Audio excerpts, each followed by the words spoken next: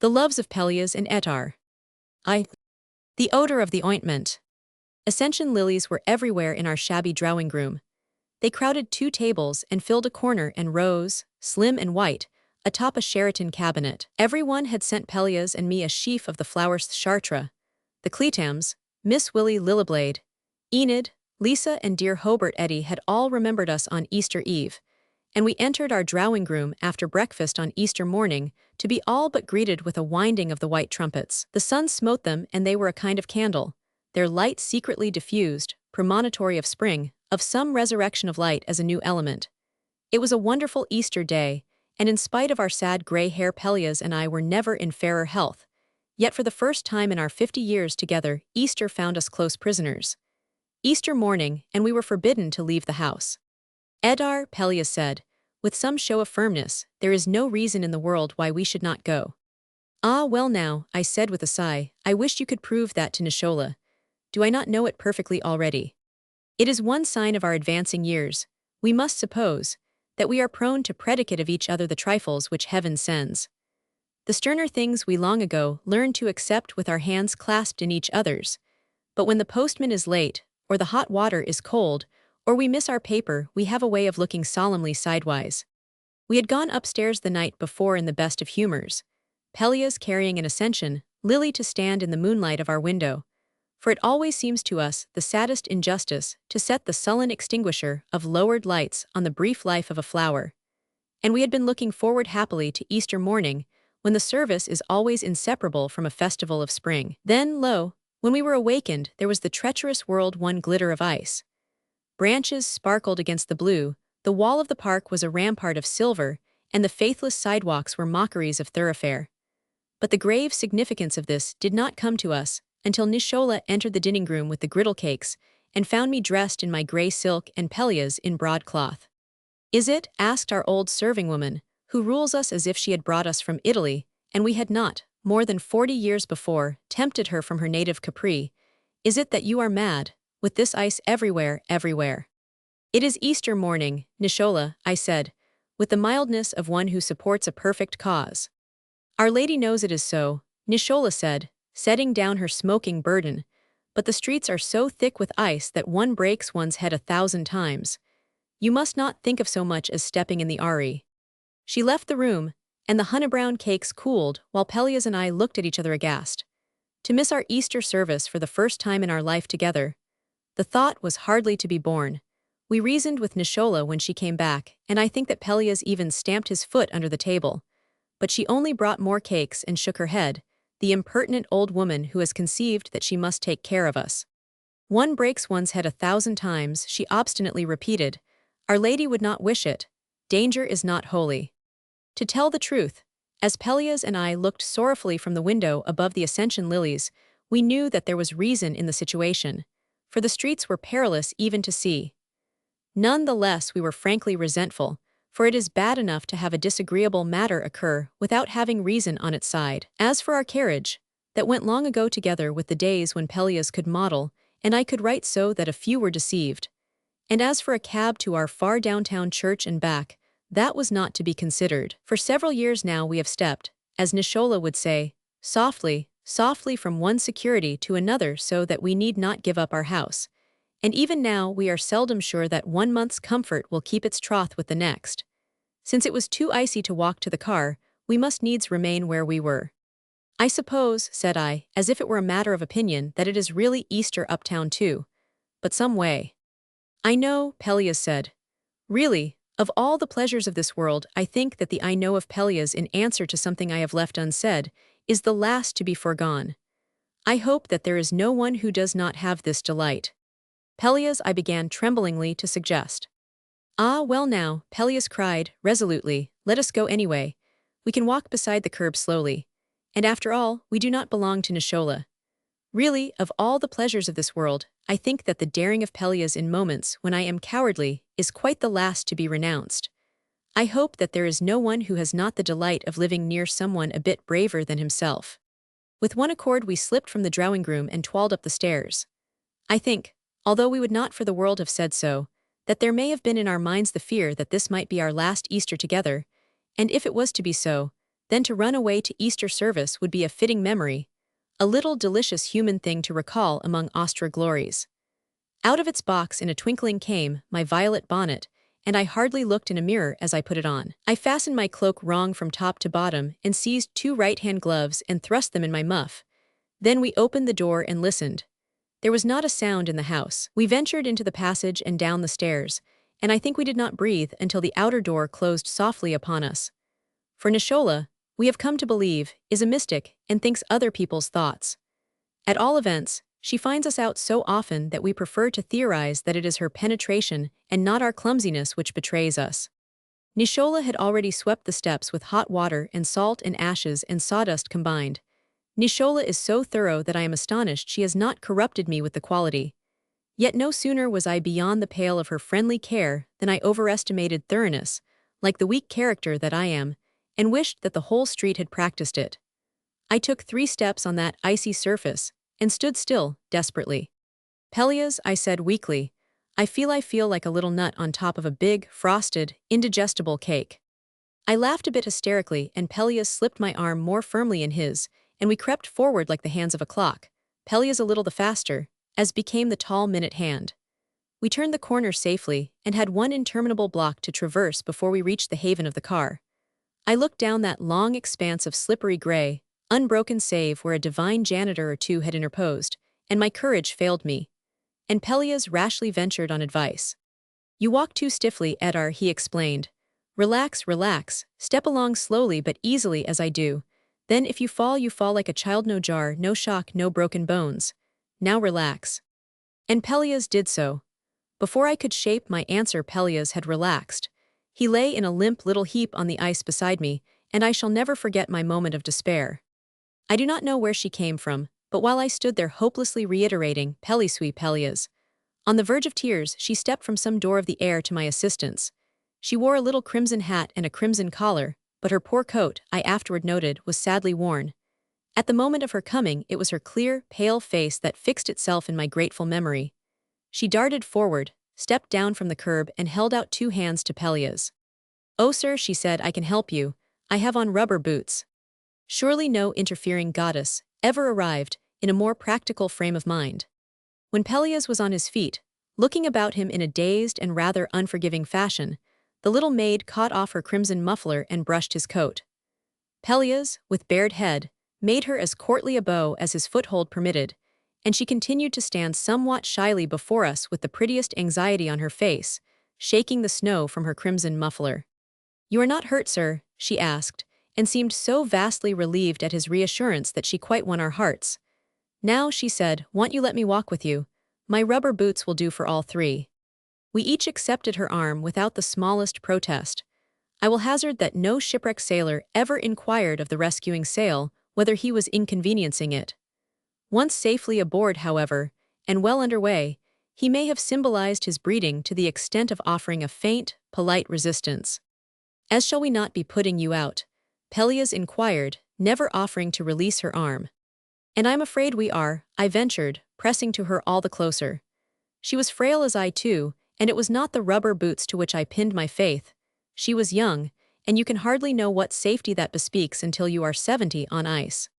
It's just there, on the south corner of the avenue, Pelleas explained apologetically, and for the first time I perceived that by common consent we had turned back toward home. But neither of us mentioned that. Then, as we stepped forward, with beautiful nicety rounding the corner to come upon our entrance, suddenly, without a moment's warning, our blackest fears were fulfilled. We ran full upon Nishola. Ah, I told you, Pelleas, I murmured, which I had not, but one has to take some comfort in crises. Without a word, Nishola wheeled solemnly, grasped my other arm, and made herself forth in our singular party.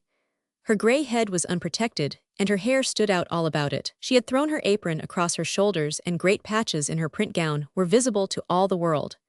When Nicholas' sleeves wear out, she always cuts a piece from the front breadth of her skirt to mend them, trusting to her aprons to conceal the lack. She was a sorry old figure indeed, out there on the avenue in the Easter sunshine, and I inclined bitterly to resent her interference. Nishola, said I haughtily, one would think that we were obliged to be wheeled about on casters. Nishola made but brief reply. Our Lady knows you'd be better so, she said. So that was how, on Easter morning, with the bells pealing like a softer silver across the silver of the city, Pelleas and I found ourselves back in our lonely drawing room, considerably shaken, and hovering before the fire, which Nishola stirred to a leaping blaze. And with us, since we had insisted on her coming, was our new little friend, fluttering about us with the prettiest concern, taking away my cloak, untying my bonnet and wheeling an armchair for Pelleas, quite as if she were the responsible little hostess and we her upset guests. Presently, the bright hat and worn coat laid aside, she sat on a hassock before the blaze and looked up at us, like a little finch that had alighted at our casement and had been coaxed within. I think that I love best these little birdwomen whom one expects at any moment to hear thrilling with a lilt of unreasonable song. "My dear," said I, on a sudden, "how selfish of us. I dare say you will have been going to church." She hesitated briefly. "I might have gone to the mission," she explained, unaccountably coloring, "but I don't know if I would. On Easter." "But I should have thought," I cried, "that this is the day of days to go." "It would be," she assented. "It would be," she went on, hesitating. "But Mom, I can't bear to go," she burst out, "because they don't have no flowers. We go to the mission," she added, "and not to the grand churches. And it seems don't you think God must be where the most flowers are? And last Easter we only had one geranium. Bless the child, I must be a kind of pagan, for I understood." "Your flowers are beautiful," she said shyly with a breath of content. "Are they real? I've been wanting to ask you. I never saw so many without the glass in front. But they don't smell much," she added wistfully. "I wonder why that is." Pelleas and I had been wondering that very morning. They looked so sweet-scented, and yet were barren of fragrance, and we had told ourselves that perhaps they were lilies of symbol, without mission or message beyond the symbol, without hue or passion, or, so to say, experience. Perhaps if one were to make someone happy with them, or to put them in a bride's bouquet, they would no longer be scentless, Pelleas quaintly said. But now my mind was busy with other problems than those of such fragrance. "Where do you go to church, my dear?" I asked, not daring to glance at Pelleas. "To the mission," she said, over, and she named one of the poorest of the struggling East Side chapels. "It's just started," she explained, "and the lady that give most, she died, and the money don't come. And poor Mr. Lovelow, he's the minister and he's sick but he preaches anyhow. And pretty near nobody comes to hear him," she added with a curious, half-defiant emotion, her cheeks still glowing. It was strange that I, who am such a busybody of romance, was so slow to comprehend that betraying color. Pelleas and I knew where the mission was. We had even peeped into it one Sunday when, though it was not quite finished, they were trying to hold service from the unpainted pulpit. I remembered the ugly walls covered with the lead pencil calculations of the builders, the forlorn reed organ, the pushing feet upon the floor. And now the lady who give most had died. Last Easter our little friend was reiterating, "We had one geranium that the minister brought. But now his mother is dead and I guess he won't be keeping plants. Men always lets 'em freeze. Me's sledge, she's got a cactus, but it hasn't bloomed yet. Maybe she'll take that." And they said they was going to hang up the letters left from last Christmas for the green. They don't say nothing but welcome and Star of Bethlehem, but I s'pose the welcome is always nice for a church, and I s'pose the star shines all year round if you look. But they don't much of anybody come. Mr. Lovelow, he's too sick to visit round much. Last Sunday they was only leavin' in the whole room. Only leavin' in the whole room. It hardly seemed credible in New York. But I knew the poverty of some of the smaller missions, especially in a case where the lady that give most has died. And this poor young minister, this young Mr. Lovelow, whose mother had died, and who was too sick to visit round much, and doubtless had an indifferent, poverty-ridden parish, which no other pastor wanted. I knew in an instant the whole story of the struggle. I looked over at our pots of ascension lilies, and I found myself unreasonably angry with the dear Cletams and Chartres, and Hobart Eddy, and the rest for the self-indulgence of having given them to us. At that moment my eyes met those of Pelleas. He was leaning forward, looking at me with an expression of both daring and doubt of my approval, and I saw his eyes go swiftly to the lilies. What was he contriving, I wondered, my heart beating. He was surely not thinking of sending our lilies over to the mission, for we could never get them all there in time. And Nishola. "Etarre," said Pelleas, showed me in a moment heights of resourcefulness to which I can never attain. "Etarre. It is only 10:30. We can't go out to service and the mission is not 4 blocks from us. Why not have our little friend run over there, and if there are only 2 dozen or so in the chapel, have that young Mr. Lovelow bring them all over here, and let it be Easter in this room." He waved his hand toward the lilies waiting there all about the walls, and doing no good to any save a selfish old man and woman. He looked at me, almost abashed at his own impulse. Was ever such a practical Mahomet, proposing to bring to himself some mountain delectable? Do you mean, I asked breathlessly, to let them have services in this? Here with us in the drawing room, Pelleas explained. Why not? There were 50 in the room for that Lent morning musicale. There's the piano for the music. And the lilist lilies. Of course we will, I cried. But oh, will they come? Do you think they will come? I turned to our little friend, and she had risen and was waiting with shining eyes. Oh, Mom, she said, trembling. Why, Mom? Oh, yes'm, they'll come. I'll get him here myself. Oh, Mr. Lovelow, hell be so glad. She flew to her bright hat, and worn coat, and crimson muffler. Mr. Lovelow says, she cried, that a shabby church is just as much a holy temple as the ark of the government, but he was so glad when we dyed the spread for the organ. Oh, Mom. She broke off, knotting the crimson scarf about her throat. Do you really want 'em? They ain't, you know they don't look. Hurry, child, said Pelleas, and mind you don't let one of them escape. When she was gone, we looked at each other in panic. Pelleas, I cried, trembling, think of all there is to be done in 10 minutes. Pelleas brushed this aside as a mere straw in the wind. Think of Nishola, he portentously amended. In all our flurry, we could not help laughing at the frenzy of our old servant when we told her. Old Nishola was born upon the other side of every argument. In her, we can see the history of all the world working out in a miniature of wrinkles. For Nishola would have cut off her gray hair with Sparta, hurled herself fanatically abroad on St. Bartholomew's Day, borne a pike before the Bastille, broken and burned the first threshing machine in England, stoned Luther, and helped to sew the stars upon striped cloth in the kitchen of Betsy Ross. For the love of heaven, cried Nishola, church in the best room, it is not holy. Whoever heard o church in a private house, like a spiritualist seance or whatever they are? And me with a sponge cake in the oven, she concluded fervently. Heaven be helpful, mem, I wished you'd went to church yourselves.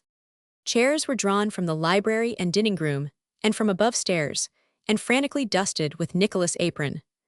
The lilies were turned from the windows to look inward on the room, and a little table for the Bible was laid with a white cloth, and set with a vase of lilies. And in spite of Nishola, who every moment scolded and prophesied, and nodded her head in the certainty that all the thunders of the church would descend upon us, we were ready when the doorbell rang. I peeped from the drawing-room window, and saw that our steps were filled. Nishola, said I, trembling, you will come up to the service, will you not? Nishola shook her old gray head. It's a nonsense, she shrilly proclaimed. It will not be civilized, it will not be religious. I'll open the door on 'em, but I want do nothink else, mem. When we heard their garments in the hall and the voice of little friend, Pelleas pushed back the curtains, and there was our Easter, come to us upon the threshold. I shall not soon forget the fragile, gentle figure who led them. The Reverend Stephen Lovelow came in with outstretched hand, and I have forgotten what he said or indeed whether he spoke at all. But he took our hands and greeted us as the disciple must have greeted the host of that house of the upper room. We led the way to the table where he laid his worn Bible, and he stood in silence while the others found their places, marshaled briskly by little friend, who as captain was no less efficient than as deliverer. There were chairs to spare, and when everyone was seated in perfect quiet, the young clergyman bowed his head. Lord, thou hast made thy face to shine upon us, he prayed, and it seemed to me that our shabby drawing-room was suddenly quick, with a presence more intimate than that of the lilies. When the hymn was given out, and there was a fluttering of leaves of the hymn-books they had brought, 5 of our guests, at a nod from Mr. Lovelow, made their way forward. One was a young woman with a ruddy face, but ruddy with that strange, wrinkled ruddiness of age rather than youth, who wore a huge felt hat laden with flaming roses, evidently added expressly for Easter Day. She had on a thin waist of flimsy pink with a collar of beads and silver braid, and there were stones of all colors in a half-dozen rings on her hands. She took her place at the piano with an ease almost defiant, and she played the hymn not badly, I must admit, and sang in a full riotous soprano. Meanwhile, at her side was ranged the choir. There were 4 a great watchdog of a bass with swelling veins upon his forehead, and erect reddish hair, a little round contralto in a plush cap, and a dress trimmed with the appliqued flowers cut from a lace curtain, a tall, shy soprano who looked from one to another through the hymn as if she were in personal exhortation, and a pleasant-faced tenor who sang with a will that was good to hear, and was evidently the choir leader. for he beat time with a stumpy, cracked hand set with a huge black ring on its middle finger. The little woman next me offered her book, and I had a glimpse of a pinched side face, with a displaced strand of gray hair and a loose linen collar with no cravat. But I have seldom heard a sweeter voice than that which uptrembled beside Mealtho, poor little woman. She was sadly ill at ease, because the thumb which rested on the book next me was thrust in a glove fully an inch too long. As for Pelleas, he was sharing a book with a youngish man, stooped, long-armed, with a mane of black hair, whom Mr. Lovelow afterward told me had lost his position in a sweatshop through drawing some excellent cartoons on the box of his machine. Mr. Lovelow himself was looking over with a mother and daughter who were later presented to us, and who embarrassed any listener by persistently talking in concert, each repeating a few words of what the other had just said, quite in the fashion of the most gently bred talkers, bent upon assuring each other of their spontaneous sympathy and response. And what a hymn it was! After the first stanza they gained in confidence, and a volume of sound filled the low room, and a world of spirit, too. Christ the Lord is risen today, hallelujah. They caroled, and Pelleas, who never can sing a tune aloud although he declares indignantly that in his head he keeps it perfectly, and I, who do not sing at all, both joined perforce in the triumphant chorus. Ah, I dare say that farther down the avenue were sweet-voiced choirs that sang music long rehearsed, golden, flowing, and yet I think there was no more fervent Easter music than that in which we joined. It was as if the other music were the censer smoke, and we were its shadow on the ground, but a proof of the sun for all that. I cannot now remember all that simple service, perhaps because I so well remember the glory of the hour. I sat where I could see the park stretching away, black upon silver and silver upon black, over the Ascension lilies. The face of the young minister was illumined as he read and talked to his people. I think that I have never known such gentleness, never such yearning and tenderness as were his with that handful of crude and careless and devout. And though he spoke passionately and convincingly, I could not but think that he was like some dumb thing striving for the utterance of the secret fire within, striving to burn aloud, as a violin beseeches understanding. Perhaps there is no other way to tell the story of that first day of the week yearly, when it was yet dark. They had brought sweet spices, he said, with which to anoint him. Where are the spices that we have brought today? Have we aught of sacrifice, of charity, of zeal, of adoration? Let us lay them at his feet, an offering acceptable unto the Lord, a token of our presence at the door of the sepulchre from which the stone was rolled away. Where are the sweet spices of our hands, where the pound of ointment of spikenard, wherewith we shall anoint the feet of our living Lord? For if we bring of our spiritual possession, the Christ will suffer us, even as he suffered Mary, and the house shall be filled with the odor of the ointment. And the house shall be filled with the odor of the ointment, I said over to myself. Is it not strange how a phrase, a vista, a bar of song, a thought beneath the open stars, will almost pierce the veil? And the house shall be filled with the odor of the ointment. I said silently all through the last prayer and the last hymn and the benediction of the Lord make his face to shine upon you, the Lord give you peace. And some way, with our rising, the abashment which is an integral part of all such gatherings as we had convoked was not to be reckoned with, and straightway the presentations and the words of gratitude and even the pretty anxiety of little friend fluttering among us were spontaneous and unconstrained. It was quite as if, Pelleas said afterward, we had been reduced to a common denominator. Indeed, it seems to me in remembering the day, as if half the principles of Christian sociology were illustrated there in our shabby drawing-room. But for that matter, I would like to ask what complexities of political science, what profound bases of solidarite, are not on the way to be solved in the presence of Easter lilies. I am in all these matters most stupid and simple, but at all events, I am not blameful enough to believe that they are exhausted by the theories. Everyone lingered for a little, in proof of the success of our venture. Pelleas and I talked with the choir and with the pianiste, and this lady informed us that our old rosewood piano, which we apologetically explained to have been ours for 50 years, was every bit as good, and every bit as loud as a new golden oak instrument belonging to her sister. The tall, shy soprano told us haltingly how much she had enjoyed the hour, and her words conveyed sincerity, in spite of her strange system of overemphasis of everything she said, and of carrying down the corners of her mouth as if in deprecation. The plump little contralto thanked us, too, with a most winning smile. Such round open eyes she had, immovably fixed on the object of her attention, and as Pelleas said, such evident eyes. Her eyes looked so amazingly like eyes, he afterward commented whimsically. We talked too with the little woman of the long-thumbed gloves, who had the extraordinary habit of smiling faintly and turning away her head whenever she detected anyone looking at her. And the sweatshop cartoonist proved to be an engaging young giant with the figure of a Greek god, classic features, a manner of gravity amounting almost to hauteur, and as pronounced an East Side dialect as I have ever heard. "Will you not let us," I said to him, after Mr. Lovelow's word about his talent, "see your drawings sometime? It would give us great pleasure." Whereupon, "Sure, me, ill toined a whole of 'em over to use," said the Greek god, thumbs out and shoulders flickering. But back of these glimpses of reality among them, there was something still more real. And though I dare say there will be some who will smile at the affair and call that interest curiosity and those awkward, thanks mere aping of convention, yet Pelleas and I, who have a modest degree of intelligence, and who had the advantage of being present, do affirm that on that Easter morning countless little doors were opened in the air to admit a throng of presences. We cannot tell how it may have been, and we are helpless before all argument and incredulity, but we know that a certain stone was rolled away from the door of the hearts of us all, and there were with us those in shining garments. In the midst of all, I turned to ask our little friend some trivial thing, and I saw that which made my old heart leap. Little friend stood before a table of the lilies, and with her was young Mr. Lovelow. And something I cannot tell what it may have been, but in these matters I am rarely mistaken.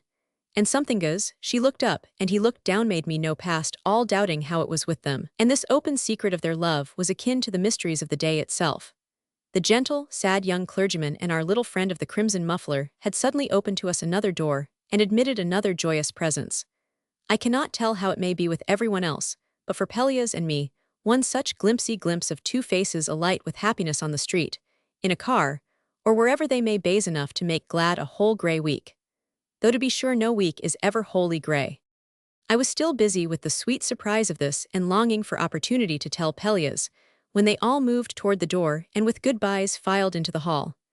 And there in the anteroom stood Nishola, our old servant, who brushed my elbow and said in my ear, "Mem, every one of 'em looks starvin'. I've a kettle of hot coffee on the back of the range and there's fresh sponge cake in plenty. I've put cups on the dinner-room table, and I thought." "Nishola," said I, in a low and I must believe ecstatic tone. "And no end o' work it's made me, too," added our old servant sourly, and not to be thought in the least gracious. It was a very practical ending to that radiant Easter morning, but I dare say we could have devised none better. Moreover, Nishola had ready sandwiches and a fresh cheese of her own making, and a great bowl of some simple salad dressed as only her Italian hands can dress it. I wondered as I sat in the circle of our guests, a vase of Easter lilies on the table, whether Nishola, that grim old woman who scorned to come to our service, had yet not brought her pound of ointment of spikenard, very precious. "You and Mr. Lovelow are to spend the afternoon and have tea with us," I whispered little friend, and had the joy of seeing the telltale color leap gloriously to her cheek and a telltale happiness kindle in his eyes. I am never free from amazement that a mere word or so humble a plan for another's pleasure can give such joy. Verily, one would suppose that we would all be so busy at this pastime that we would almost neglect our duties. So when the others were gone, these two lingered.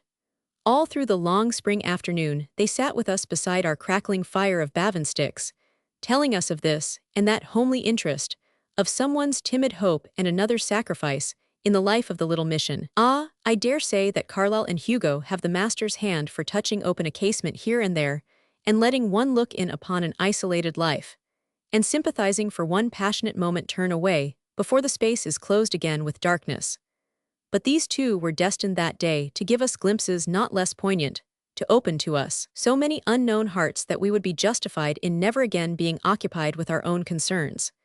And when after tea they stood in the dusk of the hallway trying to say goodbye, I think that their secret must have shown in our faces too. And, as the children say, we all knew that we all knew, and life was a thing of heavenly blessedness.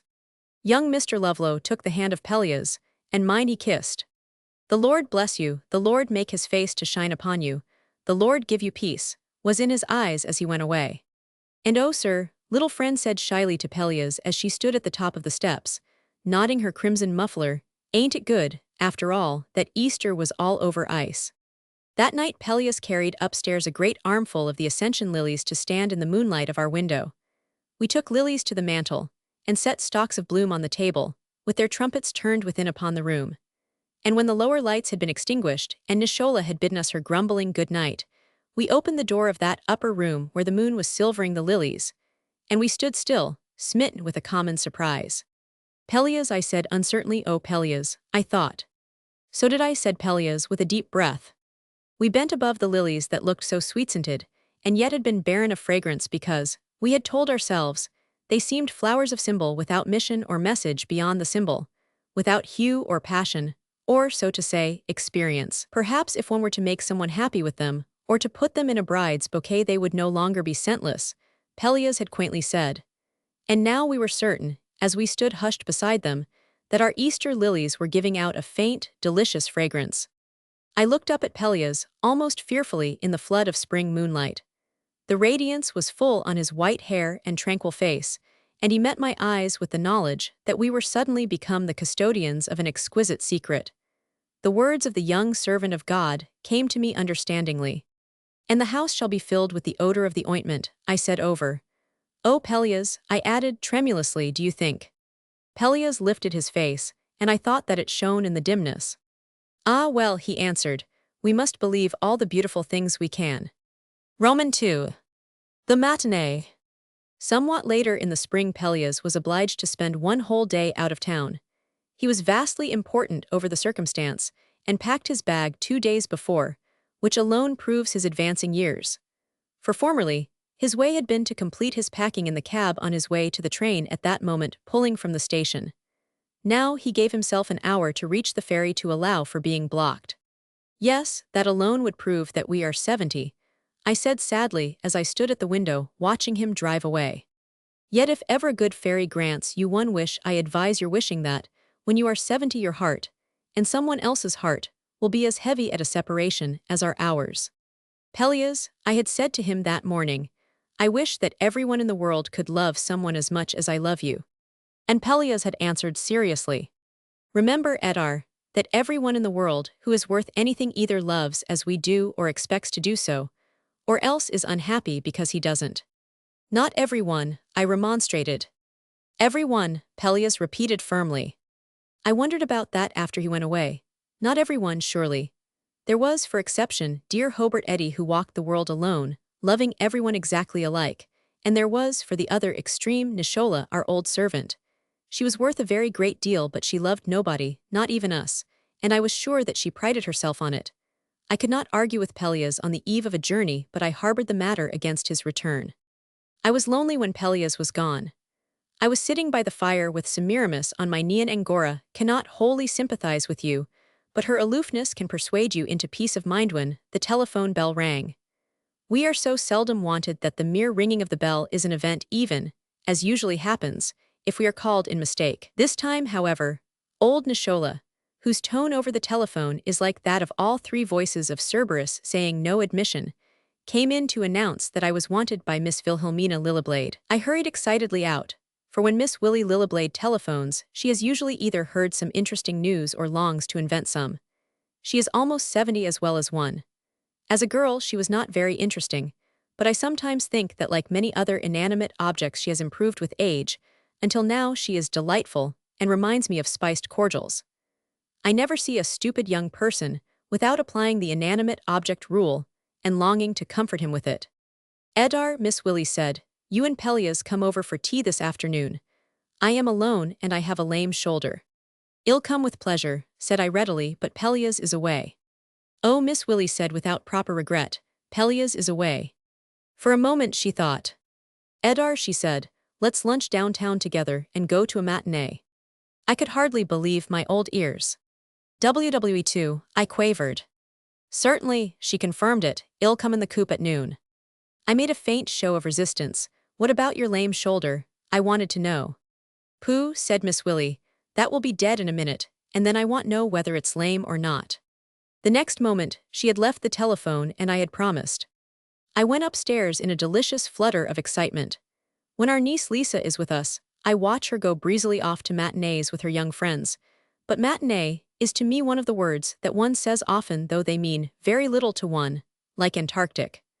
I protest that I felt myself to be as intimate with the appearance of the new Hebrides as with the ways of a matinee. I fancy that it was 20 years since I had seen one.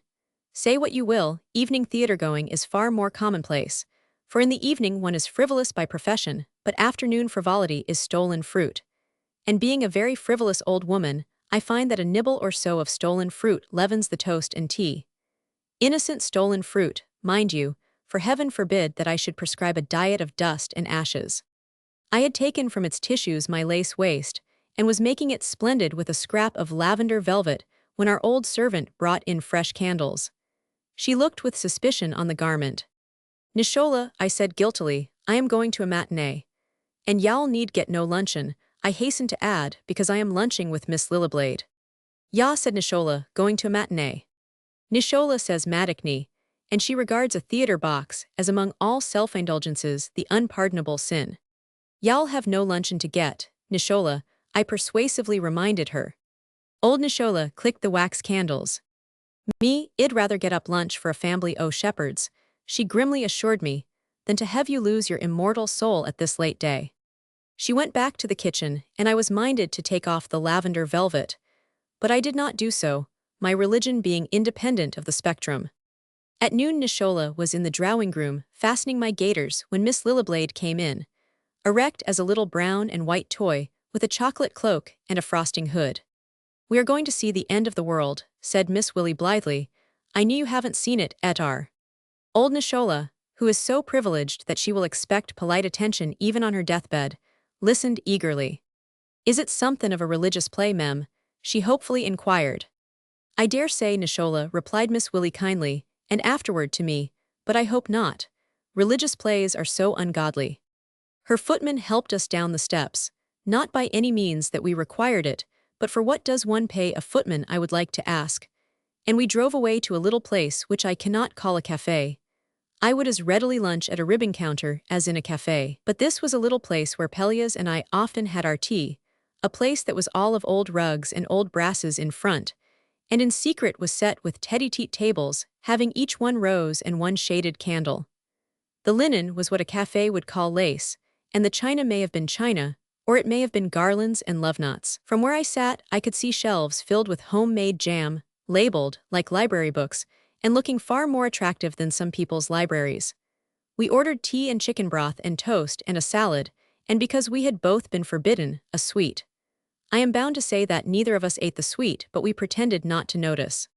We talked about the old days. Is no sign of old age, but rather of a good memory. And presently I was reminded of what Pelleas had assured me that morning about love. "Where did you go to school?" Miss Willie had been asking me. "At Miss Mink's and Miss Burdick's," I answered, and I was counting up the other day that if either of them is alive now, she is about 105 years old, and in the newspapers on her birthday. "Miss Mink and Miss Burdick alive now," Miss Willie repeated. "No, indeed. They would rather die than be alive now. They would call it proof of ill-breeding not to die at 70 each according to rule." I went to Miss Trelawney's. I had an old aunt who had brought me up to say Mom, when I failed to understand. But if I said Mom, in school, Miss Trelawney made me learn 20 lines of Dante, and if I didn't say it at home, I was not allowed to have dessert. Between the two, I loved poetry and had a good digestion, and my education extended no farther. "That is quite far enough," I said. "I don't know a better preparation for life than love of poetry and a good digestion. If I could have but one end, yet why should I take sides and prejudice anybody?" Still, Pelleas had a frightful dyspepsia one winter, and it would have taken 40 poets armed to the teeth, but I really refused to prejudice anybody. Then I told Miss Willie how at Miss Mink's and Miss Burdick's I had had my first note from a boy. I slept with it under my pillow, and I forgot it, and the maid carried it to Miss Mink.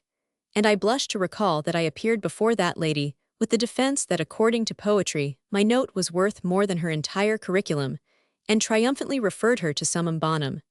She sent me home, I recall. And then Miss Willie told how, having successfully evaded chapel one winter evening at Miss Trelawney's, she had waked in the night with the certainty that she had lost her soul in consequence.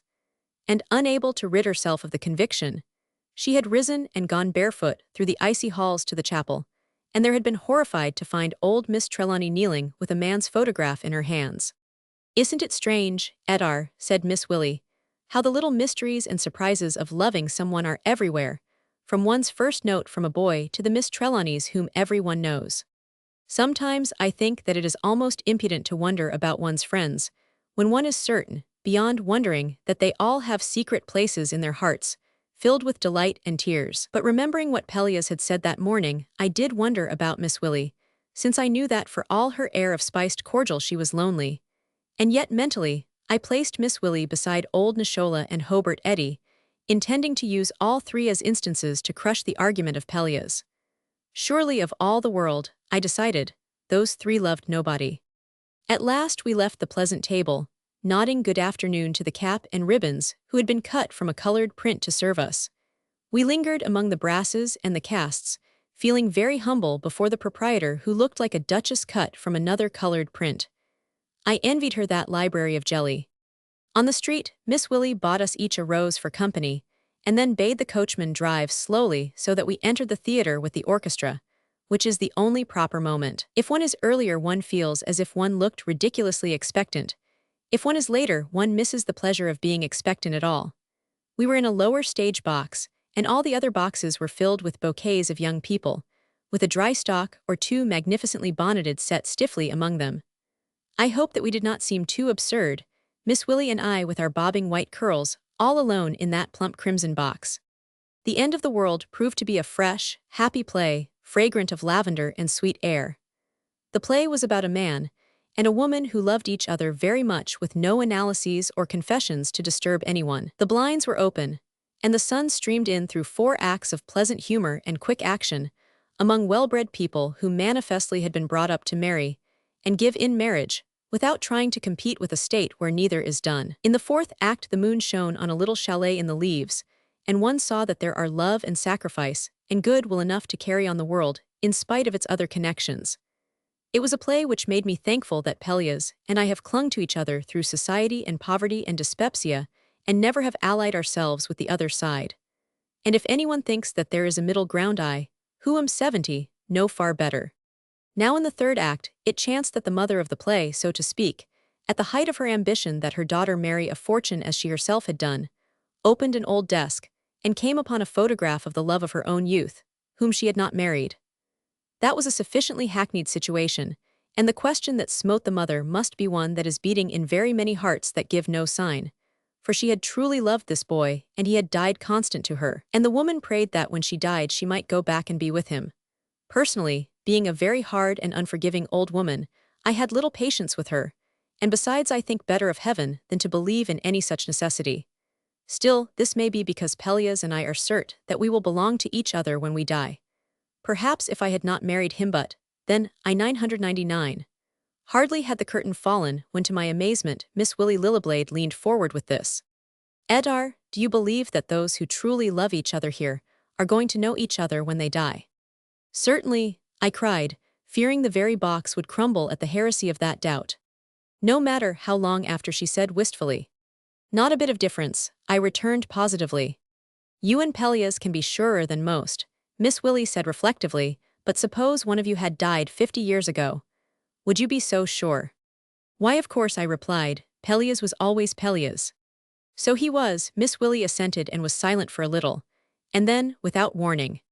Etarre, I mean this, she said, speaking rapidly and not meeting my eyes. When I was 20, I met a boy a little older than I, and I had known him only a few months when he went abroad to join his father. Before he went, told me that he loved me. It was like seeing jonquils bloom in snow to hear Miss Willy say this, and I know that I loved him. But I did not go with him, wanted me to go, and I did not go with him for stupid reasons. He was killed on a mountain in Switzerland. And I wonder, you see, that was 50 years ago, said Miss Willy, but I wonder. I sat up very straight, hardly daring to look at her. All you young people who talk with such pretty concern of love, do you know what it will be when you are 70 to come suddenly on one of these flowers, still fresh, which you toss about you now? Since he died loving you, and you have loved him all these years, I said, trying to keep my voice steady, never tell me that you will not be each other's afterward. And at least no one need gainsay this, who is not prepared to prove the contrary. But where, cried Miss Willy, poor little Miss Willy, echoing the cry of every one in the world. It was very strange to see this little vial of spiced cordial wondering about the immortality of love. I don't know where or how, I said, but believe it and y'all see. Ah, how I reproached myself later to think that I could have said no more than that. Many a fine response that I might have made I compounded afterward, all about love that is infinite and eternal, so that it fills the universe and one cannot get beyond it, and so on in long phrases. But there in that box not one other word could I say. And yet when one thinks of it, what is there to say when one is asked about this save simply, I don't know how or where, but believe it and y'all see. We said little else, and I sat there with all that company of blue and pink waists, dancing about me through a mist in a fashion that would have astonished them. So much for Miss Willie as an instance in my forthcoming argument with Pelleas about everyone in the world loving someone. Miss Willie had gone over to his side of the case outright. I began to doubt that there would be an argument. Still, there would always be Hobart Eddy, inalienably on my side and serenely loving everyone alike. And there would always be Nishola, loving nobody. If all the world fell in love and went quite mad, there would yet be Nishola fluting her ya to any such fancy. I dare say that neither Miss Willie nor I heard very much of that last act in spite of its moonlit chalet among the leaves. But one picture I carried away with me, and the sound of one voice. They were those of a girl, a very happy girl, waiting at the door of the chalet. Dear, she said to her sweetheart, if we had never met, if we had never seen each other, it seems as if my love for you would have followed you without my knowing. Maybe some day you would have heard it knocking at your heart, and you would have called it a wish or a dream. Afterward, I recalled that I was saying over those words, as we made our way up the aisle. We were almost the last to leave the theater. I like that final glimpse of a place where happy people have just been. We found the coupe, and a frantic carriageman put us in, very gently, though he banged the door in that fashion, which seems to be the only outlet to a carriageman's emotions. Good night, said Miss Willie Lilliblade at my door, and gave my hand an unwanted lingering touch. I knew why. Dear, starved heart, she must have longed for years to talk about that boy. I watched her coupe roll toward the great lonely house. Never tell me that the boy who died in Switzerland was not beside her hearth waiting her coming. Our drawing-room was dimly lighted. I took off my bonnet there and found myself longing for my tea. I am wont to ring for Nishola only upon stately occasions, and certainly not at times when in her eyes I tremble on the brink of losing my immortal soul at this late day. Accordingly, I went down to the kitchen. I cautiously pushed open the door, for I am frankly afraid of Nishola, who is in everything a frightful nonconformist. There was no fire on the hearth, but the bracket lamp was lighted, and on a chair lay Nicholas' best shawl. Nishola, in her best black frock and wearing her best bonnet, was just arranging the teethings on a tray. I am glad that you've been out, Nishola, said I gently as a truant child, I fancy. It is such a beautiful day. Who, Nishola said grimly without looking at me, said I'd been out. Why, I saw you, I began. Where was I? Nishola demanded shrilly, whirling about. I saw you with your bonnet on, said I, and added with dignity, you may bring the tea up at once, and mind that there is plenty of hot water. Then I scurried upstairs, my heart beating at my daring. I had actually ordered Nishola about. I half expected that in consequence she would bring me cold water, but she came up quietly enough with some delicious tea and sandwiches. At the door, with unwonted meekness, she asked me if everything was right, and I, not abating one jot of my majesty, told her that there might be a bit more cream. She even brought that and left me marveling. I could as easily imagine the kitchen range with an emotion as Nishola with a guilty conscience, and yet sometimes I have a guilty conscience myself, and I always act first very self-sufficient, and then very humble, just like Nishola. When she was handing the dessert that night at my solitary dinner, she spoke. And if the kitchen range had kissed a hand at me, I should not have been more amazed. Everyone took their parts very well this afternoon, I thought. She stiffly volunteered. I looked at her blankly. Then slowly it dawned for me.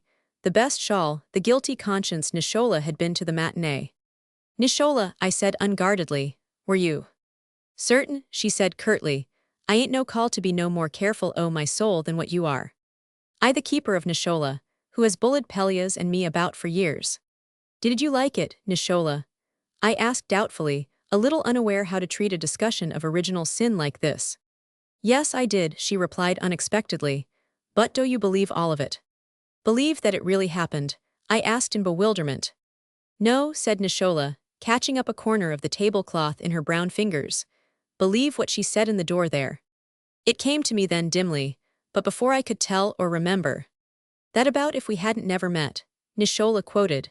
It sorter seems as though my love would have followed you up even if I didn't know about it, and meb you'd a heard it somewheres and a thought you was owishin or a dreamin' that part, said Nishola. And then I understood. Nishola, I said, yes, I believe it with all my heart, I know it is so.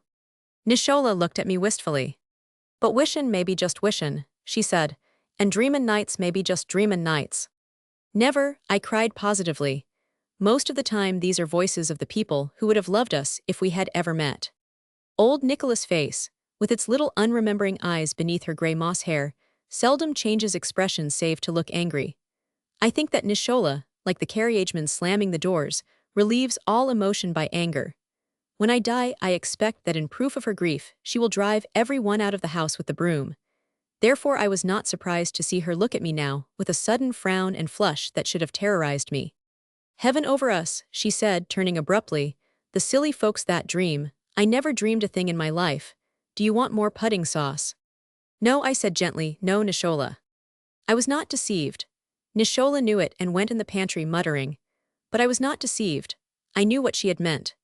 Nishola, that old woman whose life had some way been cast up on this barren coast near the citadel of the love of Pelleas and me.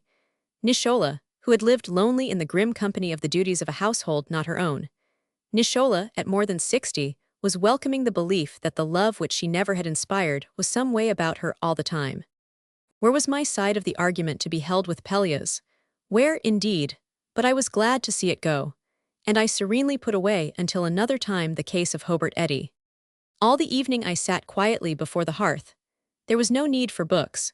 The drawing-room was warm and bright, supper for Pelleas was drawn to the open fire and my rose was on the tray. When I heard him close the front door, it seemed to me that I must welcome him for us three, for Miss Willie and Nishola and me. Roman 3. The Path of Enthespring. The case of Hobart Eddy had always interested us, dear Hobart Eddy with whom matters stood like this.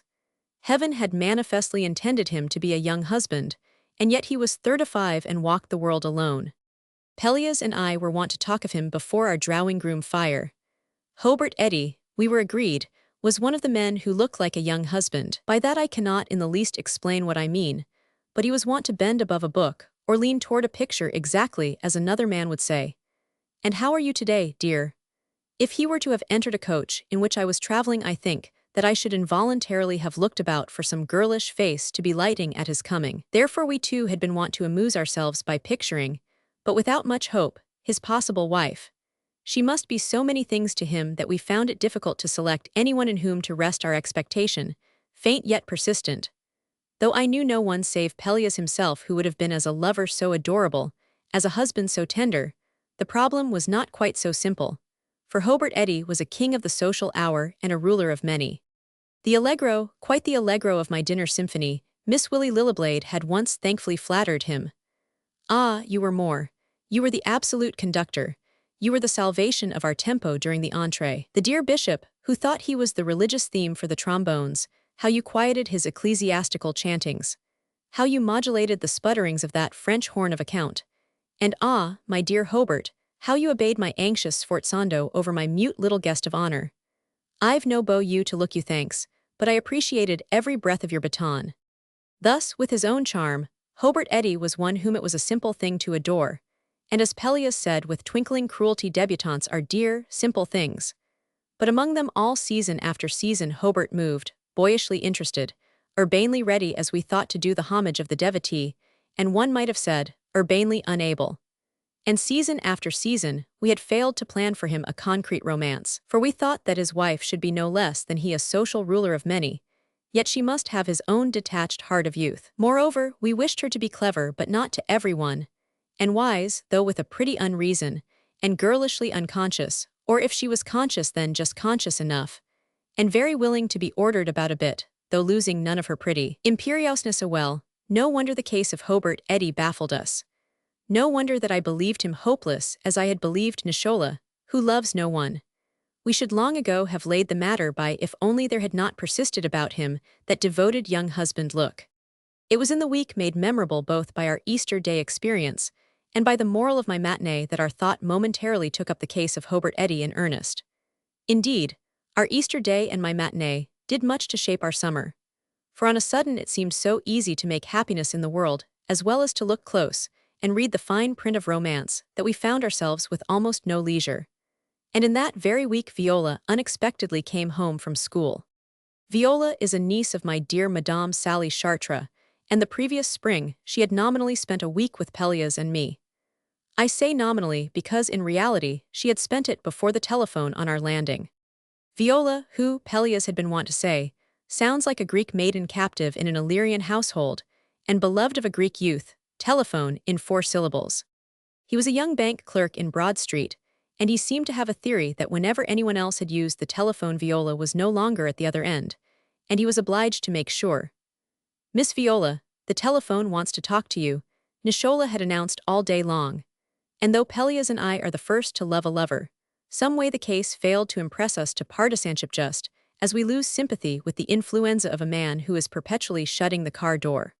"If I were a telephone," Pelleas would say, "intended by science for uses of medicine, bonds, and the like, I should get out of order if they tried to make me a courtier." "Pelleas," I had justly protested, "you would be the first to be delighted." "Ah yes," he admitted, "I dare say I should, but then you see I know so little about science." When that summer it was decided that Viola should complete her school in Switzerland, Pelleas and I understood that the Chartres family sympathized with our own impression about our telephone. But before the end of the year, Viola unexpectedly returned from Lausanne. And the April day on which we learned of this from Hobart Eddy was further memorable to us, for it was on that very morning that the first rose-breasted grosbeaks appeared in the park.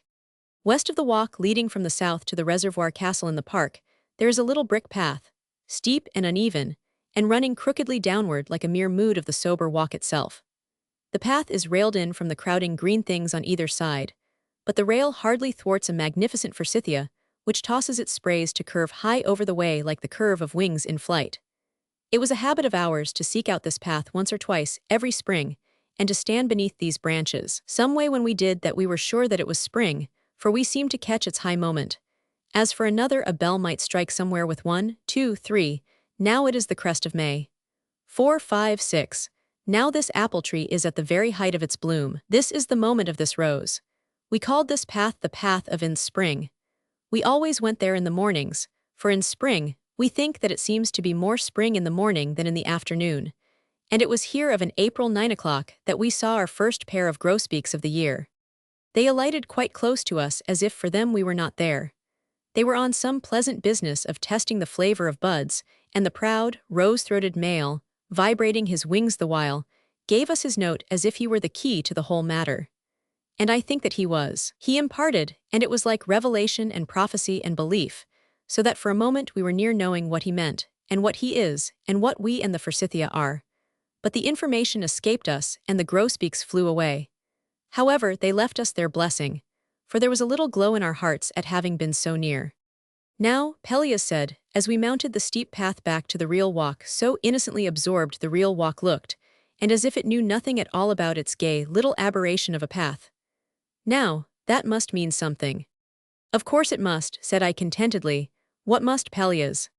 He answered solemnly, "that when a bird or a child or a wood creature shows you confidence, it always indicates that something pleasant is about to happen." I detected his mood of improvisation, but who am I to dissent from an improvisation so satisfying? We sat on the first bench, and Pelleas drew out our March-April record. In a little town of the West, which we know and love, there is kept each spring on the bulletin board of the public library a list of dates of the return of the migratory birds, with the names of those who first saw and reported them. And there is the pleasantest rivalry among the citizens to determine who shall announce the earliest appearances. From time to time through the spring, this list is printed in the daily newspaper. Since we knew of this beautiful custom, Pelleas and I have always made a list for spring. That day our record read: March 9th Robin, Pelleas. March 10th Bluebird, Etarre. March 12th PHB, Etarre. Note, earliest we have seen in 5 years. March 16th Geese flying, Pelleas. March 21st Song sparrow, Pelleas. March 21st Meadowlark, Pelleas. Note, not perfectly cert, nearly so. April 5th House wren, Etarre. Note, did not see it, heard it. April 12th High holder, Etarre. April 14th Sparrow hawk, Pelleas. Note may have been a pigeon hawk. April 29th, rose-breasted grosbeaks pair, Etarre and Pelleas. It sounds like a program of music, I said. All lists are wonderful things, said Pelleas, folding hours away in his portemonnaie. One ought to keep a great many. I did not at once agree. To be sure, I believe passionately in lists of birds, but in the main, I profess for lists a profound indifference. As for keeping a diary, I would as soon describe a walk in the woods by telling the number of steps I had taken. One cannot make a list of the glory of a thing, I ventured at last. Well, no, Pelleas admitted. If only one could, what a talisman it would be to take out and read, on one's worst days. It would indeed. But I suppose that one's list of spring birds would help one on such a day if one would, so to speak, read deep down into the page. We might make a bird list.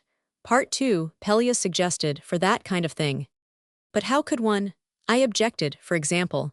April 29th, rose-breasted grosbeak day. A momentary knowledge that there is more about a bird and about what he is and about what we are than one commonly supposes. You see, Pelleas, how absurd that would be. Ah, well, he protested stoutly, one needn't try to write it out in words. One could merely indicate it. Just that would help one to keep alive the thrill of a thing. Such a device would be very dear to everyone. That is true. To keep alive the thrill of a thing, of revelation, of prophecy, of belief, we all go asking how to do that. I dare say, though, Pelleas said, that one could keep it alive by merely passing it on. The point is to keep such moments alive, not necessarily to keep them for one's own. To keep alive the thrill of that moment when we had seen the grosbeaks, the high moment of a spring morning, not to know these little ecstasies briefly, but to abide in their essential peace. Is this not as if one were arbiter of certain modes of immortality? Surely that would make one a restorer of paths to dwell in, he added. A restorer of the path of in spring, I said. Pelleas turned the glasses on the magnolias. On my soul, he exclaimed, I thought I saw a tanager. And when we had stood for a moment to watch hopefully and had been disappointed, why shouldn't an early tanager come, to help us to believe? He wondered, he gave a vital spark to what I had said about the path. I suppose that little path really has no ending, he said. You cannot end direction. Yes, the path of in spring must run right away to the end of the world.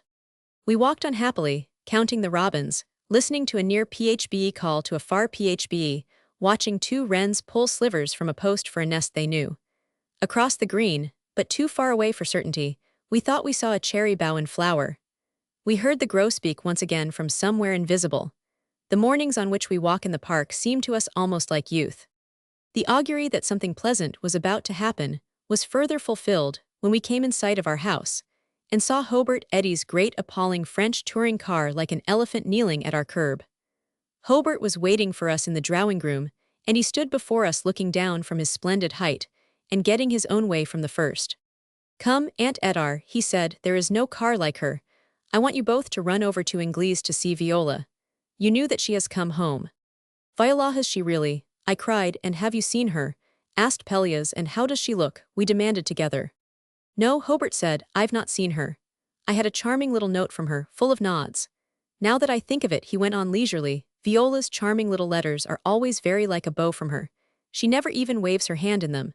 She merely bows, in ink. I think I shall point out to her that if ever she is too busy to write letters, she might send about her handkerchiefs instead. One would tell quite as much as the other, and both suggest Oris. Hobart Eddy, I begged impatiently, where is Viola? She is in Inglessinthevely with the Chartres, he told me.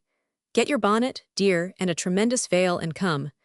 I'll run like a tortoiseshell and you shall toot the horn. I turned tremblingly to Pelleas, for I had never been in a motor car. Lumbering electric hansoms and Victorias had borne me, but the kneeling elephant was another matter. But Pelleas, being a man, is no more in awe of machinery than I am of chiffons, or than he is of chiffons, and he assented to Ingles quite simply. Very well, Hobart Eddy, I said, I will go. You are charming to want us. But bear in mind that I reserve the right to insist that you are running too fast, block by block. And if anything goes wrong, very likely I shall catch at the brake. I'll lead the thing by the bridle if you say so, he promised faithfully. Presently we were free of the avenue, skimming the park, threading our way among 100 excitements, en route to Ingles. Hobart Eddy was driving the machine himself, and as I looked at his shoulders, I found to my amazement that I was feeling a certain confidence. Hobart Eddy was one of the men whose shoulders well, it is among the hardships of life that one's best reasons are never communicable. But I was feeling a certain confidence, and though a little alarm remained to prove me conservative, I found myself also diverted. I remember trying when I was a child to determine at night in a thunderstorm which of me was frightened, and which was sleepy, and deciding that some of me was sleepy, but all of me was frightened. And now, having come to a time of life when some terror should be a diversion, all of me was diverted though some of me was terrified. Hobart was running very slowly and glancing back at me now and then to nod reassuringly. The very sun was reassuring. The river and the Long Island ferry were reassuring. On such a day certainty is as easy as song. And by the time that we had reached the hills about Ingles, I could have found it in my heart to telephone to Pelleas if he had been a block away. What a day. I love you. Instead, I sat quietly in the tonneau when, on the outskirts of the village, Hobart drew the car to the green crest of a little height. I found that the tonneau was geometrically in the one precise spot from which through pine and fir trees a look of the sea unrolled. Hobart is a perfect host and is always constructing these little altars to the inessential. On a journey, Pelleas and he would remember to look out for the view, as another man would think of trunk checks. But Pelleas and Hobart would remember trunk checks too, and it is this combination which holds a woman captive. And down there, said Hobart, looking the other way, will be Viola of Inglesing. It sounds like an aria. I wonder, Pelleas observed on this, whether Viola is still in love with our telephone. If I thought she was, I should certainly take it out. I have never, Pelleas added conscientiously, taken one out. But I think I could. I've often thought I could. And that should do for him, that young Greek youth telephone. Her little nod of a letter, said Hobart, seemed very content.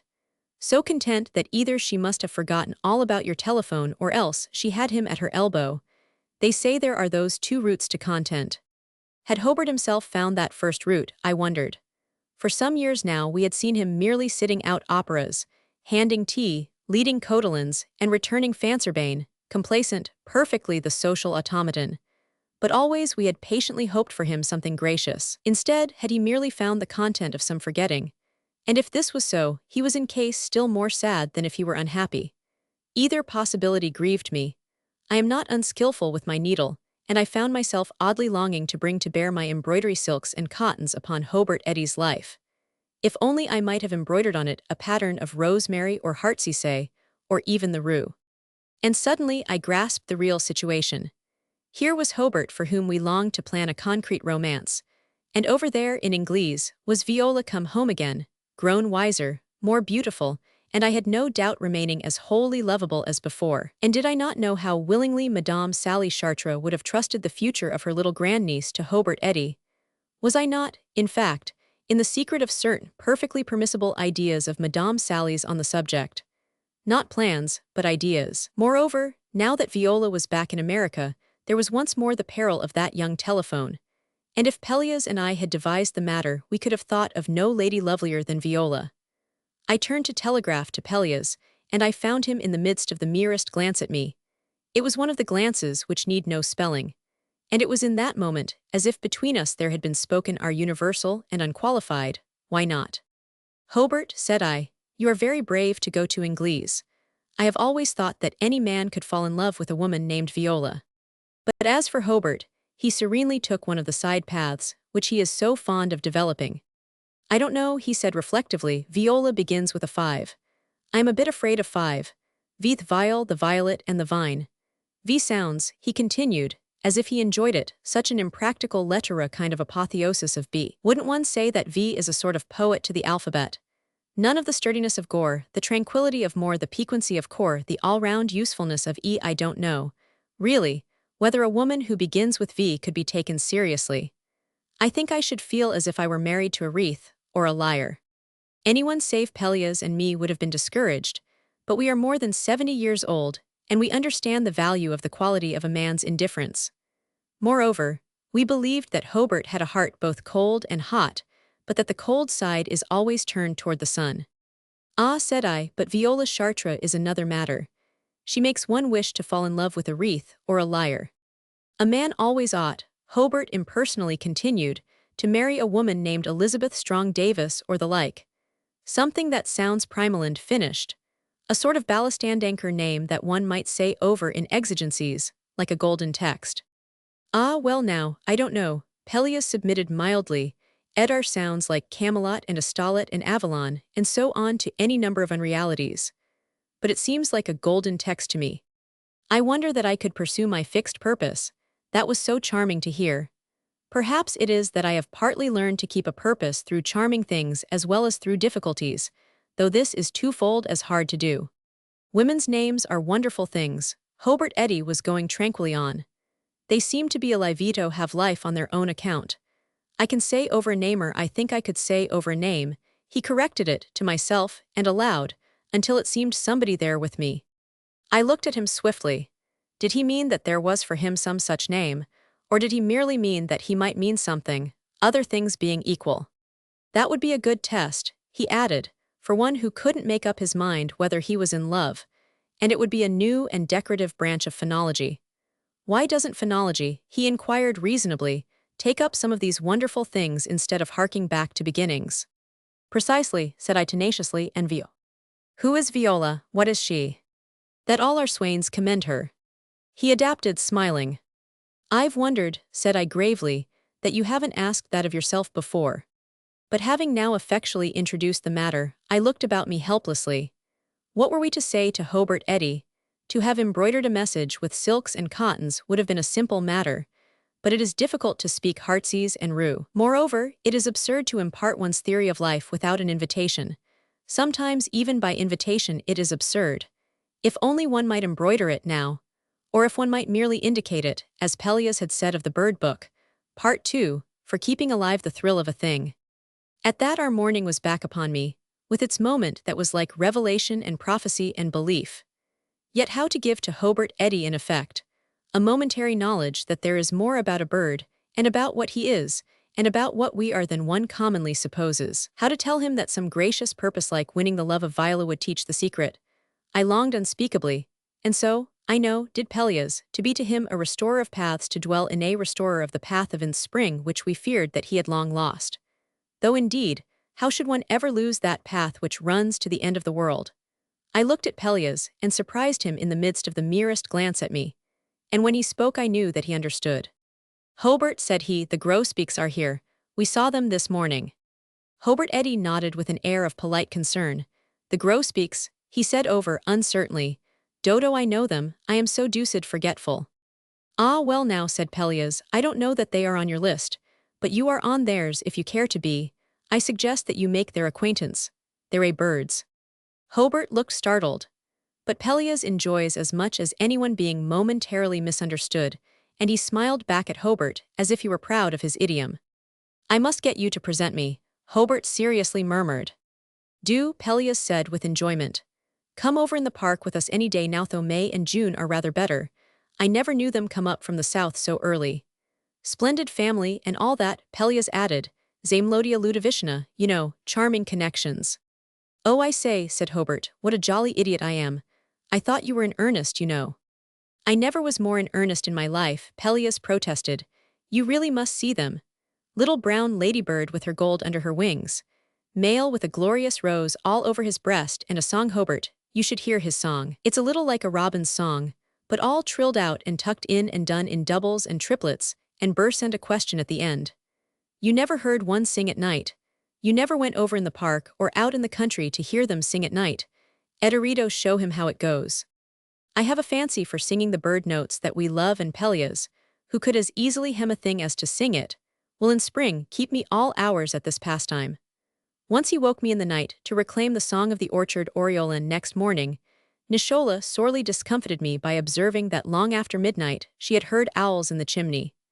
But we persist in the delight, and so now I sang for Hobart the song of the grosbeak. MIDI XML. It goes, said I, but the next one you hear may be quite different. There is no tune to the song, ever but exquisite rhythm. Oh, and such arch anxiety he is in, Hobart, you cannot think. And when he is done you've got to believe the way he does because of his little question, which is never do you think, but always don't you think. Fancy your never having heard him. I say, you know, said Hobart enthusiastically, I'd like to hear him, most awfully. Oh, you would, I agreed, and could say no more. In spring, my heart is always aching for the busy and the self-absorbed who do not seize opera glasses and post away to some place of trees. Pelleas was fumbling in his portmanteau. Look here, he said beaming. This is the list of the birds that we have seen this spring. And we have not once stepped outside town, either. Hobart took our list and knitted his brows over it. I know robins and bluebirds, he claimed proudly. Pelleas nodded. They are very nearly our dearest, he said, like daisies and buttercups. But we love the others, tooth rose and orchid and gardenia birds, Hobart, the grosbeaks and orioles and tanagers. You can't think what a pleasure it is to see them come back one after another, as true to their dates as the starsenly now, and then a bit earlier, for spice. The society columns in November are nothing in comparison, though of course they do very well. Yes, it's quite like seeing the stars come back every year. Etarre and I go to the park after breakfast for the birds, and to the roof of the house after dinner for the stars. March and April are wonderful months for the constellations. Oh yes, said Hobart Eddy, yes, the Great Dipper and the North Star and the Pleiades. I always know those. He was still holding the list, and Pelleas leaned forward and tapped on it, his face sparkling. Hobart, he said, give us a day next week. Let us leave home at 6 in the morning and get out in the real country and walk in the fields. Well undertake to show you the birds of this entire list. The hermit thrushes should be here by then end, I don't know, but the wood pewees and the orioles, the season is so early. And of course no end of the warbler family. We will all take glasses and Etarre shall give us the bird songs, and I dare say we'll see some nests. In the middle of the day well hunt flowers I could have been certain that I saw violet columbine a bit back on this road. And by next week we won't be able to step for the rue anemone and the hepatica. You wouldn't mind not picking them, Hobart asked Pelleas anxiously. We're rather extreme when it comes to that, and we don't pick them, you know. You wouldn't mind that, I dare say. Hobart Eddy said, no, that he should not mind that. And then after dark we'll start home, Pelleas went on, but long enough after dark so that we can walk on some open road and see the stars. Orion will be done for by then, he recalled frowning. Orion and Jupiter are about below the west by dark even now, but Leo is overhead and the Dragon and Cassiopeia in the north-hand Spica and Vega and Arcturus in the east. Oh, we shall have friends enough. It is now, said Pelleas, 49 years that Etarre and I have watched for them every year. We began to study them the summer that we were married. 49 years and they have never failed us once. What do you think of that? Hobart folded our list and handed it back. Do you know, he said solemnly, that I wouldn't know whether hepatica was a bird or a constellation. Jove, he added, what a lot of worlds. As for me, I sat nodding with all my might. Yes, what a lot of worlds. Will you give us a day, Hobart? Pelleas repeated. With all my heart, Hobart Eddy said simply. Well, take Viola with us, I cried then joyfully. She knows all these things better than we. She does, exclaimed Hobart. At her age. I believe they have actually begun to educate people for living, he observed, instead of for earning a living. I dare say lots of people know this kind of thing, people in cafes and cars and around, whom one never suspects of knowing, he added thoughtfully. Pelleas and I have sometimes said that of the most unpromising people. Perhaps after all they know the birds, and wait for the stars to come back. Not that this would prove them good citizens.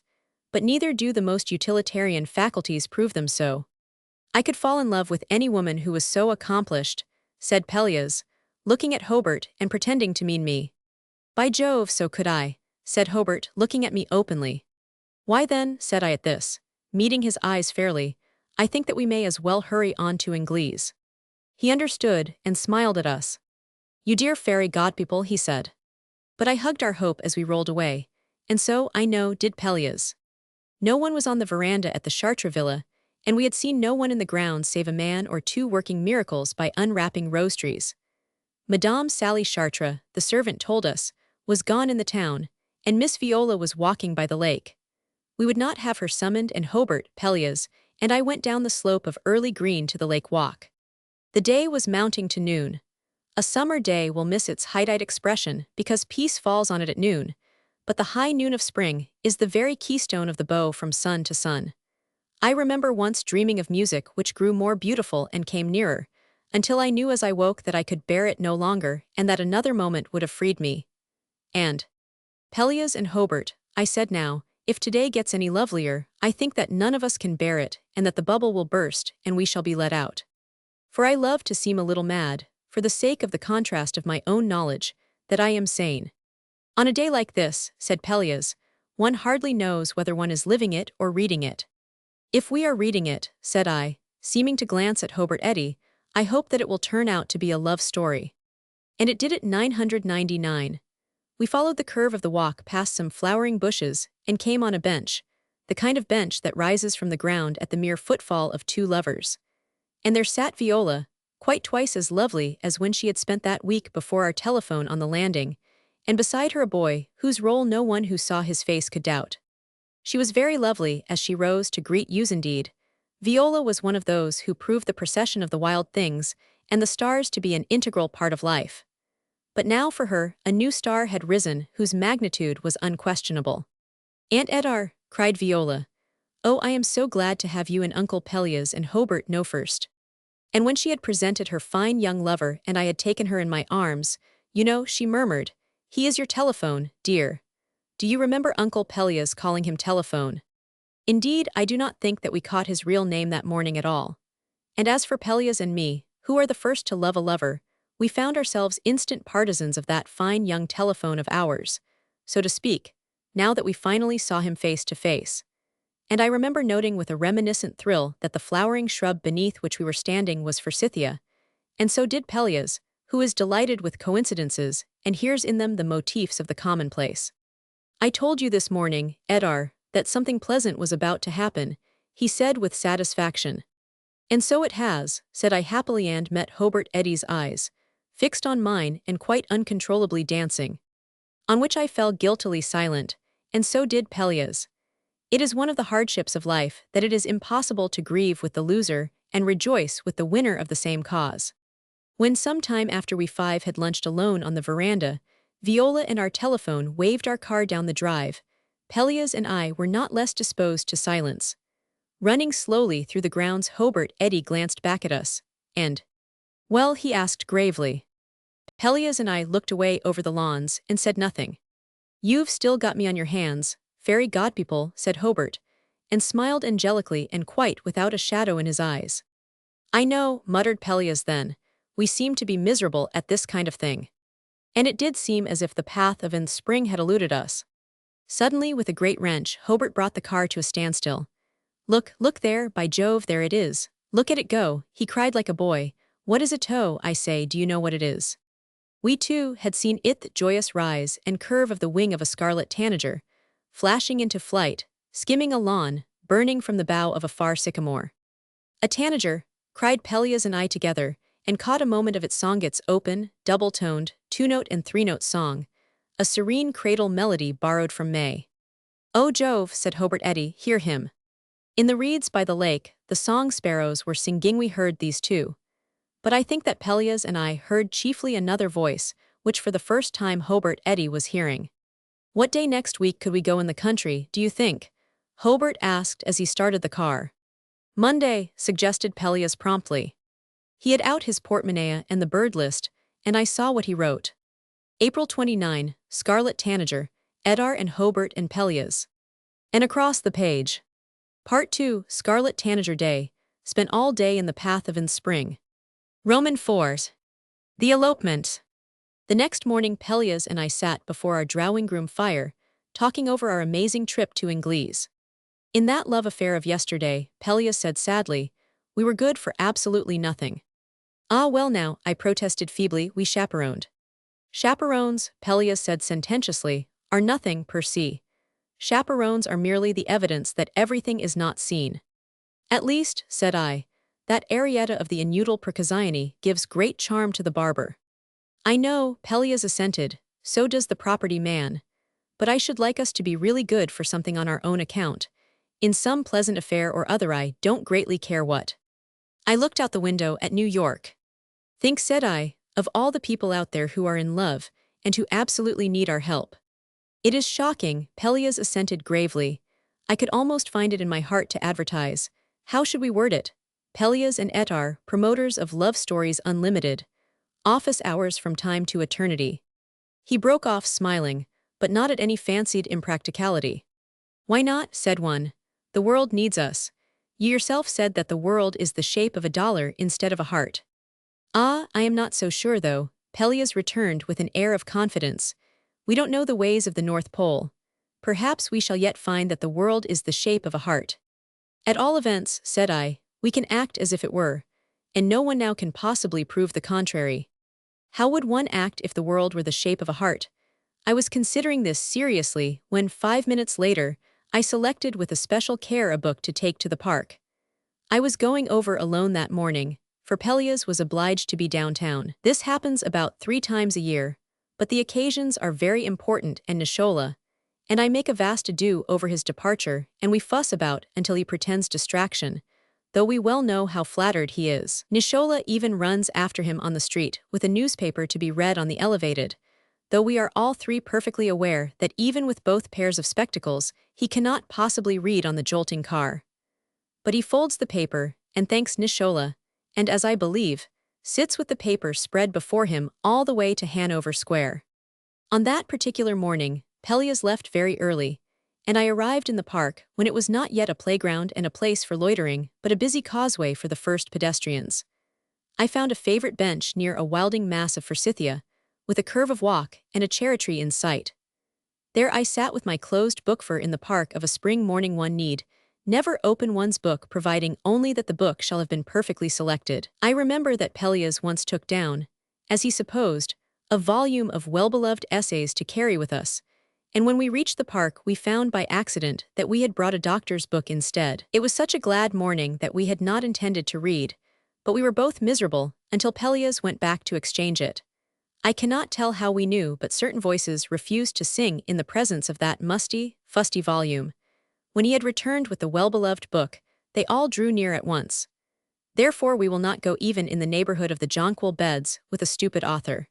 But on this morning of spring, my book was in tune, and all the voices sang, so that they and the sun and the procession of soft odors almost lulled me asleep. You young who wonder why the very dead do not awake in spring, let me say that one has only to be 70 to understand peace even in May. I was awakened by the last thing which, awake or asleep, one would expect to hear on such a morning, a sound which was in fact an act of high treason to be tried in a court of daffodils. It was a sob. I opened my eyes with a start, expecting that a good fairy had planted some seeds, which by having failed to come up on the instant had made her petulant. The sob, however, proceeded from a very human little nursemaid who sat at the extreme end of my bench, crying her eyes out. I could not see her face, but her exquisitely neat blue gown and crisp white cap, cuffs and apron were a delight. She had a fresh pink drawn through her belt. Both plump hands were over her eyes, and she was crying to break her heart. Her little charge sat solemnly by in a go-cart, regarding her, and dangling a pet elephant by one leg. The elephant, I may add, presented a very singular appearance through having lost large patches of its cloth, and having been mended by grafting on selections from the outside of some woolly sheep. I was in doubt what to do, but when I am not sure about offering my sympathy, I always scan the victim to see whether she shows any signs of niceness. If she does, I know that my sympathy will not come amiss. The sight of that fresh pink determined me. Little nursemaid was nice. My dear, said I, what is it? This sounds as if I have no dignity. I have, up to the moment that someone cries, and then I maintain that dignity loses its point. There is a perfectly well-bred dignity which has hurt more hearts than ever sympathy has bound up, but you do not learn that until you are 70, and then no one listens to what you have learned. Little nursemaid showed me one eye, blue as her gown. "Nothink, Mom," she said shamelessly, and fell to sobbing anew. "Nonsense," said I gently, "you are not crying for nothing, are you? Think of the times that all the women in the world require to have that said to them." Little Charge whimpered slightly as if to say that he could cry all day if he chose, and only be scolded for his pains. He was doubtless justly aggrieved at my sympathy for a performance borrowed from his own province. Little nursemaid pushed the go-cart with her foot, such a trim little well-shod foot, without open-work stockings.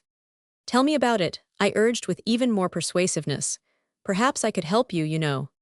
She shook her head. No, nobody could help her. "Is it that someone is dead?" I asked. "No, no one was dead." "Well then," I exclaimed triumphantly, "that is all I need to know. Tell me and we can do something, at any rate."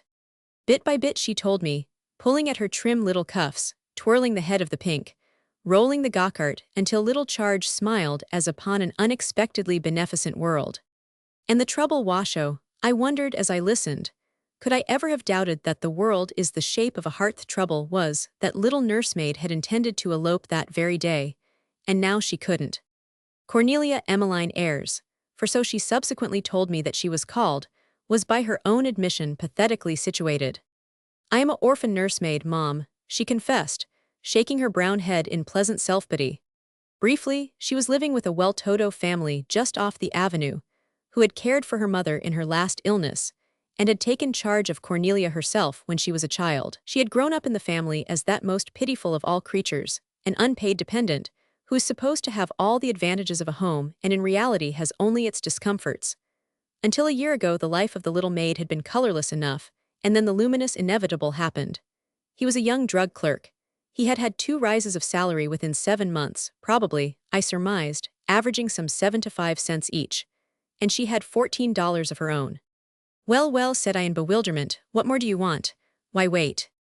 "Oh, Mom," sobbed Cornelia Emmeline, "it's the unthankfulness I am bothered about. Why, she raised me and I just can't bear to leave her like this." "What does she say about it?" I inquired, gathering from the reverential tone of the pronoun that the shrewd benefactress was in her mind. "Oh, these women whose charity takes the form of unpaid servants who have homes in return." "That's just it, Mom. She won't hear to it," said Cornelia Emmeline sadly. "She says I am too young to have the care of a home." I looked at the stout proportions of little Charge, who had to be carried and lifted all day. "So you plan to elope," I tempted her on, "and why didn't you?" Then her heart overflowed. "We was to go to the church tonight," she sobbed. "Evan, he told the minister, and I was goin' to wear my new PP plum-colored dress, and it was agon to be at 6:15. Evan has a hour off at 6. And then thighs morning, she gimme a bright 50 cents and a watered ribbon and oh, Mom, I just can't bear to go and do it." So benefactress was even shrewder than I had thought. "Have you told him?" I asked, feeling with Evan the hopelessness of competing with a bright 50 cents and a watered ribbon. She nodded speechlessly for a moment. "Juice now," she burst out finally. "I went to the drugstore and told him. He didn't say a word, but he juice went on mackin' a egg phosphate in a heartbroke way for a old gentleman. He never looked at me again." I sat in sad silence going over the principal points of the narrative. Nothing makes me so sorrowful as the very ordinary sight of 2 young lovers juggling with their future. There are so few chances for happiness in every life, and that hardly, and yet upon these irreverent hands are constantly laid, and all the hues despoiled. Thereafter the 2 despoilers are wont to proclaim happiness a bubble. I do not know if that be true, but say that it is a bubble. Is it not better to have so luminous a thing ever trembling over one's head than to see, through one's tears, its fragments float away? If happiness be a bubble, Pelleas, and I know of one that has outlasted many a stouter element and will last to the end. Yet what can 70 say of this to 17? It can only wring its hands, and 17 has but one answer. But this is different. I could have shaken Cornelia Emmeline had it not been for our brief acquaintance. As I sat considering this, and pulling at the fringe of my reticule, the last words that she had spoken began to assert themselves with a vague, new significance. "He didn't say a word, but he juice went on mackin' a egg phosphate in a heartbroke way, for a old gentleman," she had said. My attention had been so fixed on the image of Evan behind the counter that a supreme coincidence had escaped me. I touched Cornelia Emmeline's arm. "I have dignity, I repeat, but not in the face of such a sorrow as this." "What drugstore?" I inquired. There was only one in the world for her, so she knew what I meant. "How long ago were you there to tell him?" I asked next, breathlessly. Cornelia Emmeline thought that it might have been a matter of 20 minutes. "The very same," I cried, and fell to smiling at little nursemaid in a fashion that would have bewildered her had she not been so occupied in wiping her eyes. For who in the world should be the old gentleman of the egg phosphate but Pelleas? Had I not, morning after morning, waited in that very drugstore, amusing myself before a glass case of chest protectors, while Pelleas drank his egg phosphate which he loathed? And so that handsome, curly-headed, long-lashed youngster who fizzed and bubbled among his delicacies with such dexterity was none other than Evan. Why, indeed, he was a friend of Pelleas. Pelleas had given him a red muffler of his own only last Christmas. I do not know whether you have what I call the quality of making mental ends meet when you ought to be concerned with sober matters. For myself, being a very idle and foolish and meddlesome old woman, I can not only make them meet, but I can tie them into bow knots, veritable love knots. And so I did now, sitting there on the bench in the sunshine with the fragrance of forsythia and cherry blossoms about, and my eyes fixed on the all-wool elephant of little charge. And yet, remembering now, I disown that plan, for I protest that it came pealing to me from some secret bell in the errand. What could I, a most unwise and helpless old woman, do against such magic? And how else could one act in a world the shape of a heart? Don't you want to tell me, said I shyly, how you had planned your elopement? It will do no harm to talk about it, at any rate. Little nursemaid liked to talk about it.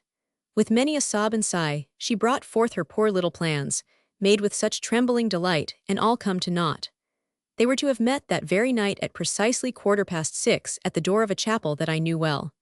The curate had been engaged by Evan, and a little couple who lived over the drugstore were to be witnesses. The new plum-colored dress figured extensively and repeatedly in the account.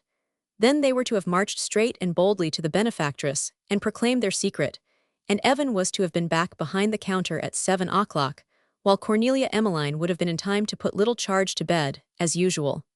The remainder of their lives, so far as I could determine, did not enter importantly into the transaction. The main thing was to be married. And all this bright castle had toppled down before the onslaught of a bright 50 cents and a watered ribbon. Ah, Cornelia Emmeline! Yet she truly loved him, mark you. If I had not believed in that, I would have left her to the solitary company of little Charge and the all-wool elephant. But since I did believe in that, I could not see those two dear little people make a mess of everything. It is too bad, said I innocently, and let me tell you what I suggest. Y'all be very lonely tonight about 6 o'clock, and you will probably cry and be asked questions. Don't you want to run down to my house for a few minutes to help me? I have something most important to do. I had much trouble to keep from laughing at that, something most important to do. Cornelia Emmeline promised readily and gratefully. She had always that hour to herself, it appeared, because then he came hometh, husband of benefactress. I in Ferdinand wanted little Charge to himself before dinner. That was such a pleasant circumstance that I began to feel kindly toward even the shrewd benefactress and him. But I did not relent. I made Cornelia Emmeline promise, and I saw that she had my card tucked away for safekeeping, and when we had talked a while longer about the danger of unthankfulness and the prospects of drug clerks, little Charge suddenly straightened out stiffly in the go-cart and demanded his bread and butter and sugar. So she took him away and nodded me a really bright farewell, and when she had gone a few steps, she came running back and shyly laid something on my knee. It was the fresh pink.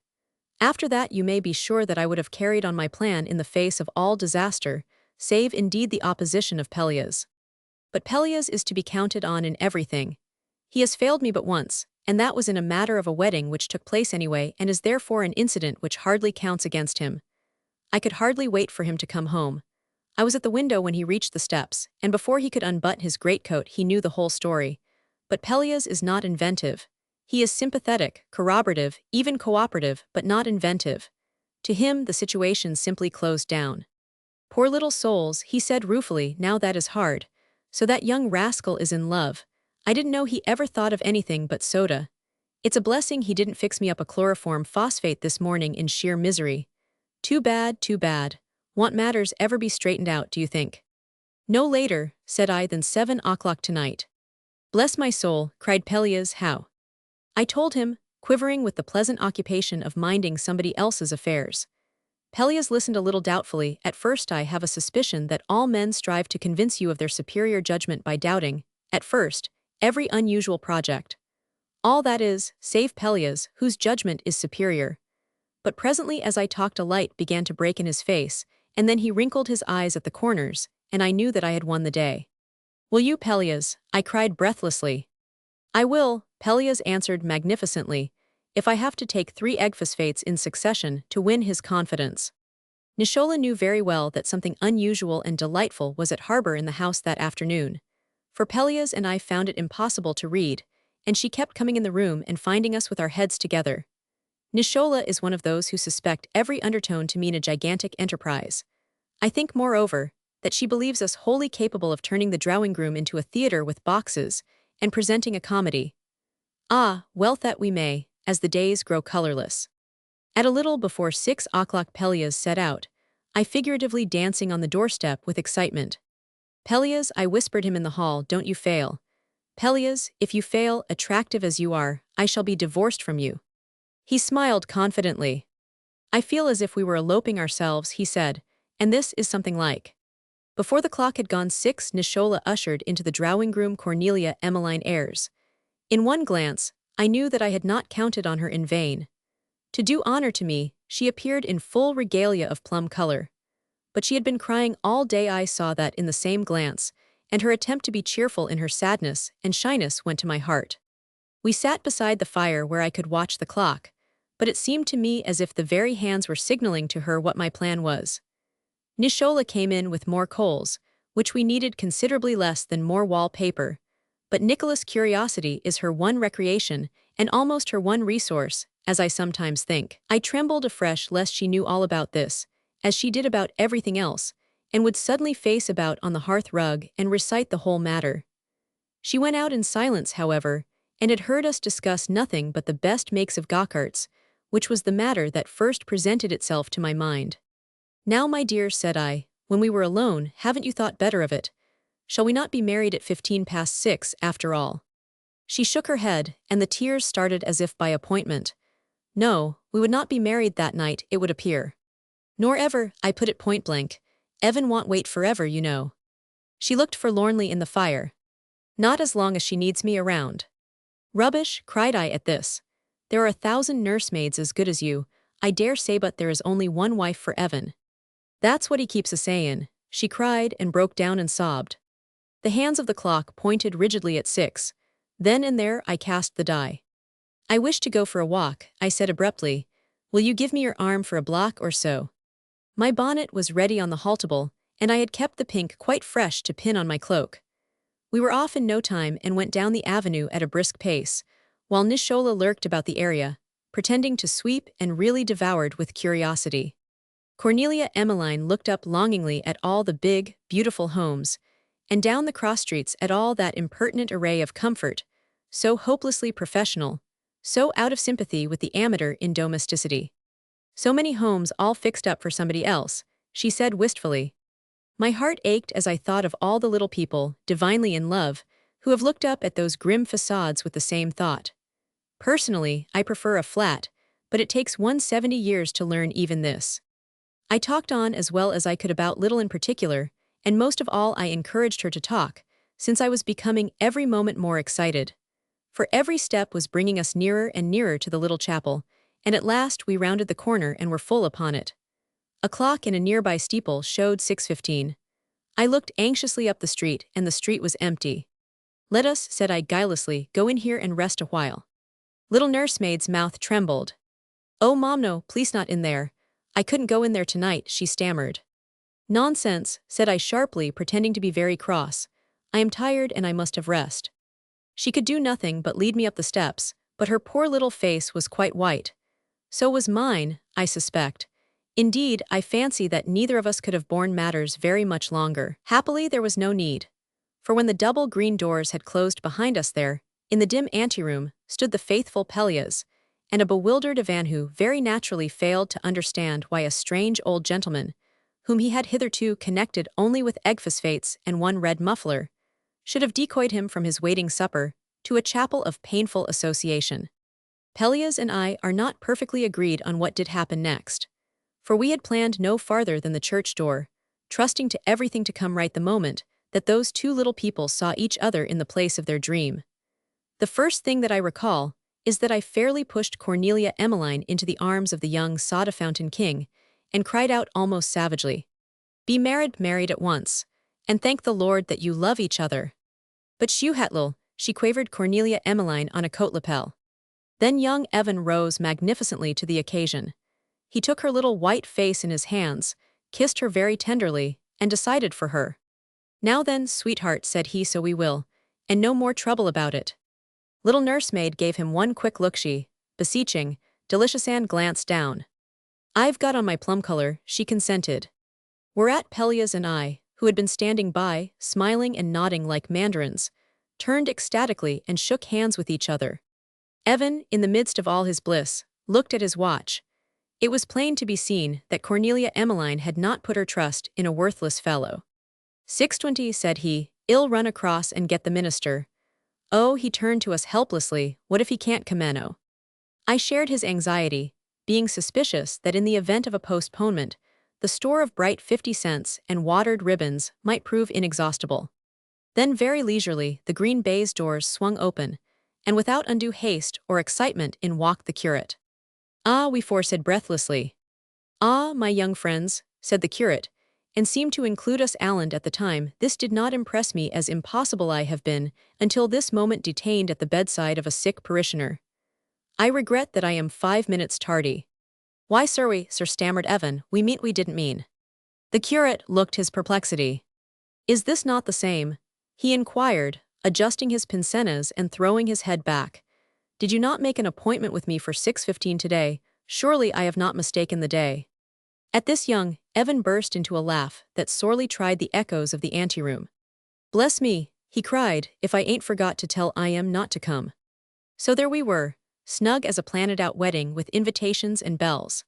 They were married in the vestry, and Pelleas and I had the honor of writing our names below theirs, and we both wiped our eyes right through the entire process in a fashion perfectly absurd. "Parents of the," hesitated the curate, regarding us consultingly. I looked at Pelleas in some embarrassment, and I think we felt that he was concealing something when he said simply, "No." Perhaps it would not have been legal or churchly had the curate known that we had never seen Cornelia Emmeline until that day and knew nothing of Evan save eggphosphates. On the steps of the chapel, the two kissed each other with beautiful simplicity, and young Evan shook our hands with tears in his eyes. How come you to do it?" he asked, this phase of the hour having now first occurred to him. "Yes," said Cornelia Emmeline, "I've been awantin' to ask." Pelleas and I looked at each other somewhat foolishly. "Bless you," we mumbled together, "I don't know." Off went young Evan like a god to his star, and Cornelia Emmeline walked back with us, and we all waved our hands at the far end of the street. Then we left her at the door of the shrewd benefactress, and with broken words, the dear little soul in her best plum color went blithely to Little Charge and the all-wool elephant, and all the age was gold. Pelleas and I walked soberly home. "Suppose," said he darkly, "that they are minors." "I really don't care if they are," cried I, with great courage. "They have acted far less like minors than we have." "Suppose," he began again. "Pelleas," I said, "how did you say that advertisement was to be?" "Pelleas and Etarre, promoters of love stories unlimited." "Ah yes, that's all very well," he insisted, "but suppose." "And who was it," I pursued, "who was half persuaded that the world is the shape of a heart?" "I'm afraid it was I," Pelleas admitted then, shaking his head. But I could see that his eyes were without remorse. "The dance." I think that by then Pelleas and I had fairly caught the color of youth. For I protest that in spring youth is a kind of Lydian stone, and the quality of old age is proved by the color which it can show at the stone's touch. Though perhaps with us, the gracious basanite has often exceeded its pleasant office, and demonstrated us to be quite mad. Otherwise, I cannot account for the intolerance of age and the love of youth that came upon us. I was conscious of this when after breakfast one morning Pelleas and I stood at the drawing-room window watching a shower. It was an unassuming storm of little drops and infrequent gusts, and looked hardly of sufficient importance to keep a baby within doors. But we are obliged to forgo our walk if so much as a sprinkling cart passes. This is so alien to youth that it always leaves us disposed to take exception, and to fail to understand, and to resort to all the ill-bred devices of well-bred people who are too inventive to be openly unreasonable. "As what a bony horse," observed Pelleas. "Not really bony," I said. "Its ribs do not show in the least." "It is bony," reiterated Pelleas serenely. "It isn't well fed." "Perhaps," said I, "that is its type. A great many people would say that a slender woman—" "They're a bony too," went on Pelleas decidedly. "I never saw a slender woman who looked as if she had enough to eat." "Pelleas," I cried, aghast at such apostasy, "think of the women with lovely tapering waists." "Bean poles," said Pelleas. "And sloping shoulders." "Pagoda-shaped shoulders," said Pelleas. "And delicate pointed faces." "They look hungry, all the time. And bony." Pelleas dismissed the matter. Pelleas, who in saner moments commiserates me upon my appalling plumpness. "There comes the butter woman," I submitted, to change the subject. "Yes," assented Pelleas resentfully, finding fresh fuel in this. Nishola uses 4 times too much butter in everything. Pelleas, I rebuked him, you know how careful she is. She is, insisted Pelleas stubbornly, extravagant in butter. She uses a great deal of oil, I suggested tremulously, not certain whether oil is the cheaper. Butter, she spreads butter on the soup, stormed Pelleas. I believe she uses butter to boil water. Then I laughed. Pelleas is never more adorable than when he is cross at someone else. At that very moment, the boy who was driving the butter woman's wagon began to whistle. It was a thin, rich little tune, a tune that pours slowly, like honey. I am not musical, but I can always tell honey tunes. At sound of it, Pelleas' face lighted as if at a prescription of magic. Etarre, he cried, do you hear that tune? Yes, I said breathlessly. Do you remember? No, said I, just as breathlessly. It's the Varsovian, cried Pelleas, that we danced together the night that I met you, Etarre. With that Pelleas caught me about the waist, and hummed the air with all his might, and whirled me down the long room. Pelleas, I struggled, I don't know it, let me go. For it has been 40 years since I have danced or thought of dancing, and I could not in the least remember the silly step. Leaving me to regain my breath as best I might, Pelleas was off up the room, around chairs and about tables, stepping long and short, turning, retreating, and singing louder and louder. You stood over there, he cried, still dancing. The music had begun, and I was not your partner, but I caught you away before you could say no, and we danced tall. Pelleas was performing with his back to the hall door when it opened softly, and he did not hear. There stood Nishola. I have never before seen that grim old woman look astonished, but at sight of the flying figure of Pelleas, she seemed ready to run away. It was something to see old Nishola taken aback. Our old servant is a brave woman, afraid of nothing in the world but an artificial bath heater which she would rather die than light. But the spectacle of Pelleas, dancing, seemed actually to frighten her. She stood silent for a full minute. This in itself was amazing in Nishola, who if she went often to the theater would certainly answer back to the player talk. Then Pelleas faced the door and saw her. He stopped short as if he had been a toy and someone had dropped the string. He was frightfully abashed and was therefore never more haughty. Nishola, he said with lifted brows, we did not ring. Nishola remained motionless, her little bead eyes which have not grown old with the rest of her quite round in contemplation. We are busy, Nishola, repeated Pelleas, slightly raising his voice. Then Nishola regained full consciousness and rolled her eyes naturally. Ya, said she with a dignity too fine for scorn. Busy. Really, Nishola tyrannizes over us in a manner not to be borne. Every day we tell each other this. Pelleas looked at me, rather foolishly when she had disappeared. That was the way it went, said he, ignoring the interruption as one always does when one is nettled. Tall. Why don't you sing Pelleas? I inquired, having previously noticed that all the world is divided into those who sing tall, or di, or la, or na. I always say da. I prefer tall, said Pelleas shortly. Sometime I intend classifying people according to that one peculiarity, to see what so pronounced a characteristic can possibly augur. Ah well, said I, to restore his good humor, what a beau you were at that ball, Pelleas. Nonsense, he disclaimed, trying to conceal his pleasure. And how few of us have kept together since, I went on. There are Polycletum and Sally Chartres and Horace and Wilfred, all living near us. And there's Miss Lilliblade, too. That is so, Pelleas said, and I suppose they will all remember that very night or night. Of course, said I confidently. Pelleas meditated, one hand over his mouth, his elbow on his knee. I wonder, he said. I was thinking I wouldn't be surprised if, well, why couldn't we? He stopped and looked at me in some suspicion that I knew what he meant. Have them all here some evening, I finished daringly. Pelleas nodded. And dance, said he, in his most venturesome mood. Pelleas, I cried, and all wear our old-fashioned things. Pelleas smiled at me speechlessly. The plan grew large in our eyes, before I remembered the climax of the matter. Thursday, I said below my breath, Thursday, Pelleas, is Nicholas Day out. Nicholas Day out sounds most absurd to everyone who has seen our old servant. When she came to us, more than 40 years ago, she had landed but 2 weeks before from Italy, and was a swarthy little beauty in the 20s. She spoke small English and was deliciously amazed at everything, and her Italian friends used to come and take her out once a week, on Thursday. With her black eyes flashing, she would tell me next day, while she dressed me, of the amazing sights that had been permitted her. Those were the days when we had many servants, and Nishola was my own maid.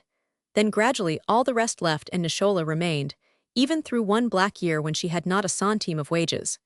And so she had grown gray and bent in our service, and had changed in appearance to another being, and had lost her graces and her disposition alike. One thing only remained the same. She still had Thursday evenings out.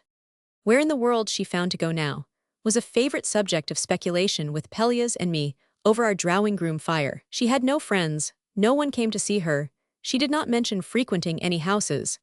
She was openly averse to the not afraid, but averse, and her contempt for all places of amusement was second only to her distrust of the cable cars. Yet every Thursday evening she set forth in her best purple bonnet and black circular, and was gone until 11 o'clock.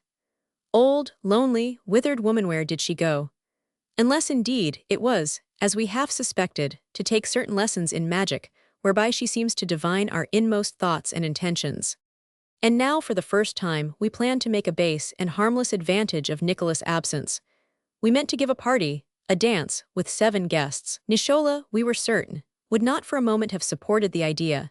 She would have had 1,000 silly objections concerning my sleeplessness and our nerves and the digestion of Pelleas.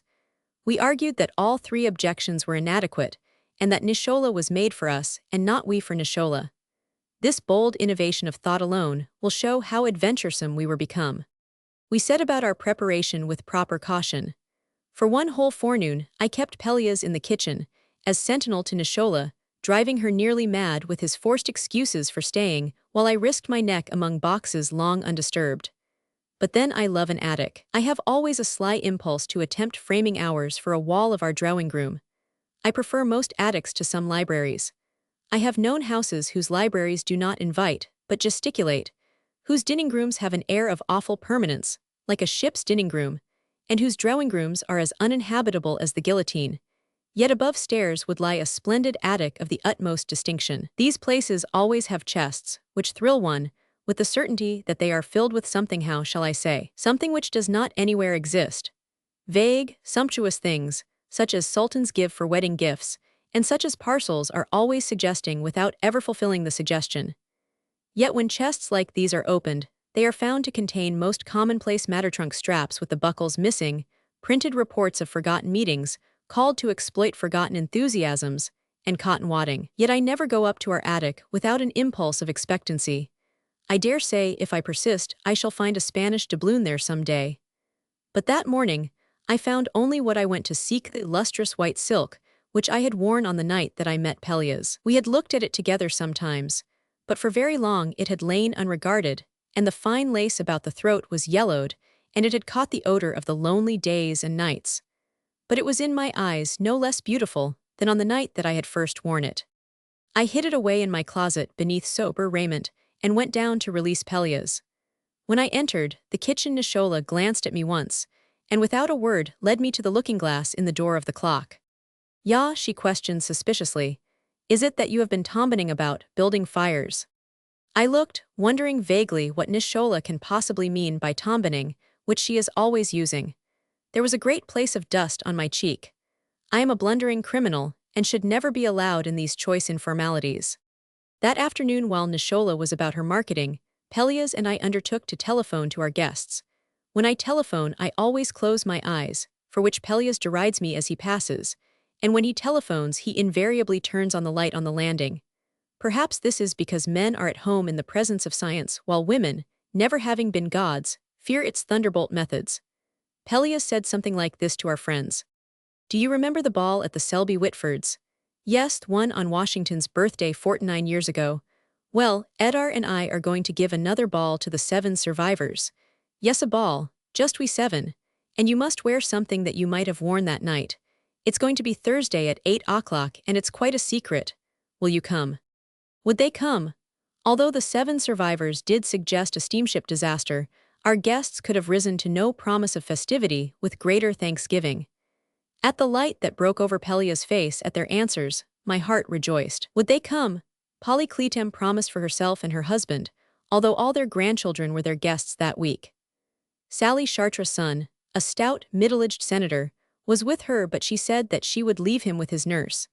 and Miss Willie Lilliblade cried out at first that she was a hermit with neuralgia, and at second thought added that she would come anyway and if necessary be buried directly from our house. The hall was dark and silent again when Nishola came toiling home, and there was nothing to tell her, as we thought, what plans had peopled the air in her absence. Nor in the 3 days of our preparation did we leave behind, we were sure, one scrap or one breath of evidence against us. We worked with the delighted caution of naughty children or escaping convicts. Pelleas, who has a delicate taste in sweets, ordered the cakes when he took his afternoon walk, and went back to the shop every day to charge the man not to deliver the things until the evening. My sewing woman's son plays the violin like his own future, as Pelleas applauds him, and it was easy to engage him and his sister to accompany him. Meanwhile I rearranged my old gown, longing for Nishola, who has a genius in more than cookery. To be sure, Pelleas did his best to help me, though he knows no more of such matters than the spirits of the air. He can button very well, but to hook is utterly beyond his simple art. However, he attended to everything else. After dark on Thursday, he smuggled some roses into the house, and though I set the pitcher in my closet, I could smell the flowers distinctly while we were at dinner. It is frightful to have a conscience that can produce not only terrors but fragrances. We were in a fever of excitement until Nishola got off.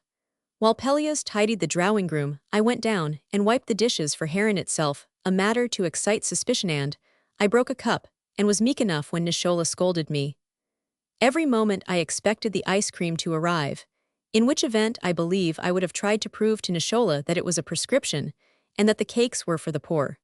Pelleas and I waited fearfully over the drawing room fire, dreading her appearance at the door to say her good night. For to our minds every chair and fixture was signaling a radiant party, like a clarion. But she thrust in her old face, nodded, and safely withdrew, and we heard the street door close. Thereupon we got upstairs at a perilous pace, and I had on the white gown in a twinkling while Pelleas, his hands trembling, made ready too. I hardly looked in the mirror, for the roses had yet to be arranged. I gathered them in my arms, and Pelleas followed me down, and as we entered the drawing room, I felt his arm about my waist.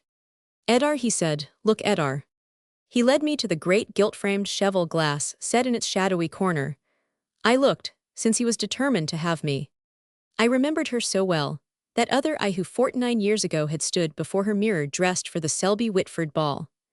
The brown hair of the girl whom I remembered was piled high on her head and fastened with a red rose. The fine lace lay about her throat and fell upon her arms, and the folds of the silk touched and lifted over a petticoat of lawn and lace. And here was the white gown, and here the petticoat and tucker, and my hair, which is quite white, was piled high and held its one rose. The white roses in my arms and in my hair were like ghosts of the red ones that I had carried at that other ball, but I was no ghost.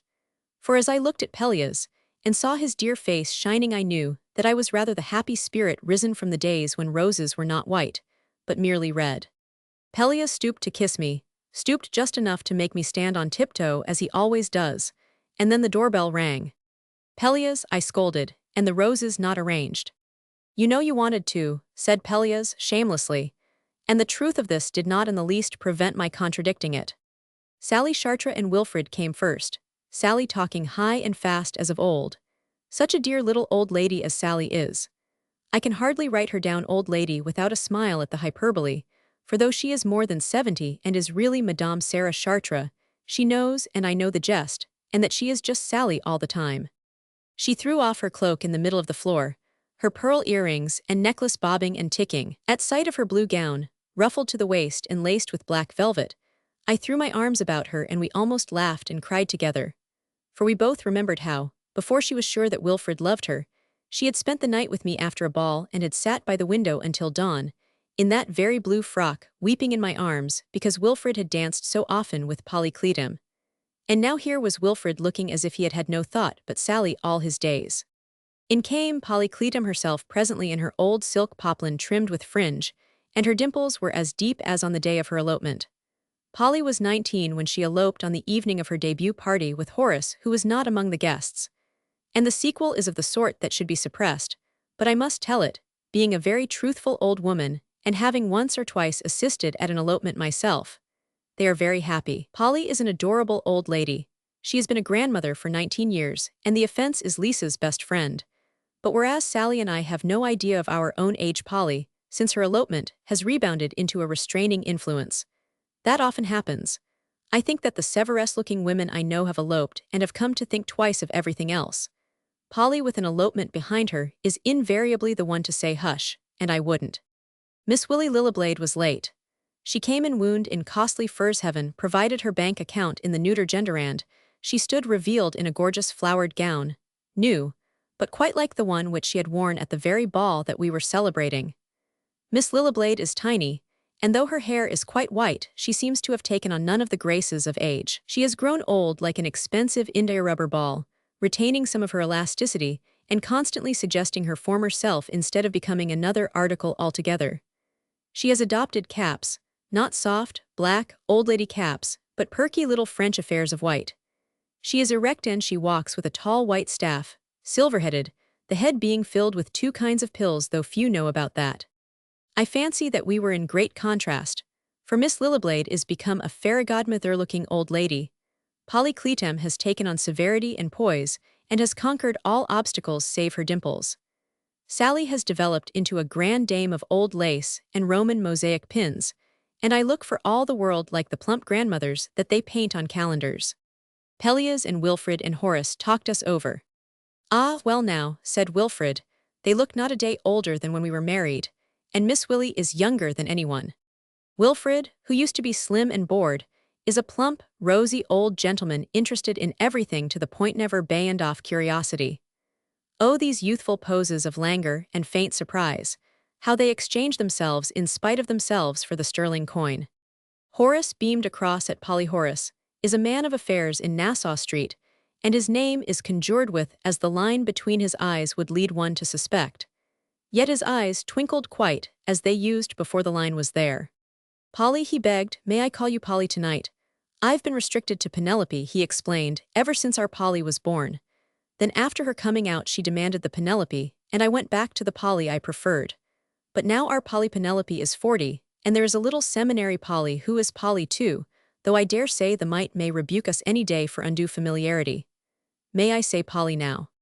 Pelleas was smiling. "I leave it to you," he said generously to everyone, to say if Etarre's hair was not white at our wedding. She has always looked precisely but precisely the way she looks now. Miss Willie Lilliblade sighed and tapped with her staff. "Pooh," said she, "old married folk always live in the past. I am a young thing of 74 and I've learned to live in the present. Let's dance. My neuralgia is coming back."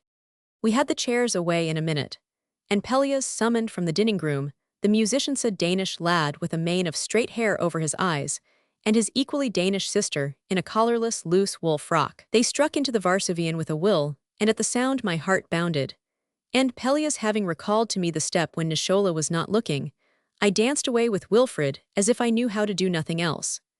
Pelleas danced with Miss Willie, who kept her staff in her hand, and would tap the floor at all the impertinent rests in the music, while Pelleas sang tall above everything. Polly insisted on dancing alone, I suspect, because her little feet are almost as trim as when she wore once, and she lifted her poplin and sailed about among us. Sally kept her head prettily on one side for all the world as she used, though now her grey curls were bobbing. Horace, who suffers frightfully from gout, kept beside her at a famous pace, and his eyes were quite triangular with pain. "Tall tea, tall tea, tall," insisted Pelleas, with Miss Willie holding her hand to her neuralgia as she whirled. I looked down at the figures on the carpet gliding beneath my feet, and for one charmed moment, with the lilt of the music in my blood, I could have been certain that now was not now but then. This lasted, as you may imagine, somewhat less than 3 minutes. Breathless we sank down one by one, though Sally and Pelleas, now together and now alone, outdanced us all until we dreaded to think what the morrow held for them both.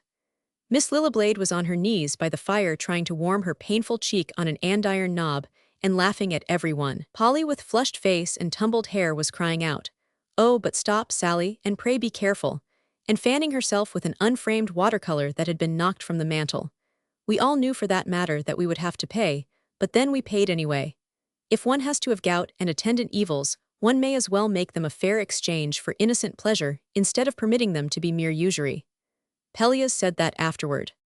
Sally suddenly laughed aloud. "They think that we have to be helped up and down steps," she said blithely. We caught her meaning, and joined in her laugh at the expense of a world that fancies us to have had our day. "If we liked," said Miss Lilliblade, I have no doubt we could meet here every night when no one was looking, and be our exact selves of the Selby-Whitford ball." Horace smiled across at Polly. "Who would read them to sleep with fairy stories?" he demanded. Polly nodded her gray curls and smiled tenderly. "And who would get my son, the senator, a drink of water when he cried for it?" gaily propounded Sally. Pelleas and I were silent. The evenings that we spent together in the nursery were bitterly long ago. "Ah well," said Miss Lillablade with a little sigh, "I could come at any rate." For a moment she was silent. "Let's dance again," she cried. We danced a six-step. Those little people could play anything that we asked for, and then, to rest, we walked through a minuet, Pelleas playing a double role. And thereafter we all sat down and shook our heads at the music, and pretended to be most exhausted, and I was glad that the rest pretended, for I really was weak with fatigue, and so was Pelleas. For half an hour we sat about the fire, Miss Willie with her face constantly upon the andiron, though she recalled more delightful things than anybody. Then there was Aunt Effie in Vermont. She had just said, her voice cracking deliciously on its high tones, who cooked marvelously. And when the plain skirts came in, she went about declaring that she would never have one that wasn't full, because she couldn't make a comforter out of it afterward. At that mention of marvelous cookery, and in the laugh which followed, Pelleas and I slipped without. For we were suddenly in an agony of foreboding, realizing horribly that we had not once heard the area bell ring. And if the ices and cakes had been left outside, it would probably be true that by now they had gone to the poor. The back stairway was dark, for Nishola always extinguishes all the lower lights when she goes out. We groped our way down the stairs as best we might, Pelleas clasping my hand. We were breathing quickly, and as for me, my knees were trembling. For the first time the enormity of our situation overcame me. What if the ices had not come, or had been stolen? What about plates and spoons? Where did Nishola keep the best napkins? And after all, Sally was Madame Sarah Chartres, whose entertainments were superb. All this flooded my spirit at once, and I clung to Pelleas for strength. "Pelleas," I murmured weakly, "did the ice cream man promise to have it here in time?" "He's had to promise me that every day since I first ordered it," Pelleas assured me cheerfully, 5 or 6 times in all. "Oh," said I, as if I had no character, "I feel as if I should faint." Pelleas. 3 steps from the bottom I stood still and caught at his coat. Through the crack at the top of the door I could see a light in the kitchen. At the same moment, an odor, faint, permeating, delicious, unmistakable, eluded us both. It was coffee. Pelleas flung open the door, and we stood making a guilty tableau on the lowest step. The kitchen was brightly lighted, and a fire blazed on the hearth. The gas range was burning, and a kettle of coffee was playing its fragrant role. Plates, napkins, and silver were on the dresser. The boxes of ices were on the sill of the open-area window. On the table stood the cakes, cut, and flanked by a tray of thin white sandwiches. The great salad bowl was ready with a little tray of things for the dressing. From a white napkin I saw protruding the leg of a cold fowl. There was the chafing dish waiting to hold something else delectable. And in the rocking chair before the fire, wearing an embroidered white apron and waiting with closed eyes, sat Nishola. "Oh, Nishola," we cried together in odd voices, "Nishola." She opened an eye, without so much as lifting her head. "For the love of heaven," she said, "it's most time. The coffee's just ready and Our Lady knows you've been havin' a hard evenin'. Ain't you hungry, dancin' so? Well, go back upstairs, the both of you." We went. In the dark of the stairway we clung to each other, filled with amazement and thanksgiving. We could hear Nishola moving briskly about the kitchen collecting her delicacies. How had she found us out? Oh, and now at last was not the secret of her mysterious Thursday evenings revealed to us. She did go somewhere for lessons in magic, and she had learned to read our inmost thoughts. From above stairs came the laughter of the others, echoes of that ancient ball which we had been pretending to relive, trading the empty past for the largesse and beauty of now. Pelleas slipped his arm about me to help me up the stairs. "Etarre," he said, "I am glad that now is known, not then." Romans 6. The honeymoon.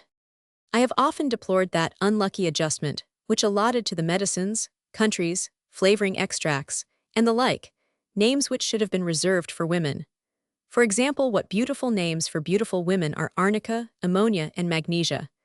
As for Syria, one could fall in love with a woman called Syria, and it would be sufficient to make a poet out of any lover to sit all day at the feet of a woman named Vanilla. This occurred to me again as a fortnight later Pelleas and I took our seats in the train for the sea, since across the aisle sat a pale and pretty little invalid girl whose companions called her Fenny. I do not know what this term professed to abbreviate, but I myself would have preferred to be known by the name of some euphonious disease, say pneumonia. Monia would make a very pretty love name, as they say. Our little neighbor should have had a beautiful name.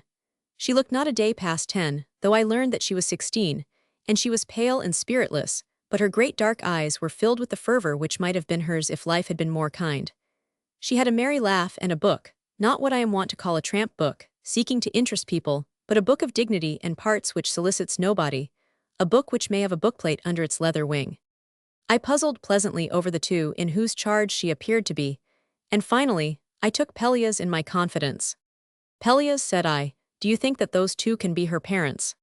Bless you, no, dear, he answered. They are not old enough. She is more likely to be sister to one of them.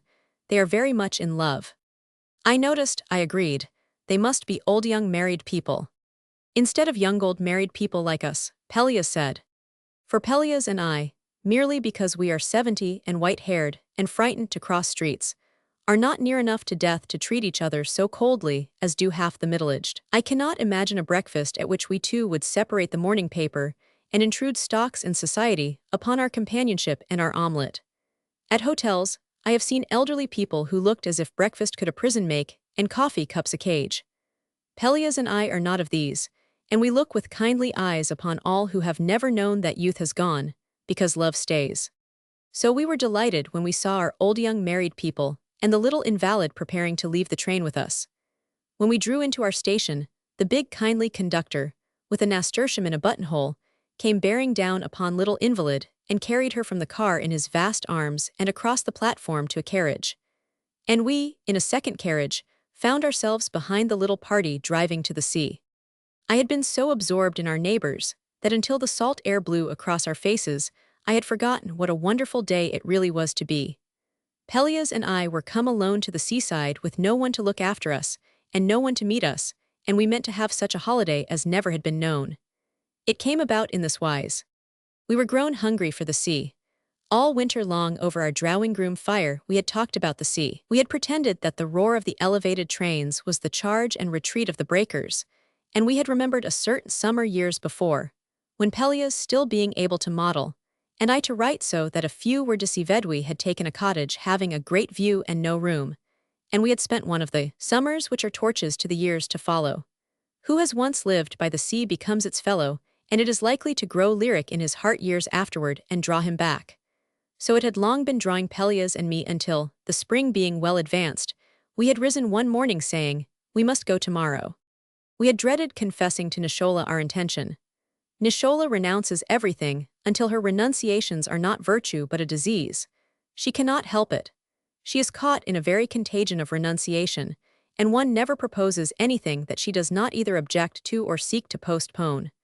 When the day comes for Nishola to die, it has long been my belief that she will give up the project as a self-indulgence. Therefore it was difficult for us to approach her who rules us with the same rod which she continually brandishes over her own spirit. It was I who told her at last. For since that day when Nishola came upon Pelleas trying to dance, he has lost his assurance in her presence, dislikes to address her without provocation, and agrees with everything that she says as if he had no spirit. I, being a very foolhardy and tactless old woman, put it to her in this way. Nishola, Pelleas and I are going to the seashore for all day tomorrow. Ya, said Nishola derisively, putting her grey moss hair from her eyes. Botradin. No, said I gently, no, Nishola. But we want the sea, need the sea. Nishola narrowed her eyes, and nodded as if she knew more about the sea than she would care to tell. Oh well, she said with resignation, I suppose the good Lord don't count suicide a first-class crime when you're old. We shall want breakfast, I continued with great firmness, at 6:30. The last breakfast that I'll ever have to get you, meditated Nishola, turning her back on me. The impudent old woman believes because she is 4 years younger than I that she is able to look after me. I cannot understand such self-sufficiency. I am wholly able to look after myself. Pelleas and I dreamed all that night of what the morrow held for us.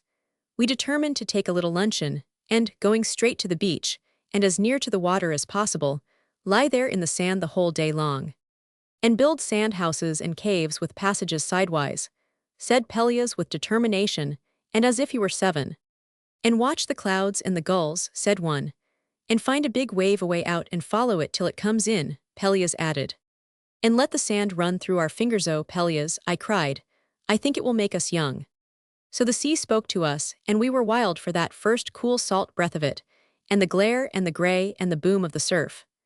But Nishola, to whom the sea is the sea, bade us good-bye next morning with no sign of relenting in her judgment on us. Well packed with flannel, she wanted to know. And we went out in the street feeling like disobedient children, undeserving of the small, suggestive parcel of lunch which at the last moment she thrust in our hands. After all, Pelleas said, what is it to Nishola if we get drowned or run over? Nothing, we agreed with ungrateful determination. Yet when we reached our station, we had become so absorbed in Little Invalid that the sea had almost to pluck us by the sleeve before we remembered. It was early for guests at the hotel, and but few were on the veranda. Little Invalid was lifted from her carriage and placed in a rocking chair while the old young married people went in the office. And when Pelleas suggested that I rest before we go down to the beach, I gladly assented and sat with him beside the little creature, who welcomed me with a shy smile. She was so like a bird that I had almost expected her to vanish at my approach, and when she did not do so, the temptation to talk with her was like the desire to feed a bird with crumbs from my hand. It is pleasant to be near the sea again, I said to her by way of crumbs.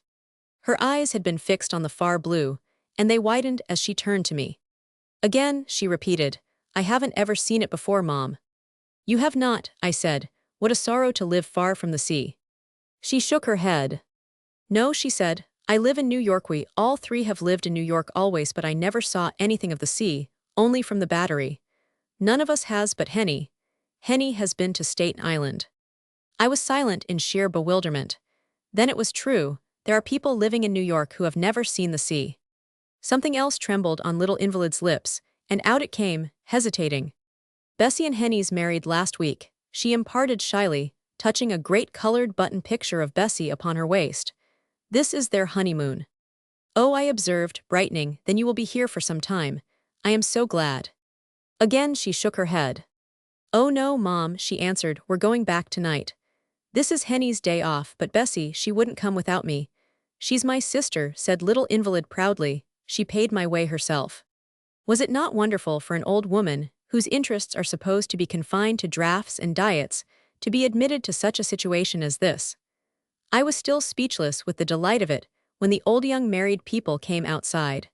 Bessie, the sister to Little Invalid and the bride of a week, was a gentle, worn little woman in the 30s, of shabby neatness and nervous hands wide and pink at the knuckles, and a smile that was like the gravity of another. Henny, I perceive that my analogy extends farther, and that some men would better have been christened Nicotine or Camphor Henny, was a bit younger than she, I fancied, and the honest fellow's heavy, patched-looking hands and quick, blue eyes would immediately have won my heart, even if I had not seen the clumsy care that he bestowed upon Little Invalid, as though a bear should don a nurse's stripes. Pelleas says that I spoke to them first. I dare say I did, being a very meddlesome old woman, but the first thing that I distinctly recall was hearing Henny say, Now you run along down the beach, Bess, and I'll sit here a spell with Fenny. I'm sure it'd be all right all alone, protested Little Invalid feebly, looking nervously about at the fast-gathering groups of chattering people. However, Bessie and Henny seemed to know very much better than this, and with her smile, that was like gravity, Bessie moved reluctantly away. Fancy that situation. Little Invalid could not be carried to the sands, and those two old young married people meant to spend their honeymoon in taking turns at visiting the beach. I looked at Pelleas, and his face made the expression which means an alarm for something to be done at once. Why, I asked casually, don't you both go down to the beach and let us sit here a while? For to tell the truth, the journey by the train had tired me more than I cared to confess. I remember how Pelleas once sent two incredibly dirty little boys into the circus at the garden. And save then, I really think that I never saw such sudden happiness in the face of anyone. Where were you going to sit here anyway, Mom? Bessie asked, trying as heroically to conceal her joy as if it had been tears. Yes, I assured her shamelessly, and really I was overtired. Stay as long as ever you like, I said. Oh, Mom, said Henny with shining eyes, thank you, and thank you, sir. Pooh, said Pelleas gruffly, and thrust my sunshade in his hands. Off they went down the beach, shabby neatness hanging on her husband's arm in a fashion which I cannot call deplorable, and her husband looking down at her adoringly. Before they disappeared past the pavilion, we all waved our hands. And then, to my amazement, I saw tears on the face of little invalid. "Oh, Mom," she said, her lips trembling, "you don't know what this will mean to them, you don't know." "Let me see your book, my dear," I said hastily, ashamed enough to be praised for indulging my own desire to rest. She handed the distinguished-looking little volume, and I saw that it was a very bouquet of sea poems, sea songs, sea delight in every form. Beloved names nodded to me from the page, and beloved lines smiled up at me. "The settlement, Lady Leaf me take it," said little invalid. Then began an hour whose joy Pelleas and I love to remember. It would have been pleasure merely to sit in that veranda corner within sound of the sea, and to hear Pelleas read those magic words. But we had a new and unexpected joy in the response of this untutored little maid, who was as eager as were we. With her eyes now on the sea, now on the face of Pelleas as he read, now turned to me with the swift surprise of something that his voice held for her, she sat breathlessly between us. And sometimes, when a passage had to be explained, her eyes were like the sea itself, with the sun penetrating to its unsounded heart. "Oh," she would say, "was it all there all the time, was it? I read it alone, but I didn't know it was like this." It puzzled her to find that what we were reading had been known and loved by us for very long. "Did the settlement, Lady Leaf, you have the book too?" she asked finally. "No," we told her, "we have these things in other books ourselves." "Why, I thought," she said then in bewilderment, "that there was only one book of every kind. And I thought how grand for me to have this one, and that it ought to lend it to people who wouldn't ever see it if I didn't. Is there other ones like it?" she asked. Gradually, the shy heart opened to us, and we spoke together of the simple mysteries of earth. For example, little invalid knew nothing of the tides and the moon's influence, and no triumph of modern science could more have amazed her. Then from the terrifying parlor of the hotel we brought to her pieces of coral and seaweed, and these she had never seen, and she touched them with reverent fingers.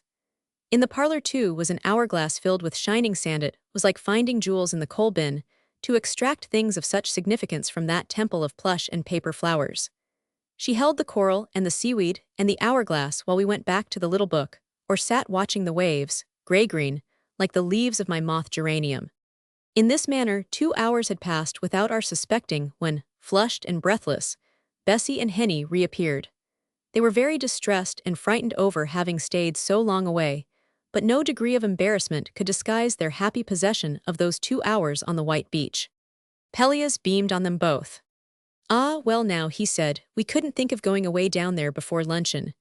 Run along back, but mind that you are here by 1 o'clock. You are to lunch with us."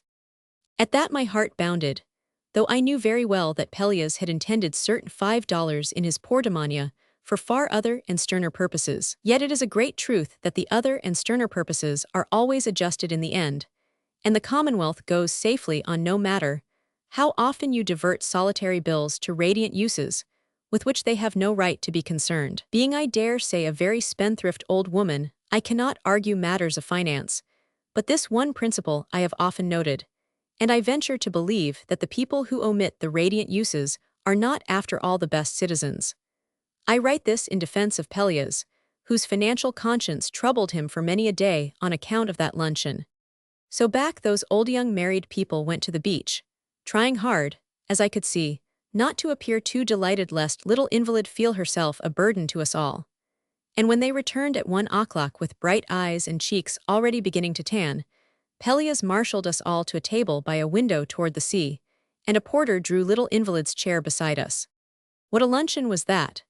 Time was when Pelleas was still able to model, and I to write so as to deceive a few. That we have sat at beautiful dinner tables, with those whose jests we knew that we should read later, if we outlived them, set in the bezel of a chapter of their biographies, and such a dinner is likely to give one a delicious historic feeling, while one is yet pleasantly the contemporary of the entree. Time has been, too, when a few of us have sat about a simple board thankful for the miracle of that companionship.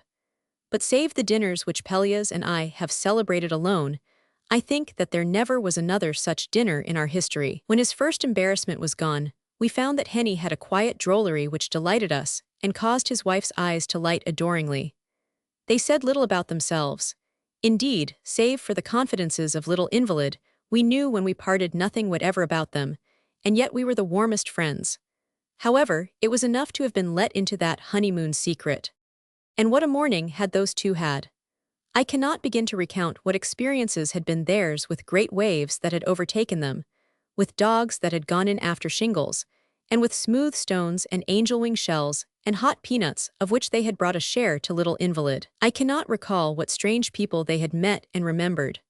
Above all, I cannot tell you how they had listened to that solemn beat and roar, and would try to make us know its message. Of course, they did not know that this was what they tried to tell us, but Pelleas and I understood well enough. After luncheon, when little invalid was back on the veranda, her cheeks flushed with the unwanted excitement it was her first dinner in a real hotel, she told me Pelleas leaned against a pillar with an exaggerated air which I could not fathom until. Really, he said, I am so very sleepy that I am going to settle myself in this big chair for a doze. Don't you want to rest for a little, Etarre? Suppose that we three all have a long quiet nap, and you two young people get back to the beach for a while so as not to bother us. Bless Pelleas, and I confess that I was not unwilling to rest. So the two went away again, and I believe that Pelleas did sleep. But little invalid and I, though we pretended to be asleep, sat with our heads turned away from each other, staring out to sea. I do not know how it may have been with her, but as for me I was happy out of all proportion to the encouragement of that noisy veranda. Perhaps it was the look of the sea line, pricked with sails, or the mere rough, indifferent touch of the salt wind. Presently we all pretended to wake and talk a little. And then we saw Bessie and Henny coming back, and at a sign from Pelleas we all shut our eyes again, though Pelleas appeared to awake very crossly, and bade them go back and not disturb us, unless they wanted to be great nuisances. So they ran back, and we laughed at them in secret, and little invalid sat happily holding the mysterious hourglass. And then a band began to play in the pavilion, a dreadful band I thought, until I saw the ecstatic delight of little invalid, whereupon I discovered that there was a lilt in its clamor. When the bathers went in, we found a glass for her, and she spent a pleasant half-hour watching the ropes. And twice more Bessie and Henny came back, and both times we pretended to be asleep, and Pelleas awoke more testily each time and scolded them back. The second time he thrust something in their hands. Just pitch this in the ocean, he said crossly, or eat it up. It worries me. Secretly I looked from one eye, and saw Nicholas Lunch disappearing. When they came back at 6 o'clock, we consented to be awake, for it was time for Pelleas and me to go home. They stood before us trying with pleasant awkwardness to make us know various things, and little invalid kept tightly hold of my fingers. When I bent to kiss her goodbye, she pressed something in my hand, and it was the great colored button picture of Bessie. Keep it, she said, to remember us by. There ain't nothing else fit to give you. Henny handed me to the carriage in an anguish of polite anxiety, and they all three waved their hands so long as we could see them. They were to stay 2 hours longer and finish that honeymoon. As Pelleas and I drove up the long street, our backs to the sea, we turned for one look at the moving gold of it under the falling sun. We felt its breath in our faces for the last time. Well, who knows? When one is 70 every time may be the last time, though indeed I should not have been surprised to find us both seabathing before the summer was over. Pelleas looked at me with troubled eyes. Etarre, he said, I am afraid that we have indulged ourselves shamefully today. You mean about the luncheon party? I asked. Yes, that, he said, and then we came down here for the sea to do us good, and we haven't been near the sea. No, I said, we haven't. We have simply amused ourselves all day long, he finished disgustedly. Yes, I said, we have. But as the train drew over the salt marshes, I smiled at this disgust of Pelleas, smiled until my hand crept down and found his under his hat. What is it? He asked, seeing my smile. I've found out something, I told him. What is it? He wanted to know. It wasn't their honeymoon so much, I said triumphantly, as it was ours. As we came through the long cross street toward our house, we had a glimpse of Nishola beside our area gate, watching for us. But when we reached the gate she was not in sight, and though we waited for a moment on our steps, she did not come to open the door. It was not until Pelleas had lighted the fire in the drawing-room, and we sat before it, that we heard her coming up the stairs. She brought us tea, neither volunteering a word of greeting nor, save by a word and with averted eyes, responding to ours. But as she was leaving the room she stood for a moment in the doorway. How'd your lunch go? She demanded. Instantly, Pelleas and I looked at each other. We never can remember not to do that. What had Nishola given us in that lunch?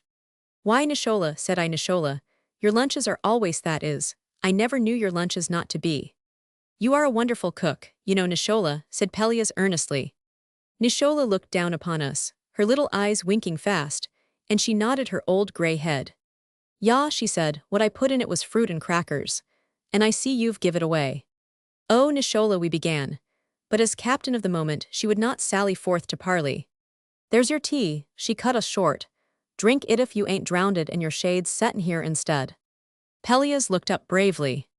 "I am not sure about myself, Nishola," he said gently. "One never is sure about oneself, you know. But this lady is real, I do assure you."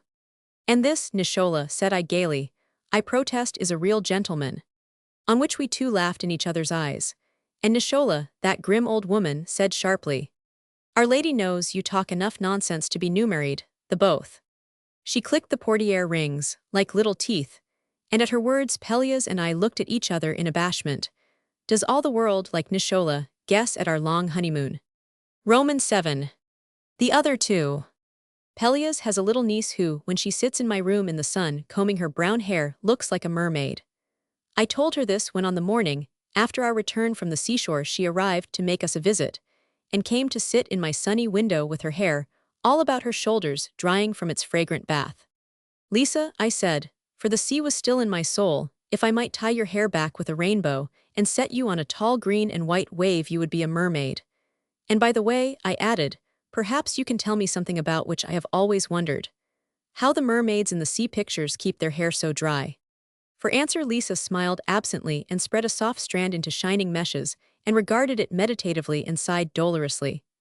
But Lisa was 20, and 20 is both meditative and dolorous, so I went on tranquilly laying sachets in my old lace. For at 70 I have sunk some of my meditation and all my dollar in such little joys as arranging my one box of rare old lace. That seems a small lesson for life to have taught, and yet it was hard to learn. I rather think she was Latona's brood. And that Apollo courted her bright hair. I was murmuring, when Lisa said, "Aunt Etarre, were you ever in love?" Is it not notable what fragrance floats in the room when that question is asked? Of course it may have been the orris in my hands, but I think that it was more than this.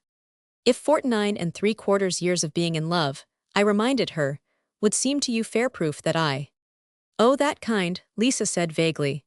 "But I mean," she presently went on, "were you ever in love so that you were miserable about everything else, and you thought all the time that somebody couldn't possibly love you, and so that seeing the postman made your heart beat the way it used to at school exhibition, and so that you kept the paper that came around flowers?" Lisa saw me smiling, not at her, heaven forbid, but at the great collection of rubbish in the world saved because somebody beloved has touched it, or has seen it, or has been with one when one was wearing it. "I mean, were you ever in love like that, Aunt Etarre, were you?" Lisa put it wistfully. "Ah, well now, yes indeed," I answered. "Do you think that my hair was always straight on rainy days, as it is now?" Lisa sighed again, even more dolorously, and shook her head. "It couldn't have been the same," she murmured decidedly. "Poor dear 20, who never will believe that 70 could have been the same." But I forgot to sigh for this, so concerned I was at this breaking of Lisa's reticence, that enviable flowery armor of young womanhood. So I waited, folding and refolding my Mechlin, until I had won her confidence. He was, it developed, a blessed young lawyer, with very long lashes, and a high sense of honor inextricably confused with lofty ideals and ambitions, and a most beautiful manner. He was, in fact, young Eric Chartres, grandnephew to my dear Madame Sally Chartres.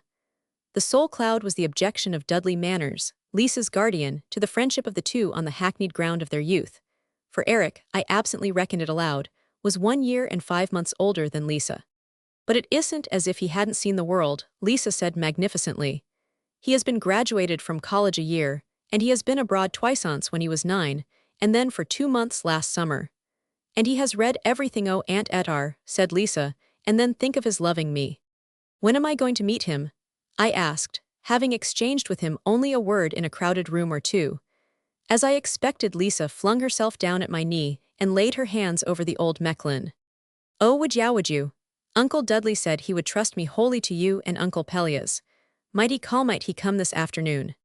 "The telephone," said I, "is on the landing." Below stairs, I told Pelleas about it, and he sighed and looked in the fire, and said, "Bless me, I used to wheel her mother about in a go-kart.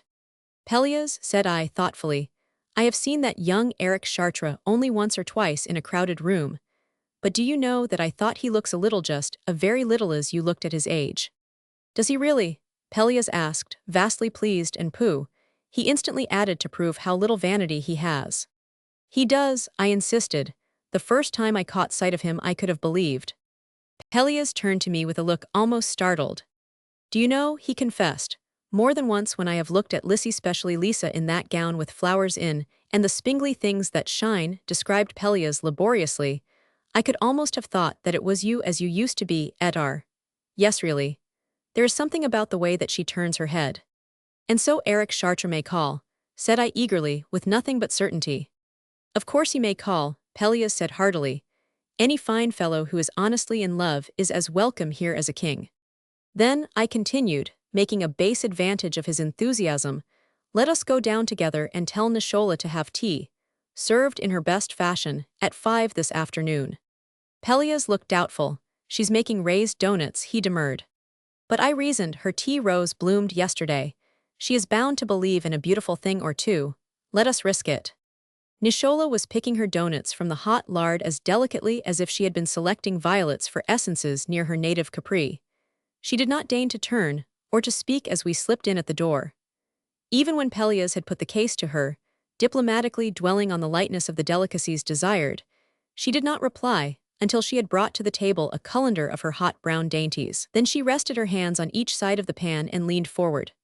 As I looked at her gray hair brushed smoothly back from her rugged face, her little eyes quickwinking as if the air were filled with dust. I caught on her face an expression which I have seldom seen there. A look as if her features were momentarily out of drawing. As if, say, old Nicholas' face were printed on cloth, and the cloth had been twitched a bit awry. Who's Achaman? She demanded. But if Nishola were to ask to see our visiting list, I think that we should hardly deny her. It's a friend of Miss Lisa's, Pelleas explained. Man, Nishola inquired grimly. Pelleas admitted it. I, now fancying myself wiser in the conceits of Nishola, ventured something else. I think, Nishola, I said, that that hethat they and I thought if you had some absolutely simple sandwiches. Ya, Nishola exclaimed, so there's to be 2 pair o' you. Then something wonderful happened. Nishola slipped both hands beneath her flowery apron and rolled up her arms in its calico length, and put her head on one side, and smiled such a strange, crinkled smile interfering with all her worn features at once. My father had many goats, Nishola said without warning, and one summer I went with him to buy more, though that was before my bones were all turned to cracked iron, you may be sure. And there was a young shepherd. At that magic moment, a sharp snapping and crackling came from the kettle, and Nishola wheeled with a frown. So, she cried angrily, you come down here, letting my lard get too hot to go near to. Is it not that I am baking? And as for tea, it may be that there isn't any tea. Go away. Pelleas, said I, as we climbed the stairs, if it were not that Nishola is too old to work anywhere else. I know it, Pelleas nodded frowning. This is the dialogue, in which we take part after each of Nicholas' daily impertinences. At 4 o'clock that afternoon I was roused from my drowsy head on hearing a little tap at my door. Lisa came in, her face flushed, her blue embroidered frock shimmering and ruffling to her feet. Oh, Aunt Etarre, she begged, put on your grey gown and your Mechlin fichu, will you? And come down right away. Well, almost right away, she added naively. I will come presently, I assured her as if I did not understand. And then the bell rang and Lisa, her eyes like stars, tapped down the stairs. I was a long time about my dressing. The grey grosgrain silk is for very special occasions, and I had not worn my Mechlin collar since Pelleas' birthday nearly a year ago. When I had them both on and my silver comb in my hair, I heard Nicholas step outside my door. I bade her enter, but she merely stood for a moment on the threshold. Gee, she said grimly. I hope, mem, you've got your neck well packed with flannel under that slimpsy stuff. One would say you dress lightly for fear of missing the rheumatism. She had gone crookedly down the passage before I had opportunity to rim and tea in the tea. In a moment she came back, threw open my door and flung something on the bed. There, she said crossly, put it on. No need to dress as if you was 90. And there on my pillow, I saw as she hastened away the great pink tea rose, that had blossomed only that day from the rose plant in her own window, where she had tended it for months. Pelleas was in the library across the hall from the drawing room where those two dear little people were. I opened the library door softly and went in and stood close beside his chair before he turned. Pelleas is not in the least deaf, as we both know. He is simply no longer distracted by small, unnecessary noises. He looked up smiling and then sprang to his feet, and suddenly caught my hands and held me at arm's length and bade me turn about slowly so that he might see. One would think that I had never worn my old grosgrain and my mechlin. I told him so, though I can never conceal delight. And we talked a little about the first night that I had worn a toe, so many years before, and about many things in which the very sunshine of the room had no part because these things were so much more luminous. At last, when the clock struck 5, we crossed the hall to the drawing-room door. At the foot of the stairs, Pelleas stopped for a moment. "Do you remember, Etarre," he said, "the night that I spoke to your father, and you waited in the drawing-room, half dead with alarm, as you made me believe?"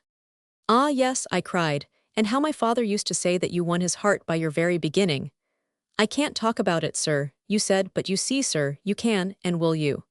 We laughed together, as we are never tired of laughing tenderly over that. And I remembered tenderly, too, the old blue and white drawing-room with the spindle-legged chairs, and the stiff curtains where I had waited breathlessly that night in my flowered delaine dress, while Pelleas spoke to father. I was trembling when he came back, I recall, and he took me in his arms and kissed away my fear.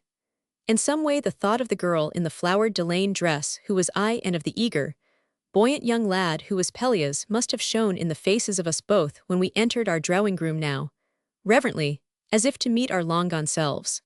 He was a fine, handsome fellow, Eric Chartres, this young lover of Lisa's, and their sweet confusions and dignities were enchanting.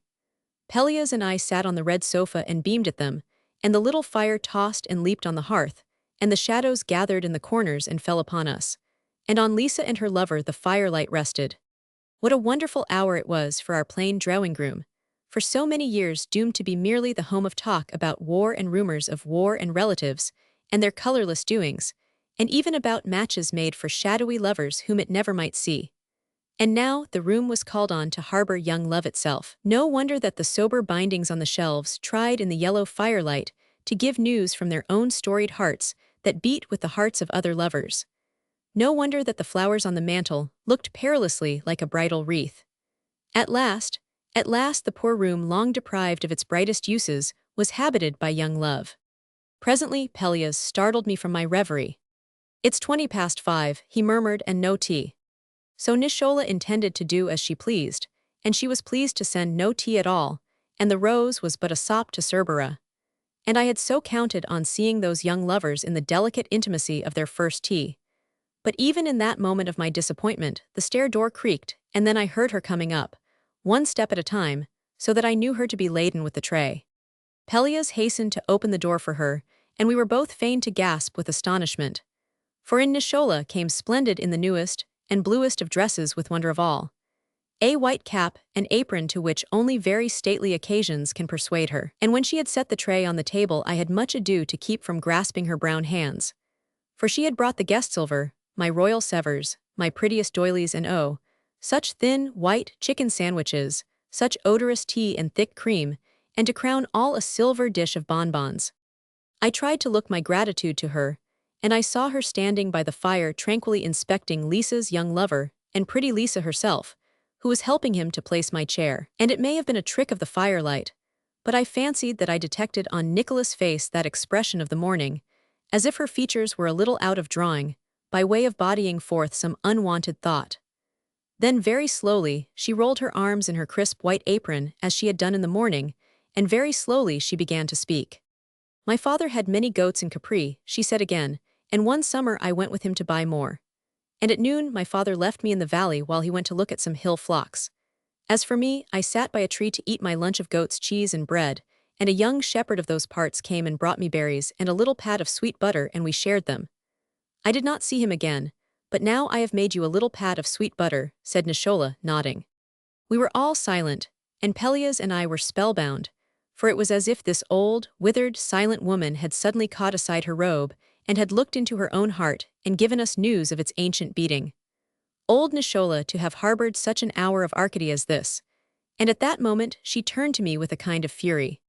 "For the love of heaven," she cried terribly, Why sit there stock-still till the crumpets are stone cold, and the tea as red as the tail of a fox? Eat. She was out of the room like a whirlwind and clattering down the stairs. And for a moment, we all looked silently in each other's faces and smiled a little but tenderly, as if some unknown lover had lifted his head from his grave. Thereafter we drank our tea very happily, and Lisa's young lover, with his whole heart in his eager face, told us quite simply of his love for her and begged us to help him. And we all well-nigh laughed and cried together at the bright business of life. When the shadows had quite fallen and the young lover was gone and Lisa had slipped away to her room to be alone, Pelleas and I sat long before the fire. Nicholas rose, fading in my lace, gave out a fragrance to which some influence in the room was akin, and we both knew. I said, "Pelleas, I have been remembering that morning long ago at Miss Deborah Waresand, our fountain of gardens, when we were 20-something, like Lisa and Eric.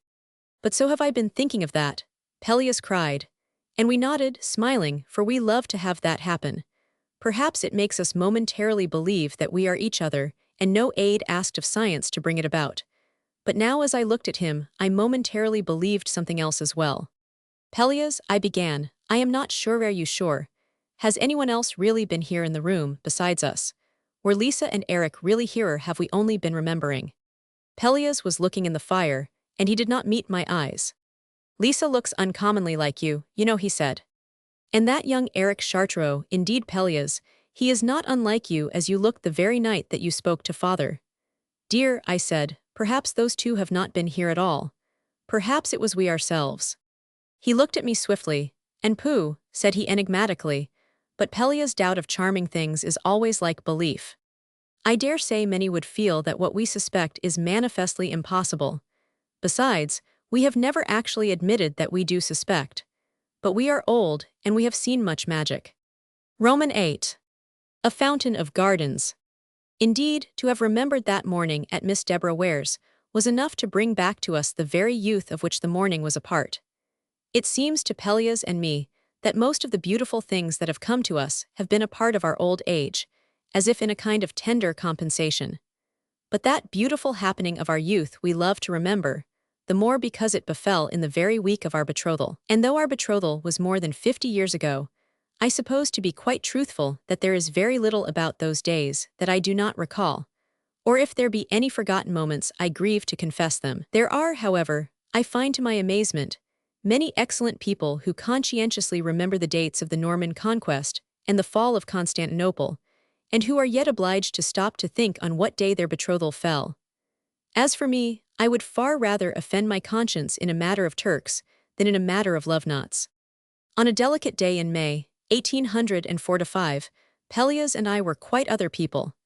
And I do protest that the lane where we were walking was different too. I have never seen it since that summer. But I cannot believe that it now wears anything like the same fabric of shadow, the same curve of hedgerow, or that season's pattern of flowers. The lane ran between the low grounds and the property of the governor, on one side the thatched cots of the mill folk and the woodsmen, and on the other the governor's great mansion, a treasure house of rare canvas and curio. That morning, the lane was a kind of causeway between two worlds, and there was no sterner boundary than a hedge of early wild roses. I remember how, stepping with Pelleas along that way of sun, I loved him for his young strength and his blue eyes and his splendid shoulders, and for the way he looked down at me, but I think that he must have loved me chiefly for my gown of roses, and for the roses in my hat. For I took very little account of life save its roses, and I must believe that a sense of roses was my most lovable quality. We were, I recall, occupied chiefly in gathering roses from the hedgerow to fill my reticule. "Now suppose," Pelleas said, busy in a corner of green where the bloom was thickest, "suppose we were to find that the hedges go on and never stop, and that all there is to the world is this lane, and that we could walk here forever." I nodded. That was very like my conception of the world, and the speculation of Pelleas did not impress me as far wrong. "Do you wish this morning could last forever, Etarre, do you?" asked Pelleas, looking down at me. "Yes," said I truthfully, "I do. I hope that there is no one in the world who could not from his soul say that at least once of some hour of spring and youth. In such a moment, it is my belief, the spirit is very near entering upon its own immortality, for I have always held that immortality must begin at some beautiful moment in this life. Though as for me, at that moment, I confess myself to have been thinking of nothing more immortal than the adorable way that Pelleas had of saying my name. But by and by, Pelleas went on, I think we would come to a garden. Who ever heard of a love story without a garden? And it will be a different garden from all the rest. The trees will be higher, and the shadows will be made differently, and instead of echoes there will be music. And there will be fountains everywhere, and when one has gone in the garden, a fountain will spring up at the gate, and no one can get out ever. What do you think of that for a garden? Asked Pelleas. I think, said I, that the garden we will come to will be Miss Deborah Ware's. For in fact, I was carrying a message to Miss Deborah Ware, a kinswoman of my mother's, and I had met Pelleas only by some heavenly chance as he crossed the common. And who is Miss Deborah Ware? Asked Pelleas doubtfully, as if weighing the matter of entering her garden. She owns a gold thimble, I explained, that once belonged to Marie Antoinette. She prefers wooden sabots to all other shoes, and she paints most beautiful pictures. Ah, said Pelleas, enlightened, so that is who she is. And how does she look, pray? I am certain that she looks like the Queen of Sheba, I told him, and moreover, all her caps are crown-shaped. Now I know how the Queen of Sheba looked, cried Pelleas triumphantly. She looked like the crowns of Miss Deborah's caps. Do you happen to know what the toll is to leave this lane? As I did not know, did anybody ever know? And as we were even then at the end of the lane, my ignorance was rebuked, and I paid the toll, and I fancy repeated the lesson. It was a matter of honor to the sun, and the wild roses not to let it be otherwise. And we crossed the west meadow by the long way, and at the very last, and nearly noon, we reached the cottage where Miss Deborah Ware had come to spend the summer and engage in the unmaidenly pursuit of painting pictures. To tell the truth, our summer community of good Knickerbocker folk were inclined to question Miss Deborah's good taste. Not that they objected to the paint, but the lack of virtue seemed to lie in the canvas. If Miss Deborah had painted candle shades or china porringers or watered silk panels or flower pots, no one, I think, would have murmured. But when they learned that she painted pictures, they spread and lifted their fans. Miss Deborah Ware would ape the men, they said sternly. And when they saw her studio apron made of ticking and having a bib, they tried to remonstrate with my mother, her kinswoman. She is a great beauty for her age, said the women. But beauty is as beauty does, they reminded her. Deborah does as Deborah is, my mother answered, smiling. Miss Deborah was wearing the apron of ticking that morning that we went to see her, Pelleas and I, who were rather basely making her an excuse for the joy of our morning together. But Miss Deborah would have been the last to condemn that. She was in a room overlooking the valley, and a flood of north light poured on her easel and her idle palette. Miss Deborah was breakfasting, and she explained that she had had a great fit for working very early, and she gave us some delicious tea and crumpets. This is the tea, she told us, that Cupid and Psyche always drank. At least I suppose that is what the Japanese label says. Or perhaps it says Akasin, and Nicolette, I am a bit back in my Japanese. And immediately Miss Deborah nodded at me a little and murmured that I crimsoned as prettily as either of these ladies. Then they tell me that you two are betrothed, she said, leaning back in her chair. Why is that? At that I blushed again, and so I have no doubt did Pelleas. For we had not so much as said that word in each other's presence, and to hear it pronounced aloud was the most heavenly torture. I suppose you are very much in love, she answered her question meditatively. Well, I believe you. I believe you so thoroughly that I would like to paint you. What barbarism it is, she went on, that they don't allow young lovers to have their portraits painted together while they are betrothed. Could there be a more delicious bit of history added to any portrait gallery? And what if the marriage never did come off, saving your presence? The history might be all the more delicious for the separation, and the canvas would be quite as valuable. I am at this moment painting two dear little peasant folk, whose people flatter me by being delighted. I think that I must really speak to your mother, child, about painting you, she said. At that I stole a glance at Pelleas and surprised him at the same pastime. And in that moment, I do not think that either the history or the taste of the portrait greatly occupied us, for neither of us could pass with serenity the idea of the sittings together, mornings, in that still, sun-flooded studio. What joy for those other lovers! In those days, one had only to mention an impossibly romantic situation for Pelleas and me to live it out in imagination to its minutest joy. Of course she will not consent, Miss Deborah added philosophically, so if I were you I would have another crumpet. My crumpets are considerably better than my portraits, and my cook does the crumpets. She leaned forward in her low chair, and Pelleas and I looked at her in a kind of awe. She was like Mother's Sweet William that never would blossom in the seedbook colors, but came out unexpectedly in the most amazing variegations. She sat with one long, slim hand propping her face, a face attenuated, whimsical in line, with full red mouth and eyes that never bothered with what went on before them so long as this did not obstruct their view. "What do you think of that picture above your heads?" she asked. We looked, glad to be set at our ease. Then Pelleas and I turned to each other in delicious trepidation. For there on the wall of Miss Deborah's studio was a picture of the very garden that we too had meant to find. We recognized it at Aunseer Garden, where Pelleas had said the spring lane would lead between the hedgerows, and where the shadows would fall differently, and the echoes be long drawn to music. I cannot tell what there may have been about that picture so to move us, and to this day I do not know what place it strove to show. But oh, I remember the green of it, the tender, early green, the half-evident boughs of indeterminate bloom, the sense of freshness, of sweet surprise at some meaning of the year, the well, the shrine, the shepherd with his pipes, the incommunicable spirit of rhythm and of echo. "Do you like it?" asked Miss Deborah smiling, and I was abashed to find my eyes filled with tears. "I think that this," Pelleas answered quaintly, "will be the soul of spring, Miss Deborah, and the outdoors this morning will be the body." "I dare say," said Miss Deborah, nodding, "though I fancy more things are souls than we give them credit for," she added. Miss Deborah looked at us, her chin in her hand, and after a moment to our great amazement she said, "I shall give you this picture for a wedding gift, I think. And I tell you now so that if you are tempted to break the engagement you will think twice. Is it a picture that you want to live with?" It was not only a picture that we wanted to live with, it was a picture whose spell would be eternal. "And did you paint it, Miss Deborah?" we asked in our simplicity. Miss Deborah shook her head and named a great name, then just beginning to be reverenced. "He paints pictures better than his cook makes crumpets," she said, "and the quality is not usual. Spend the day with me," she added abruptly. "I would like you to see the little lovers who are sitting for my betrothed.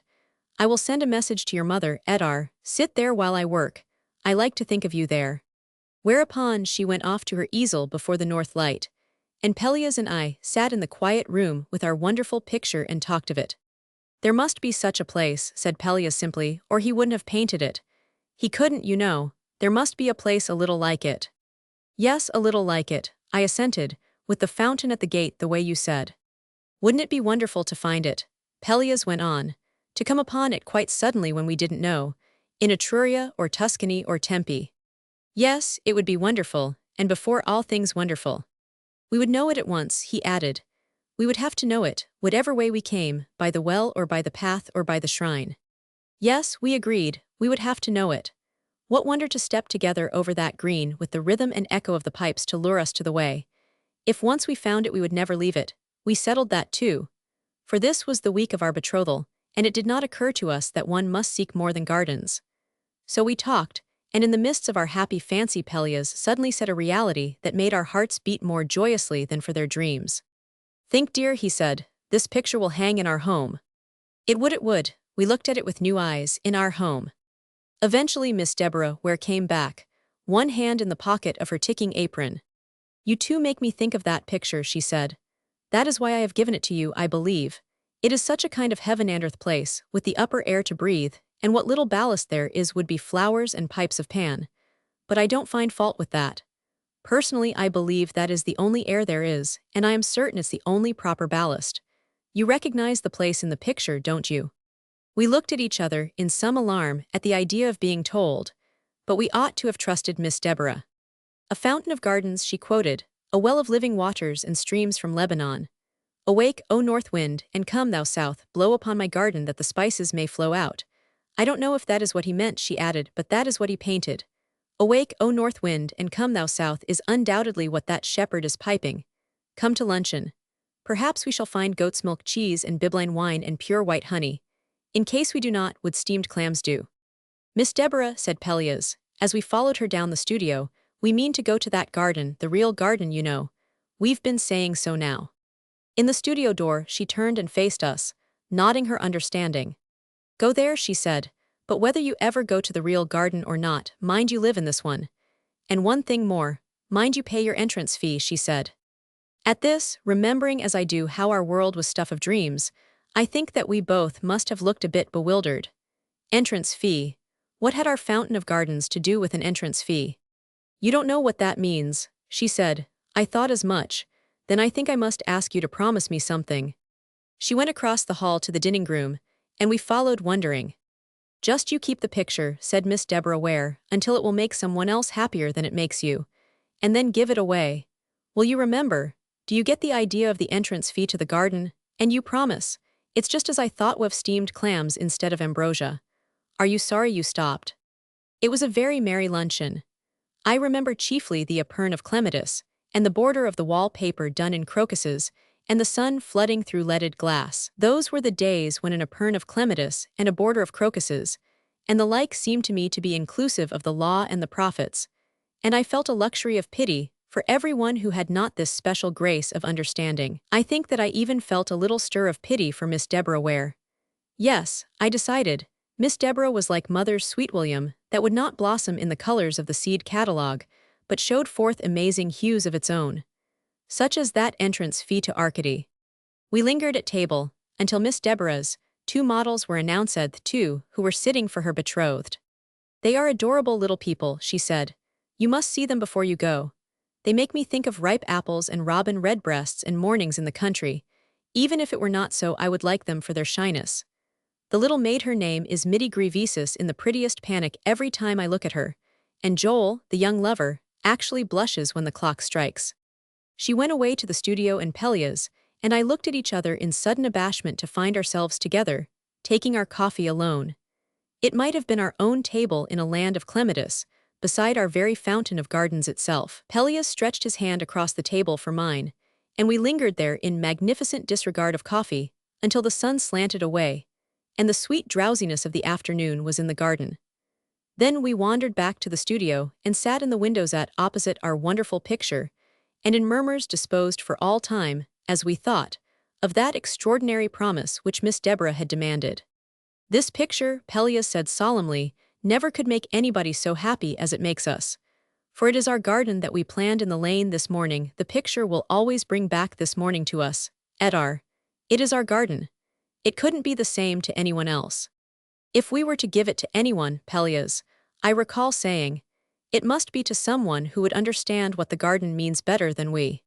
Yes, he assented, someone who walks there all day long, someone who walks in beauty all the time. Thereafter we fancied ourselves standing by the shrine and looking in the well, and we saw our dreams take shape in the nebulous fall of the fountain. Of our betrothal week, it seems to me that that hour is sweetest to recall when I sat throned in the windows in my gown of roses, and Pelleas at my feet talked of our life to be. I think that there came to us from the wall the sound of the piping in our garden. Perhaps, although we had not then seen their faces, the mere presence of those other lovers was a part of our delight. Presently Miss Deborah Ware pushed aside the curtain in the far end of the studio. Now they are going to rest for a little, she said, and I must go down to the kitchen. But you may go about anywhere you like. It fell so silent in the studio that Pelleas and I fancied those other lovers to have gone out through the glass doors into the garden. And when Pelleas proposed that we go to the north window and look away over the valley, I think that we must have believed ourselves to be alone in the studio. At all events, I recall that as we went up the room, lingering before a cast or a sketch or a bit of brass, Pelleas had slipped his arm about me, and his arm was still about me when we stood before the north window, and he said, Etarre, have you thought of something? Have you thought that some day we shall stand before the picture of our garden when we are old? This was a surprising reflection, and we stood looking in each other's eyes trying to fathom the mystery which we have not fathomed yet. For even now we go wondering how it can be that we, who were we, are yet not we, and still the love persists. I know of nothing more wonderful in the world than that. But to youth, this thought brings an inevitable question. Will you love me then as much as you love me now? I asked inevitably. And when Pelleas had answered with the unavoidable more, I dare say that I promptly rebuked him with youths, but could you love me more? And I am certain that he must have answered with the usual divine logic of no, sweetheart. By which it will be seen that a May day in 1845 was as modern as love itself. Then for no reason at all, we looked toward the west window. And there, in the embrasure across the width of the great room, were standing Mitty Greaves and Joel, Miss Deborah's little love-models, and both Mitty's hands were crushed in Joel's hands, and he was looking into her lifted eyes, as if he were settling for all time some such question as had just been gladdening us. They did not see us, and as swiftly as if we had been the guilty ones, as indeed we were, we stole back to the other end of the studio, breathless with our secret. We felt such fellowship with all the world, and particularly the world of lovers, that so to have surprised them was, in a manner, a kind of delicious justification of ourselves. It was like having met ourselves in another world, where the heavenly principle which we already knew maintained with a heavenly persistence. "I dare say," murmured Pelleas joyously, "I dare say that they think they love each other as much as we do." We were sitting in the windows a little awed by our sudden sense of being sharers in such a universal secret, when Miss Deborah came back and forthwith summoned us all before the open fire. She had brought a great plate of home-made candy, thick with nuts. "Mitty and Joel," she said leisurely, "shall I tell you a secret? You are not the only ones who are in love, for these two friends here are like to be married before you are." Dear little Mitty in her starched white muslin frock, I can see her now, how she blushed and lifted her shy eyes. Mitty was the daughter of a laundress in the low grounds, and I remember the scrupulous purity of her white, threadbare gown. Miss Deborah had told us that her very hair looked ironed, and that it had long been her opinion that her mother starched her flaxen braids. And Joel, in his open-throated blue blouse, could no more have kept the adoration from his eyes when he looked at Mitty than he could have kept his shifting brown hands quiet on his knees. They belonged to the little wildbird people, a variety that I have since come to love and to seek out. "And why," Pelleas asked then, "are we likely to be married first? For I am afraid we have a whole year to wait." I recall that Miss Deborah tried to turn aside that question by asking us quickly how we had been amusing ourselves. And when Pelleas told her that we had been sitting before our wonderful picture, she talked about the picture almost as if she wished to keep us silent. "Up at the governor's house," said Miss Deborah, "they have wanted for years to buy it. The governor saw it when I had it in town, but the picture is yours now for all that. Don't you think that is a pretty picture, Mitty?" she asked.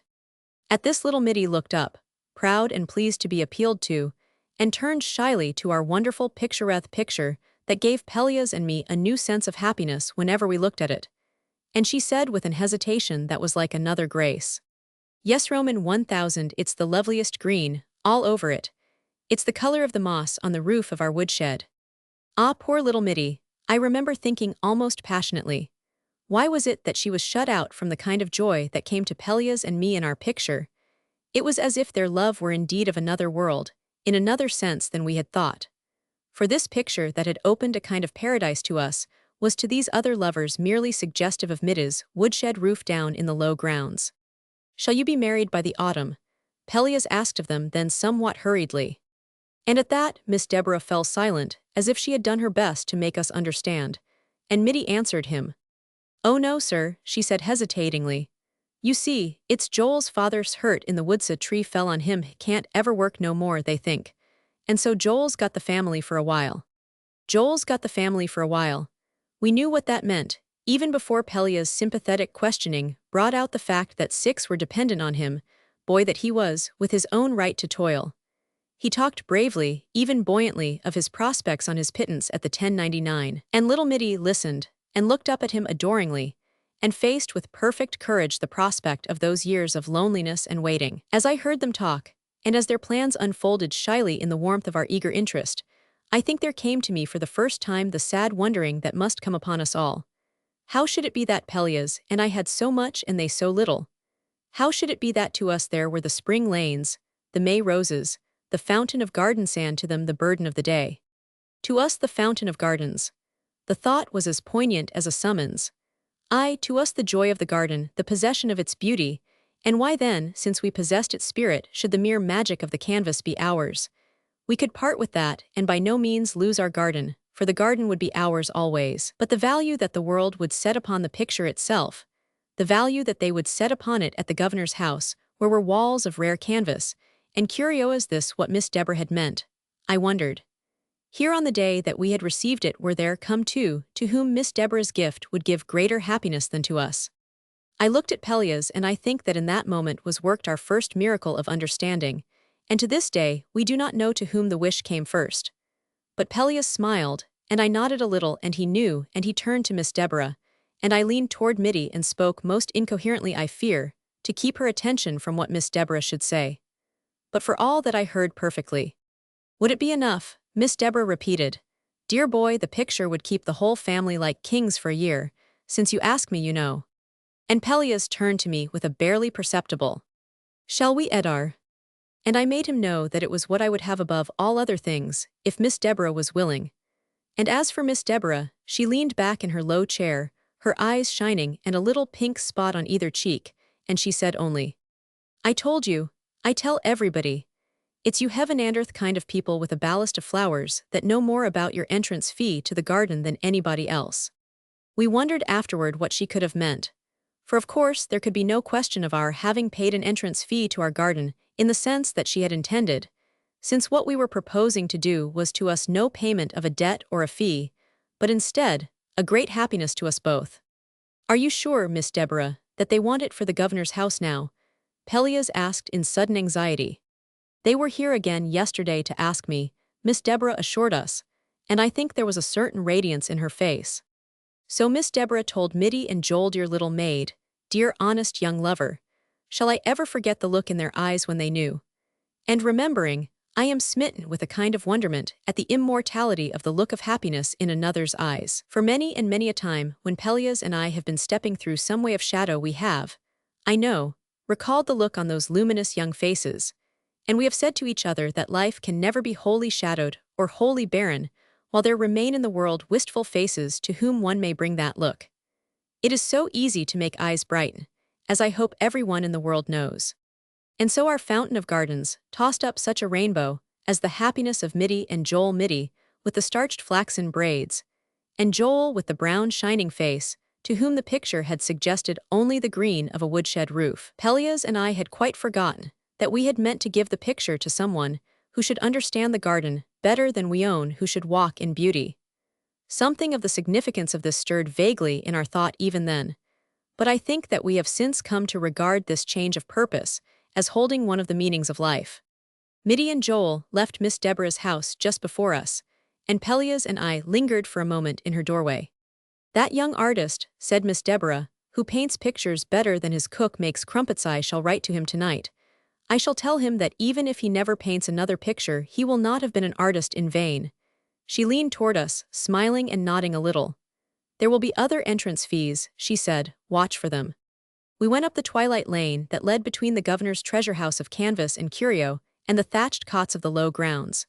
Save for the shadowy figures of Mitty and Joel walking before us, and waving their hands at the lane's turning, nothing was changed since the morning. Yet now the spirit of the place lived not only in its spell of bloom, but it lived also in us. Some door had been opened, and we had entered.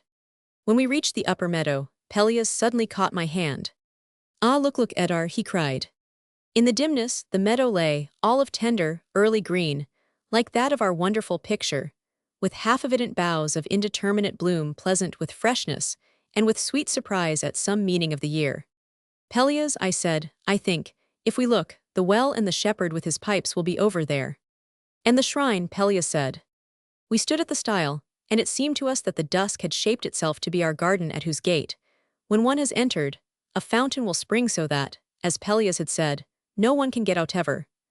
At the last we looked long in each other's eyes, and I think that we read there the secret of the garden that lies not in Etruria, or Tuscany, or Tempe, and we knew its living waters and its spices and its incommunicable spirit of rhythm and of echo.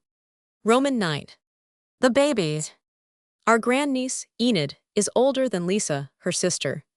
Indeed, Enid was 22 that spring, and had been for 2 years happily married in spite of the fact that Pelleas and I had had no hand in the wooing. To see Enid with her baby in her arms was considerably like watching a wild rose rock a butterfly, and no one can fancy how tenderly we two observed her.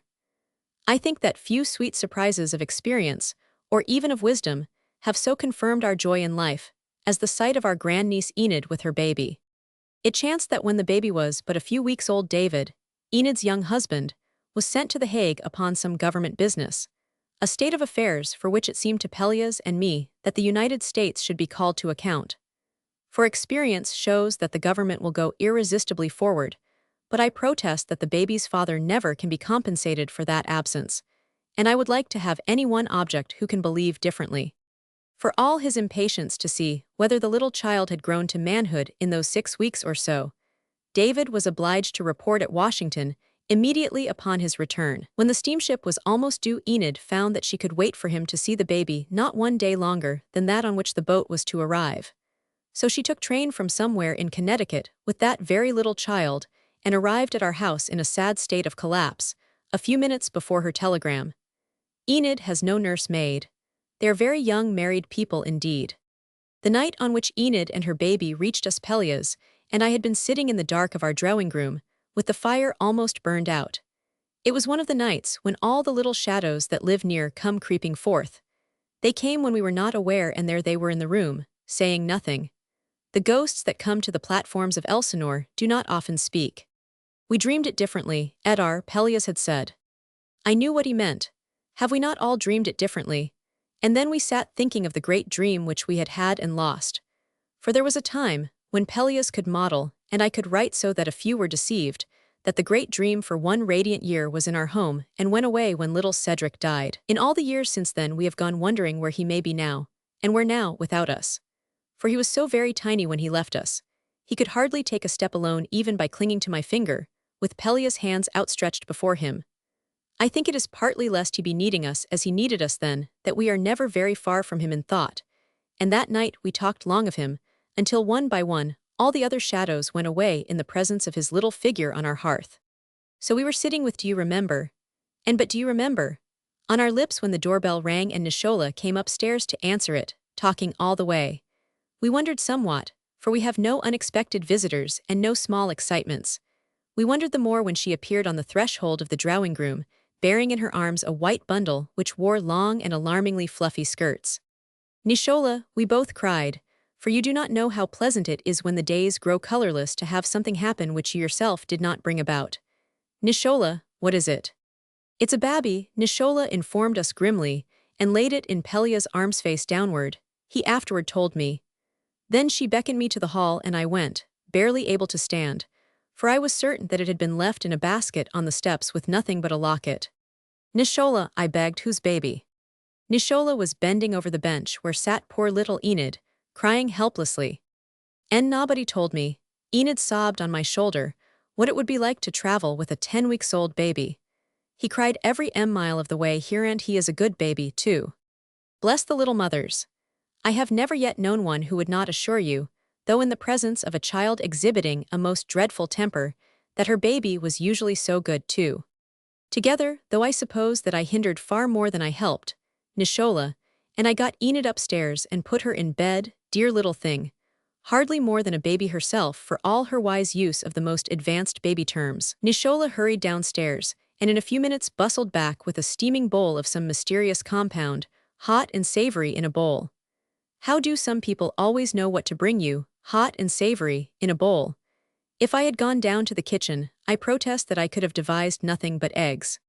Nishola insisted on feeding Enid. The impertinent old woman had observed that when I am excited my hands tremble. But whose do not? As for Nishola, I had often told her that she would not show emotion if an army with banners were to march in the front door. Instead of fear or sorrow or agitation, Nicholas' way of emotion is anger. And I should have expected her to remind such an army of the purpose of the doormat. You'd best, Nishola said to me over her shoulder, go downstairs and see after that bubby. Nishola dislikes a great many things, but the greatest of these dislikes is babies. When she passes one in its perambulator, I have seen her take the extreme edge of the walk. They ain't a bone in 'em, she once explained. When you go to pick 'em up they slimps. I deplored this failing of Nicholas as I hurried downstairs to Pelleas, but I was chiefly concerned to know how he had got on in my absence. Pelleas, who will not even hold my angora. No sound came from the drawing room. I entered fearfully, for even a man of genius is sometimes helpless. I have never known my own alarm more swiftly rebuked. He had managed to turn on the lights, and furthermore he had contrived to take off the baby's cloak and bonnet and veil, though usually he could as easily embroider a thing as to untie it, save after a very long time. And there sat Pelleas on the sofa with the baby in one arm, and he was gravely holding a lighted match a foot from its face. As I looked he threw the burned match in the grate, soberly lighted another, and repeated the performance. Evidently he construed some movement of the baby's face to be an answering smile, for he looked vastly pleased and encouraged, and instantly said clearly, Well, totally tall. Yes, and then added in a tone of the simplest conviction, of course. I hurried forward, laughing at him in spite of the sudden lump in my throat. It is sad for Pelleas to be nobody's grandfather when he looks so precisely like a grandfather on the stage. What are the matches for Pelleas? I cried. He looked up with the adorably abashed expression that I love to bring to his eyes. They keep its attention, he murmured apologetically, nothing else would. I think it's hungry. I cried scornfully, why it's a boy. Ah well now, Pelleas argued placidly, you said it's a boy, and I said it's hungry, what's the difference? And to this, there was really no response. The baby's disturbed babbling waxed to a steady fretting, which increased in volume and violence. Hungry he undoubtedly was. I remembered that Enid's black bag lay on the bench in the hall. I hurried to it, and there was the baby's empty bottle. When I came back, though Pelleas was lighting matches at a furious rate, the baby was crying at the top of his small strength. Hell disturb Enid, I said. Pelleas, I added, as one proposing revolutions, we must take the baby down to the kitchen and feed him. You to whom such sweet offices are the joyer the burden. Of every day, what can you know of the thrill of that moment to one whose arms have been empty for so long? I protest that holding the keys to The Hague, and all Europe, and the other continents, is not to be compared to the radiant responsibility of that moment. Pelleas promptly stood up and extended his arms. Take it, he said, with enchanting masculine helplessness. Pelleas will not even let me carry my primroses up and down stairs, but merely because this was a baby he resigned his rights. I had almost forgotten how humble men are in such a presence. I took the baby in my arms, and he settled down with that contented little gurgle which always attends a baby's changing hands, most subtly flattering the new nurse until the storm breaks afresh harder than before. This the storm did next, and I looked at Pelleas a little wildly. For whatever was to be done, I must do. Go first, said I firmly, and open the kitchen door. I followed him down the stairs, 1 foot at a time, and when he opened the door the sight warmed my heart. The kitchen was cheery and brightly lighted, a hot fire was blazing in the range, and the tea kettle was singing away to make the most miserable at peace. Sometime I shall write a letter to those who are of all men the bluest, and the substance of it will be, go and put on the tea kettle. I sat by the fire while Pelleas, by devious ways of pantry and refrigerator, sought out the milk, and we were very merry over warming it, for it was a wonderful occasion. Pelleas spilled a great deal of milk on Nicholas' perfectly polished griddlezo. I could not have loved him if in such a pleasant experience his hands had been perfectly firm and indifferent. Nicholas' hands would have been quite firm. That brown old woman has no tremors and no tears. And just as Pelleas had filled the baby's bottle, she appeared at the stair door. The baba's mother, she said, folding her arms, says you'd know about mixin' in the lime water and the milk sugar, and boilin' the bottles up, and washin' out the baba's mouth with carbolic acid. Nishola, we gasped. That's what she says, Nishola maintained firmly, some kind o' acid. I think she says her Aunt Septi told her. She says is to tell you or the baba'd starve. The young leddy acts like a cluckshikin. When she had gone back upstairs Pelleas, and I looked in each other's faces. I had forgot, I said weakly, Pelleas, they boil everything now. They do, said Pelleas helplessly. And they use 2 separate bottles, I recalled anxiously. And they. Pelleas wrinkled his eyes at the corners. Fudge, he said. Oh, I loved Pelleas for that fudge. Not that I do not believe in every improvement in the world, I do, and Pelleas holds the most advanced doctrines, but now and then I do love a fudge. Would you dare give him this warm milk? I asked him bravely. I certainly would dare, Pelleas answered clearly. We would take the baby to ride in an automobile, would we not? And as for danger. But Pelleas, I hesitated. I don't like to think we're behind the times, undermining the progress of society and science, and by then the displeasure of the baby was like that of a young god, neglected of Hebe. Pelleas handed me the bottle.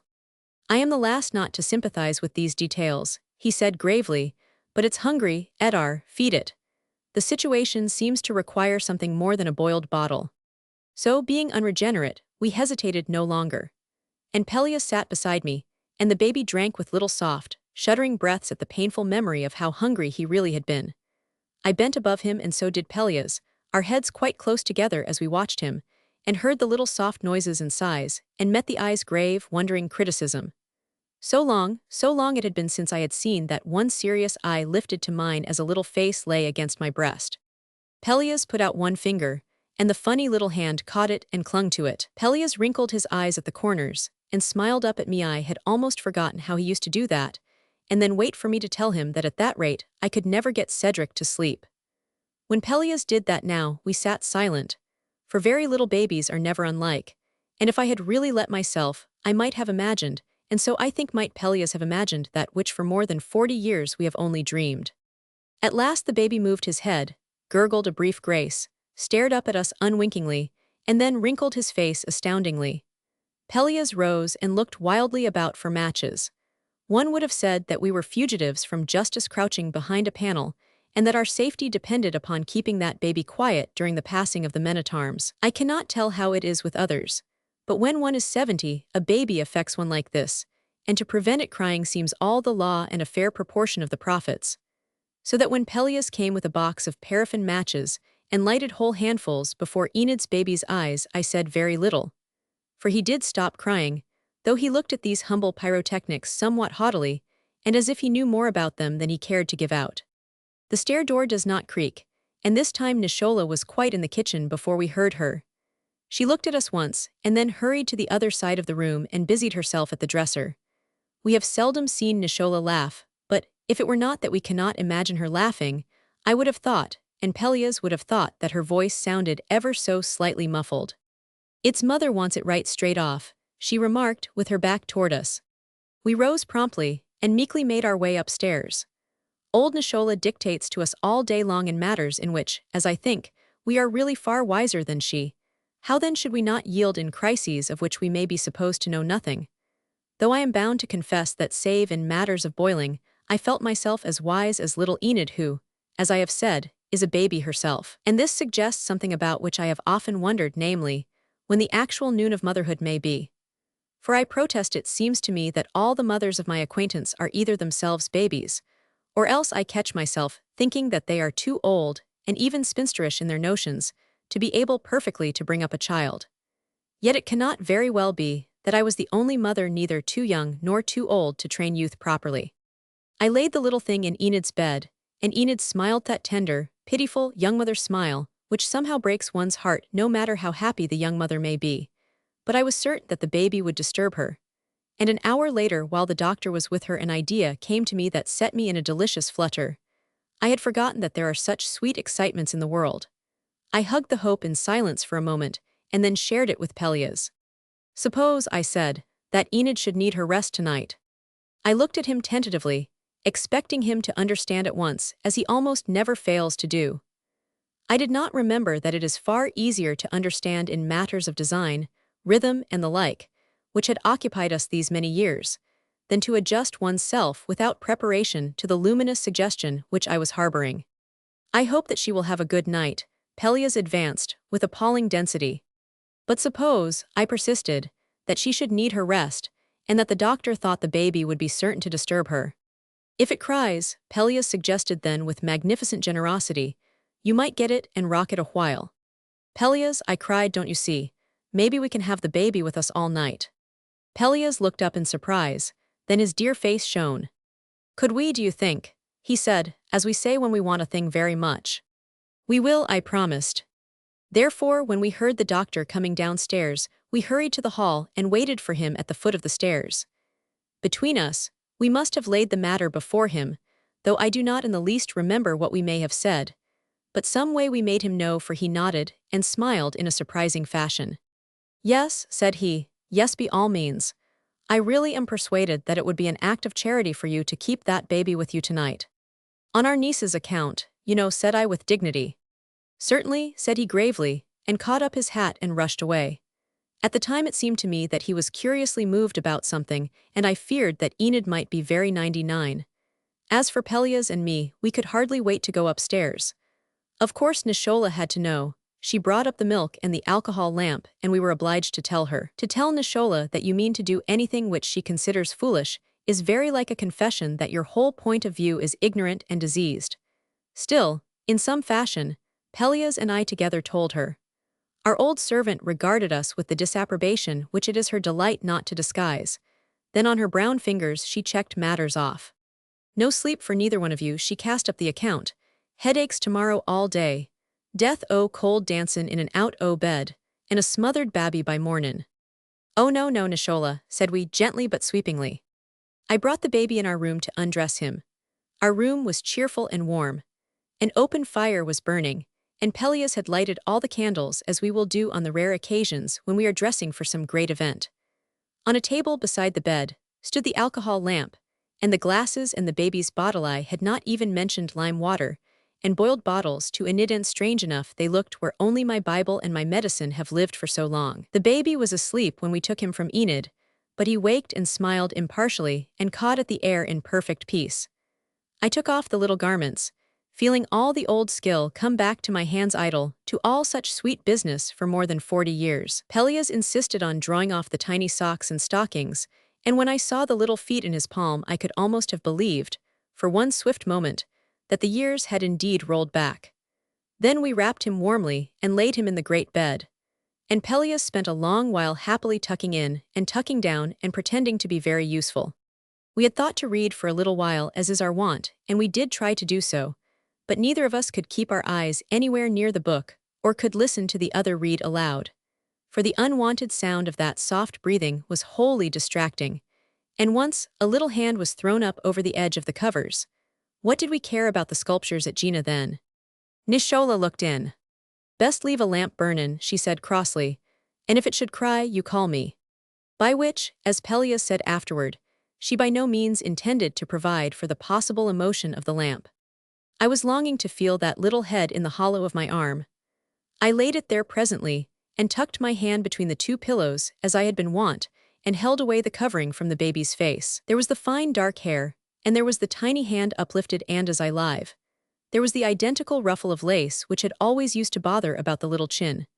In that first ecstatic moment I looked up at Pelleas almost frightened, half expecting the buoyant, youthful face and the dear eyes that were wont to look down upon Cedric and me. And the dear eyes smiled, for they have never changed. I lay very still listening to that quiet breathing, to the rustle and turning which is a tender language of its own. When one is 70, and closes one's eyes, it is wonderful how the whole world grows youthful. And when I had almost dozed, that tender rustling brought me back so happily that I could hardly tell which was memory of that other little head upon my arm, and which was now. At midnight, and twice later when the baby's food had to be warmed, it was I who did this, and the old familiar helplessness of Pelleas in this little presence delighted me beyond measure. Though when the baby grew impatient and cried, Pelleas valiantly lighted matches before him, and he fell silent and even smiled and slept again. I record it as a mere matter of history that in the intervals of these ceremonies I had not slept for a moment, for there had come thronging back such a company of memories, such a very flight of spirits of the old delight of our wonderful year when there was Cedric, that the world had no room for sleep at all. Sleep! I do not suppose that anyone would chide me for being wakeful at a ball, and nothing in the world could have been so delightful to me as were those hours when that little head lay on my arm.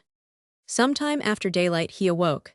Cedric had been wont to lie quietly as long as ever I would do so, but Enid's babyfer, it was Enid's baby for all our pretending, awoke and played with his fists. Then a fancy that had hovered over me all the night took shape, and I told it to Pelleas. Dear, I said, you know the things in the bottom drawer in the closet. Yes, he answered at once, I have been thinking about them. Suppose, I suggested, that we were Toto try some of them on the baby. I have been thinking the same thing, Pelleas said. It was not cold in the room, for we had kept the hearth alive all the night.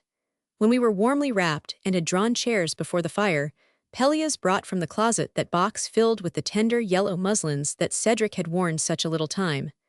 I chose the white batiste gown that I had made myself, every stitch, and over his little nightgown we put it on Enid's baby. He was very good, and crowed and nestled. And so we found the long white cloak that I had embroidered, and a bonnet that Pelleas had once selected himself, all alone, at a shop. And Enid's baby's arm doubled up in a ball when I tried to put it in a sleeve. I suppose that there never was a baby's arm that did not do this, but I have known only one little arm. And when the pink hand came creeping through the cuff, Pelleas caught it and kissed a toe. I had not thought for years how he used to do that. Now, I said, Pelleas, look now. Enid's baby sat on my knee, his back to us both. The little bent back in that white coat, the soft collar crumpling up about the neck in spite of me, the same little bonnet with the flower in the back and the lace all around. Pelleas and I looked at each other silently, and not so much in grief as in longing that was like the hope of heaven. We did not hear Nishola coming with our coffee, so she opened the door and saw the box on the floor and the things scattered all about. She knew what they were. She was with us when little Cedric was here, and she had not forgotten. She stood still, and then set the tray down on the table. "Drink your coffee," she called sharply, and was out of the room before we could speak. In a moment, when I could, and because Enid's baby cried then, I laid him in Pelleas' arms and went out to tell Nishola to bring more milk. And leaning against a bureau in the passage, Nishola stood crying as if her heart would break. "Go on away," she said, shaking her old grey head. "Go on away. X. The marriage of Katinka. I shall take my white latticecloth gown," I repeated obstinately. "You don't need it no more than what you do 2 heads, Mem," Nishola maintained. "But it is the first visit that I've made in 3 years, Nishola," I argued, "and it is quite the prettiest gown that I've had for." "Ya," Nishola denied, "you've got 4 sides of a closet hung full. And where you goin' but down on a farm for 3 days, take the kitchen stove if you must, but leave the dress here. Y'all be laughed at for fashionable." I wavered, and looked consultingly at Pelleas. It is one sign of our advancing years, we must believe, that Pelleas and I dislike to be laughed at. Our old servant scolds us all day long, and we are philosophical, but if she laughs at either of us, Pelleas grieves and I rage. Nicholas y'all be laughed at for fashionable humbled me.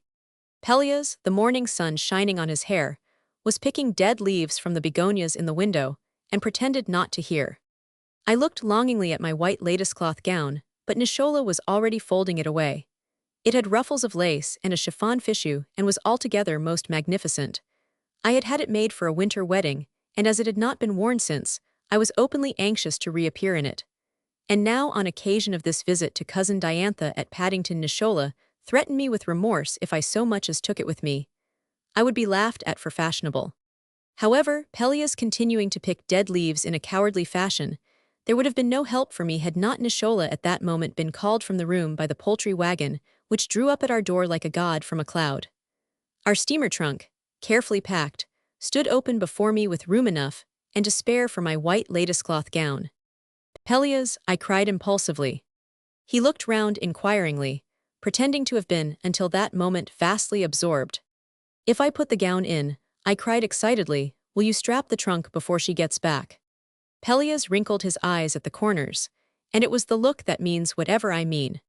In a twinkling, the gown was out of its tissues and tumbled in place in a fashion which would have scandalized me if I had been feeling less adventuresome. Pelleas, whose hands could have trembled with no more sympathy if he had been expecting to appear in the gown too, fastened the straps and turned the key, and we hurried downstairs. On the landing we met Nishola. "The trunk is strapped," Nishola said I firmly.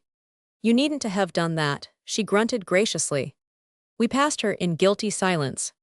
"If only there is actually a chance to wear the gown," I confided to Pelleas on the train that afternoon, "it will make it all right to have taken it." "What a shocking principle, Etarre," returned Pelleas, quite as if he had not helped. We were met at the Paddington station by something which cousin Diantha called the rig. It was forciated, and had flying canvas sides, which seemed to billow it on its way. From an opening in the canvas, cousin Diantha herself thrust out a red mitten as the bony driver was conducting us across the platform. Our cousin Diantha Bethune is the Minsby and plum-pudding branch of our family. We can never think of her without recollecting her pantry and her oven. And whereas some women wear always the air of having just dressed several children, or written letters, or been shopping, cousin Diantha seems to have been caught red-handed at slicing and kneading, and to be away from those processes under protest. She never reads a book without seeming to turn the leaves with a cook knife, and I think her gowns must all be made with apron fronts.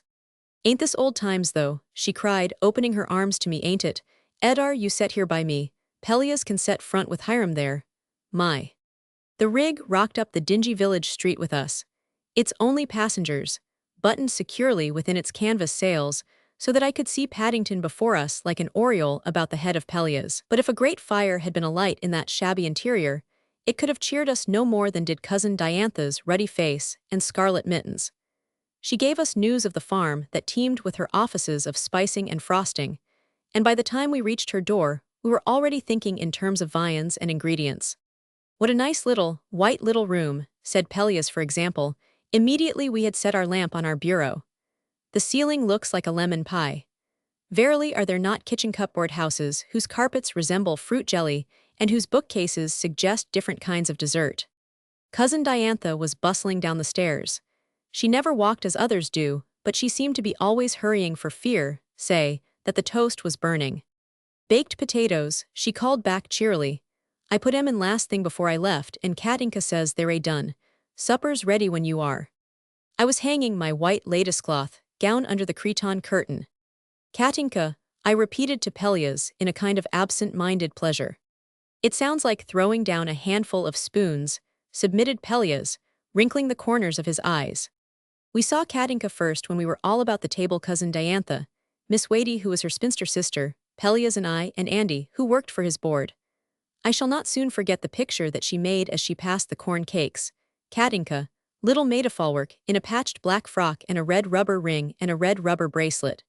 Her face was round and polished and rosy with health, and she was always breathless and clothed with a pretty fear that she was doing everything wrong. Moreover, she had her ideas about serving. Afterward told me that she had worked for a week at the minister's in Paddington, where everyone at breakfast, she added in an odd voice, had a finger bowl to themselves. Cousin Diantha, good soul, cared very little how her dainties were served so that the table was kept groaning, and Katinka had therefore undertaken a series of reforms to impress which she moved in a mysterious way.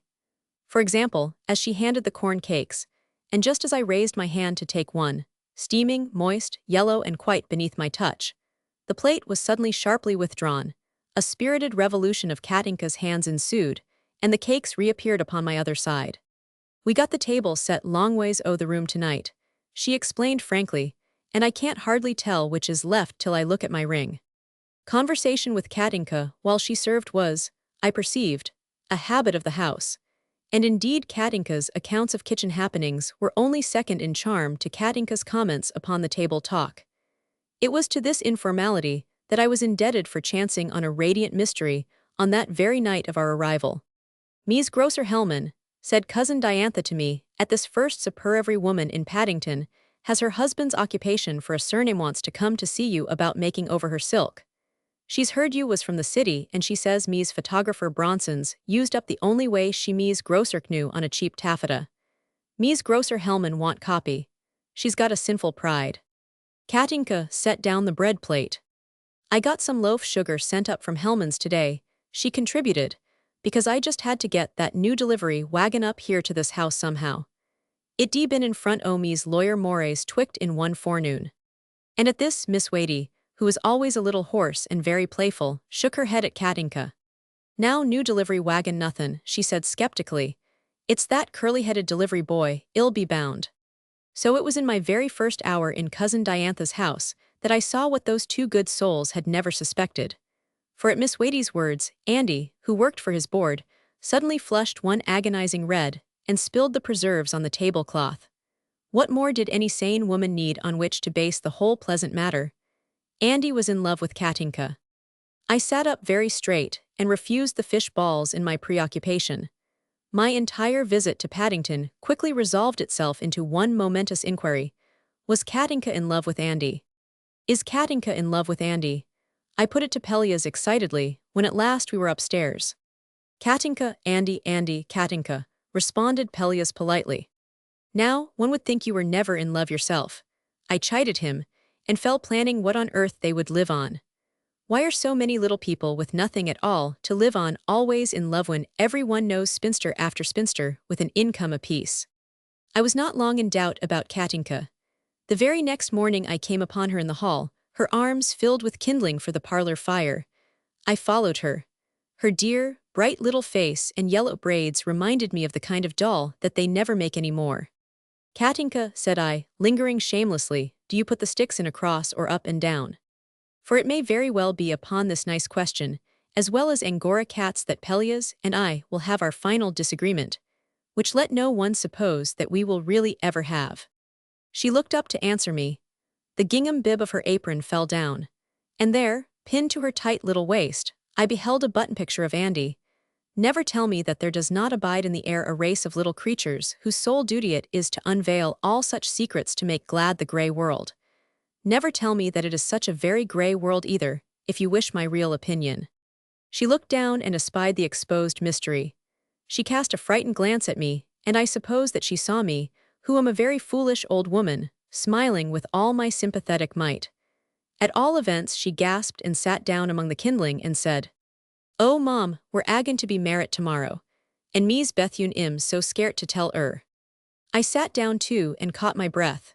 This blessed generation. I had been wondering if these two were in love, and on what they could live when at last they should make up their minds, and lo, they were to be married tomorrow. "Why, Katinka," said I, "where?" The little maid-of-all-work sobbed in her apron. "I do know, Mom," she said. "Andy, he's boardin' so, and I am a orphing." "I taught," mentioned Katinka, still sobbing, "maybe me's Bethune let us stand up by the dinnin' room windy. The hangin' lamp there looks some like a weddin' bell," Andy taught. The hanging lamp had an orange shade, and was done in dragons. "When I see you in Himla's night," Katinka went on, motioning with her stubby thumb toward the absent Pelleas, "I taught maybe you'd sign for seein' it done. I tall Andy so.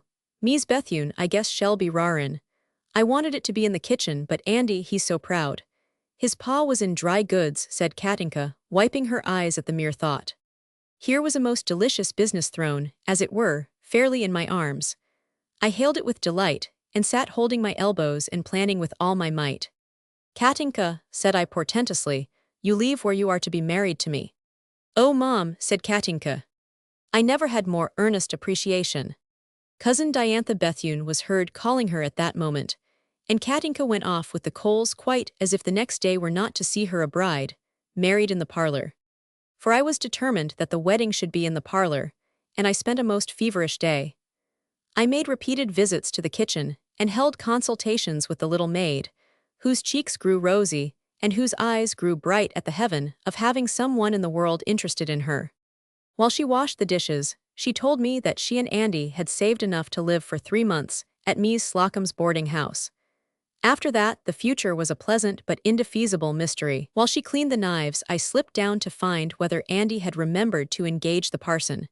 And he had done so, but at the risk of having the ceremony performed in the scullery, as the only available apartment. Andy, it appeared, objected to being married at the parson's house, and Katinka seemed to think that this also was because his father had been in dry goods.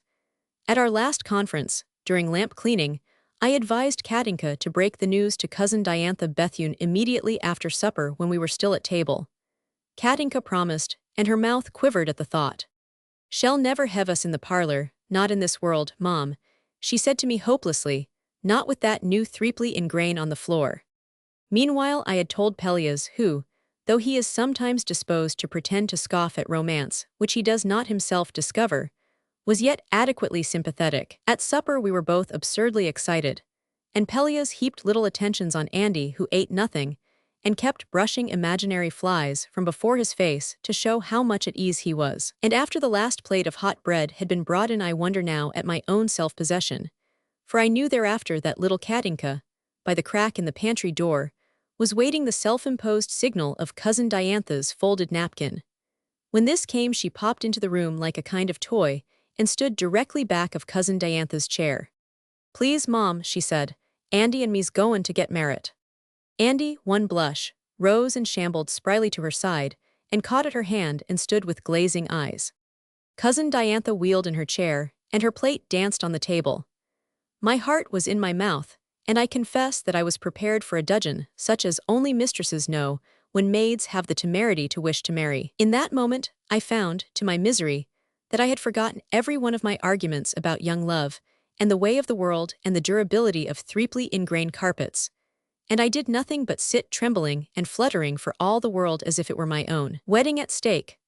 I looked beseechingly at Pelleas, and he nodded and smiled and rubbed his hands under the tablecloth. Though I could not have loved a man who would look either judicious or doubtful, as do too many at the very mention of anyone's marriage but their own. Dimly I saw Cousin Diantha look over her spectacles. I heard her amazed "Bless us, Katinka. What are you talking about?" And I half heard the little maid add tomorrow quite without expression as she turned to leave the room, loyally followed by Andy. And then, being an old woman and no longer able to mask my desire to interfere in everything, I was about to have the last word when Cousin Diantha turned to me and spoke. "Listen at that," she cried. "Listen at that. Tomorrow and not a scrap o' cake in this house. And a real good fruit cake had ought to be 3 months old at the least. I declare, it don't seem as if a wedding could be legal on sponge cake." I could hardly believe my ears. Not a word against the parlor, no mention of the threepenny in grain nor any protest at all. Cousin Diantha's one apprehension was concerning the legality of weddings not solemnized in the presence of a 3 months old fruit cake. The mince-be-amplum pudding branch of our family had risen to the occasion as nobly as if she had been steeped in sentiment. Upstairs Pelleas and I laughed and well-nigh cried about it. And Pelleas, I told him, Pelleas, you see it doesn't matter in the least whether it's romance or cooking that's accountable so long as your heart is right. So it was settled, and I lay long awake that night and planned which door they should come in and what flowers I could manage and what I could find for a little present. Here at last, I thought triumphantly as I was dropping asleep, was a chance to overcome Nishola by the news that I had actually found another wedding at which to wear my white lattice-cloth gown. With that I sat suddenly erect, fairly startled from my sleep. What was Katinka to wear? Alas, I have never been so firmly convinced that I am really 70, as when I think how I remembered even the parson, and yet could forget Katinka's wedding gown. Immediately I roused Pelleas. "Pelleas," I cried, "what do you suppose that dear child can be married in?" Pelleas awoke with a logical mind. "In the parlor, I thought," said he. "But what will she wear, Pelleas?" I inquired feverishly. "What can she wear? I don't suppose the poor child." "I thought she looked very well tonight," he submitted sleepily. "Couldn't she wear that?" And drifted into dreams. Wear that, the little tight black frock in which she served. Really, for a man who is adorable, Pelleas at times can seem stupid enough, though he never really is stupid. I lay for a little while looking out the high window at the Paddington stars, which some way seemed unlike town stars. And on a sudden I smiled back at them, and lay smiling at them for a long time. For little Katinka was very nearly my size, and I knew what she was to wear at her wedding. My white lattice-cloth gown. As soon as her work was done next morning, I called her to my room. It was 11 o'clock, and she was to be married at 12. "Katinka," said I solemnly, "what are you going to wear, child, to be married in?" She looked down at the tight little black gown. "I thought o' that," said the poor little thing uncertainly, "but I haven't got nothink nicer than what this is." She had thought of that. The tears were in my eyes as I turned to the cretonne curtain and pulled it aside. "Look, Katinka," I said, "you are going to wear this." There hung the white lattice-cloth in all its bravery of chiffon and fichu and silver buttons. Katinka looked once at that splendor and smiled patiently, as one who is wanted to everything but surprises. "La, Mom," she humored me, pretending to appreciate my jest. When at last she understood, the poor little soul broke down and cried on the foot of the bed. I know of no sadder sight than the tears of one to whom they are the only means of self-expression. Never did gown fit so beautifully. Never was one of so nearly the proper length. Never was such elegance. When she was quite ready, the red ring and red bracelet having been added at her request, Katinka stood on a chair to have a better view in the little mirror above my wash-basin, and she stepped down awestruck. "Oh, Mom," she said in a whisper, "I look like I was ready to be laid out." Then she went to the poor, tawdry things of her own which she had brought to my room, and selected something. It was a shabby plush book decorated with silk flowers and showing dogered gilt leaves. "I thought I'd carry this here," she said shyly. I opened the book, and my eye fell on these words written in letters which looked as if they had been dropped on the page from a sieve. "There may be sugar, and there may be spice. But you are the one I shall ever call nice." It was an autograph album. "Why, Katinka," I said, "what for?" "Well," she explained, "I know in the fashion pictures brides aluse carries books. I ain't got no other book than what this is. And this was Mother's bookets, all of hers I've got and I taught." "Carry it, child," I said, and little Katinka went down the stairs with the album for a prayer book. And lo, as the door opened my heart was set beating. For there was music, the reed organ in the parlor was played furiously, and I at once realized that Pelleas was presiding, performing the one tune that he knows, the long-meter doxology. The parlor blinds were open, the geraniums had been brought up from the cellar to grace the sills, and as crowning symbol of festivity Cousin Diantha had shaken about the room a handkerchief wet with cologne. Miss Wadey had contributed the presence of her best dress. Andy, blushing, waited by the window under the transferred wedding bell of dragons, pretending to talk with the parson and continually brushing imaginary flies from before his face. When he saw Katinka, he changed countenance and fairly joined in the amazed awe of the others. Indeed, the parson began the ceremony with Andy's honest eyes still reverently fixed on Katinka's gown. There was but one break in the proceedings. Pelleas, at Cousin Diantha's urgent request attempting to play softly through the ceremony, reckoned without one of the keys which stuck fast with a long buzzing sound and could not be released though everyone had a hand at it.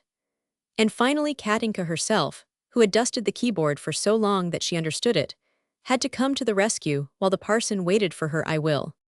As for me, by the time that it was all over I was crying softly behind the stove with as much enjoyment as if I had been Katinka's mother. And not until I bent my head to hide a tear did I perceive that I had not changed my gown that morning. As if because one is 70, that is reason for losing one's self-respect. Pelleas put the rest in my head. Etarre, he said, while we were having cherry sauce and seed cakes after the ceremony, you've got your grey gown, haven't you? Why yes, said I, not understanding. And you don't really need that white one, he hesitated. I saw what he meant. We looked across at the little bride, speechlessly happy in my old woman's finery. Not a bit, I said, loving Pelleas for his thought. We smiled at each other, with the tidings of a new secret. That is why, when we reached home 3 nights later, we permitted Nishola to unpack our trunk and had no fear. The white lattice-cloth gown was not there. The christening. The christening of Enid's baby, delayed until David's return from Washington, was to be at our house, because Enid and her little son had already come to us. But we, being past 70, could not so easily go up in Connecticut to Enid. At all events, that was what they told us, though Pelleas and I smiled somewhat sadly as we permitted our age to bear the burden of our indolence.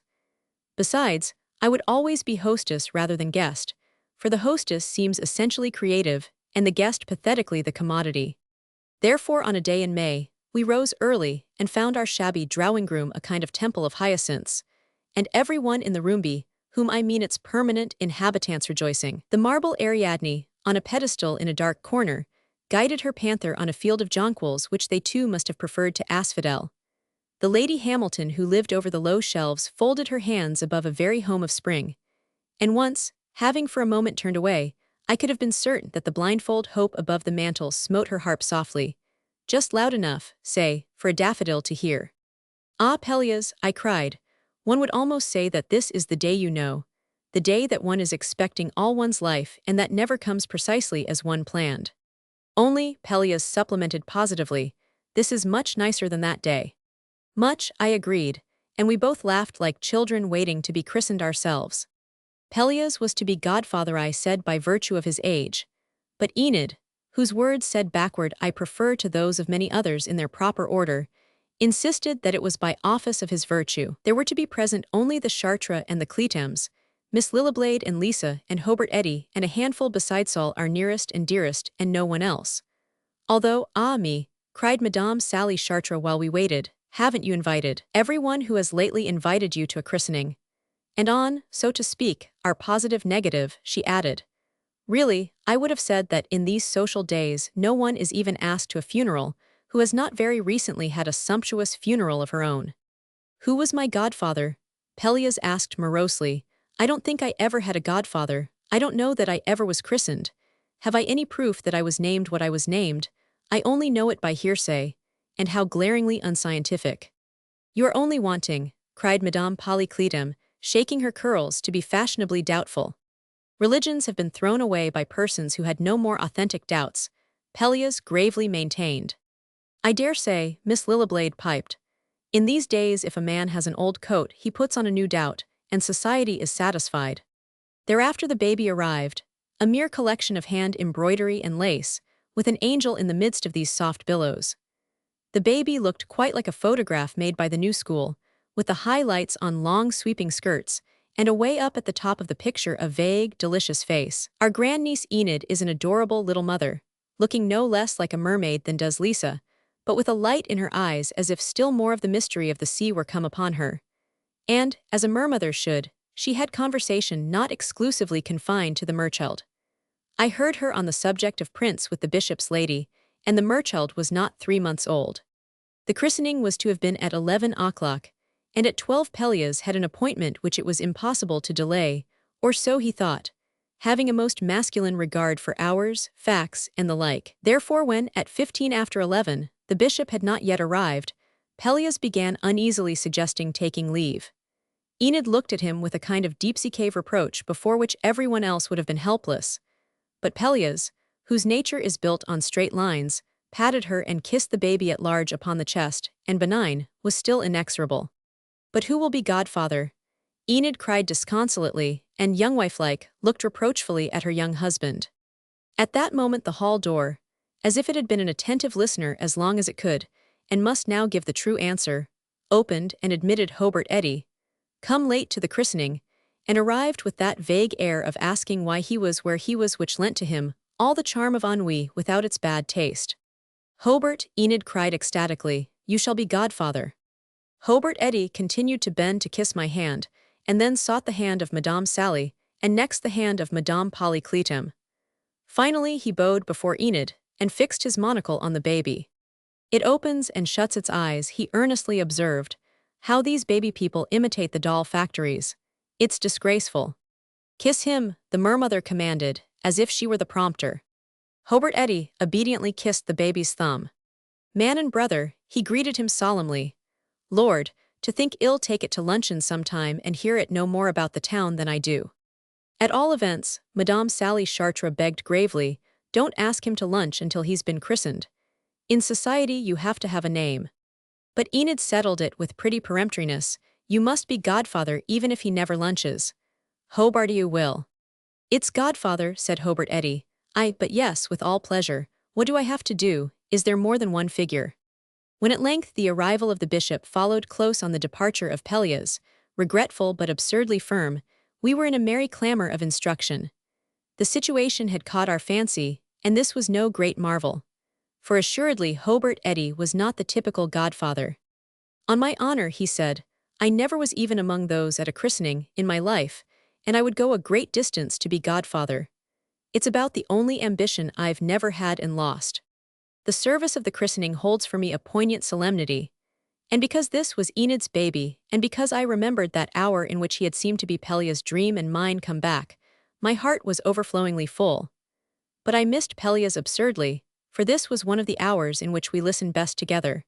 And to have learned to listen with some one brings, in that other's absence, a silence. But it was a happy hour, for the sun streamed gaily across the window boxes. There were the dear faces of our friends.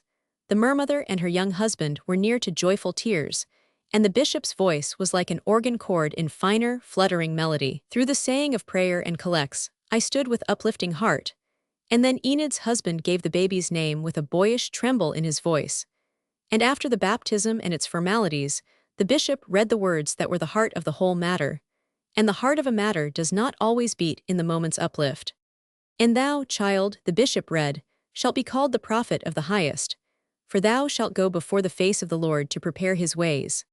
Through the tender mercy of our Lord, whereby the day spring from on high hath visited us, to give light to them that sit in darkness and in the shadow of death, to guide our feet into the way of peace."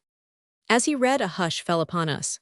It seemed suddenly as if our conventional impulse to see Enid's baby christened was an affair of more radiant import than we had meant. From the words of exhortation that followed, I was roused by a touching of garments, and I looked up to see a trim, embroidered maid holding the baby toward Hobart Eddy. The moment for his service as godfather was come. As he held out his arms, he questioned Enid briefly with his eyes, and then earnestly gave himself to establishing the little man and brother in a curve of elbow. It was, after all, I suppose him to have been reflecting, as sternly required of a man that he be an efficient godfather, as that he perfectly fill all the other offices of a man of the world. I even suspected him of a downward glance to be assured that the soft skirts were gracefully in place, quite as if he were arranging tableaux vivants.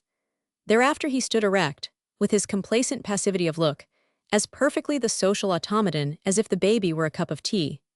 Really, to accept dear Hobart Eddy as godfather was rather like filling a champagne glass with cream.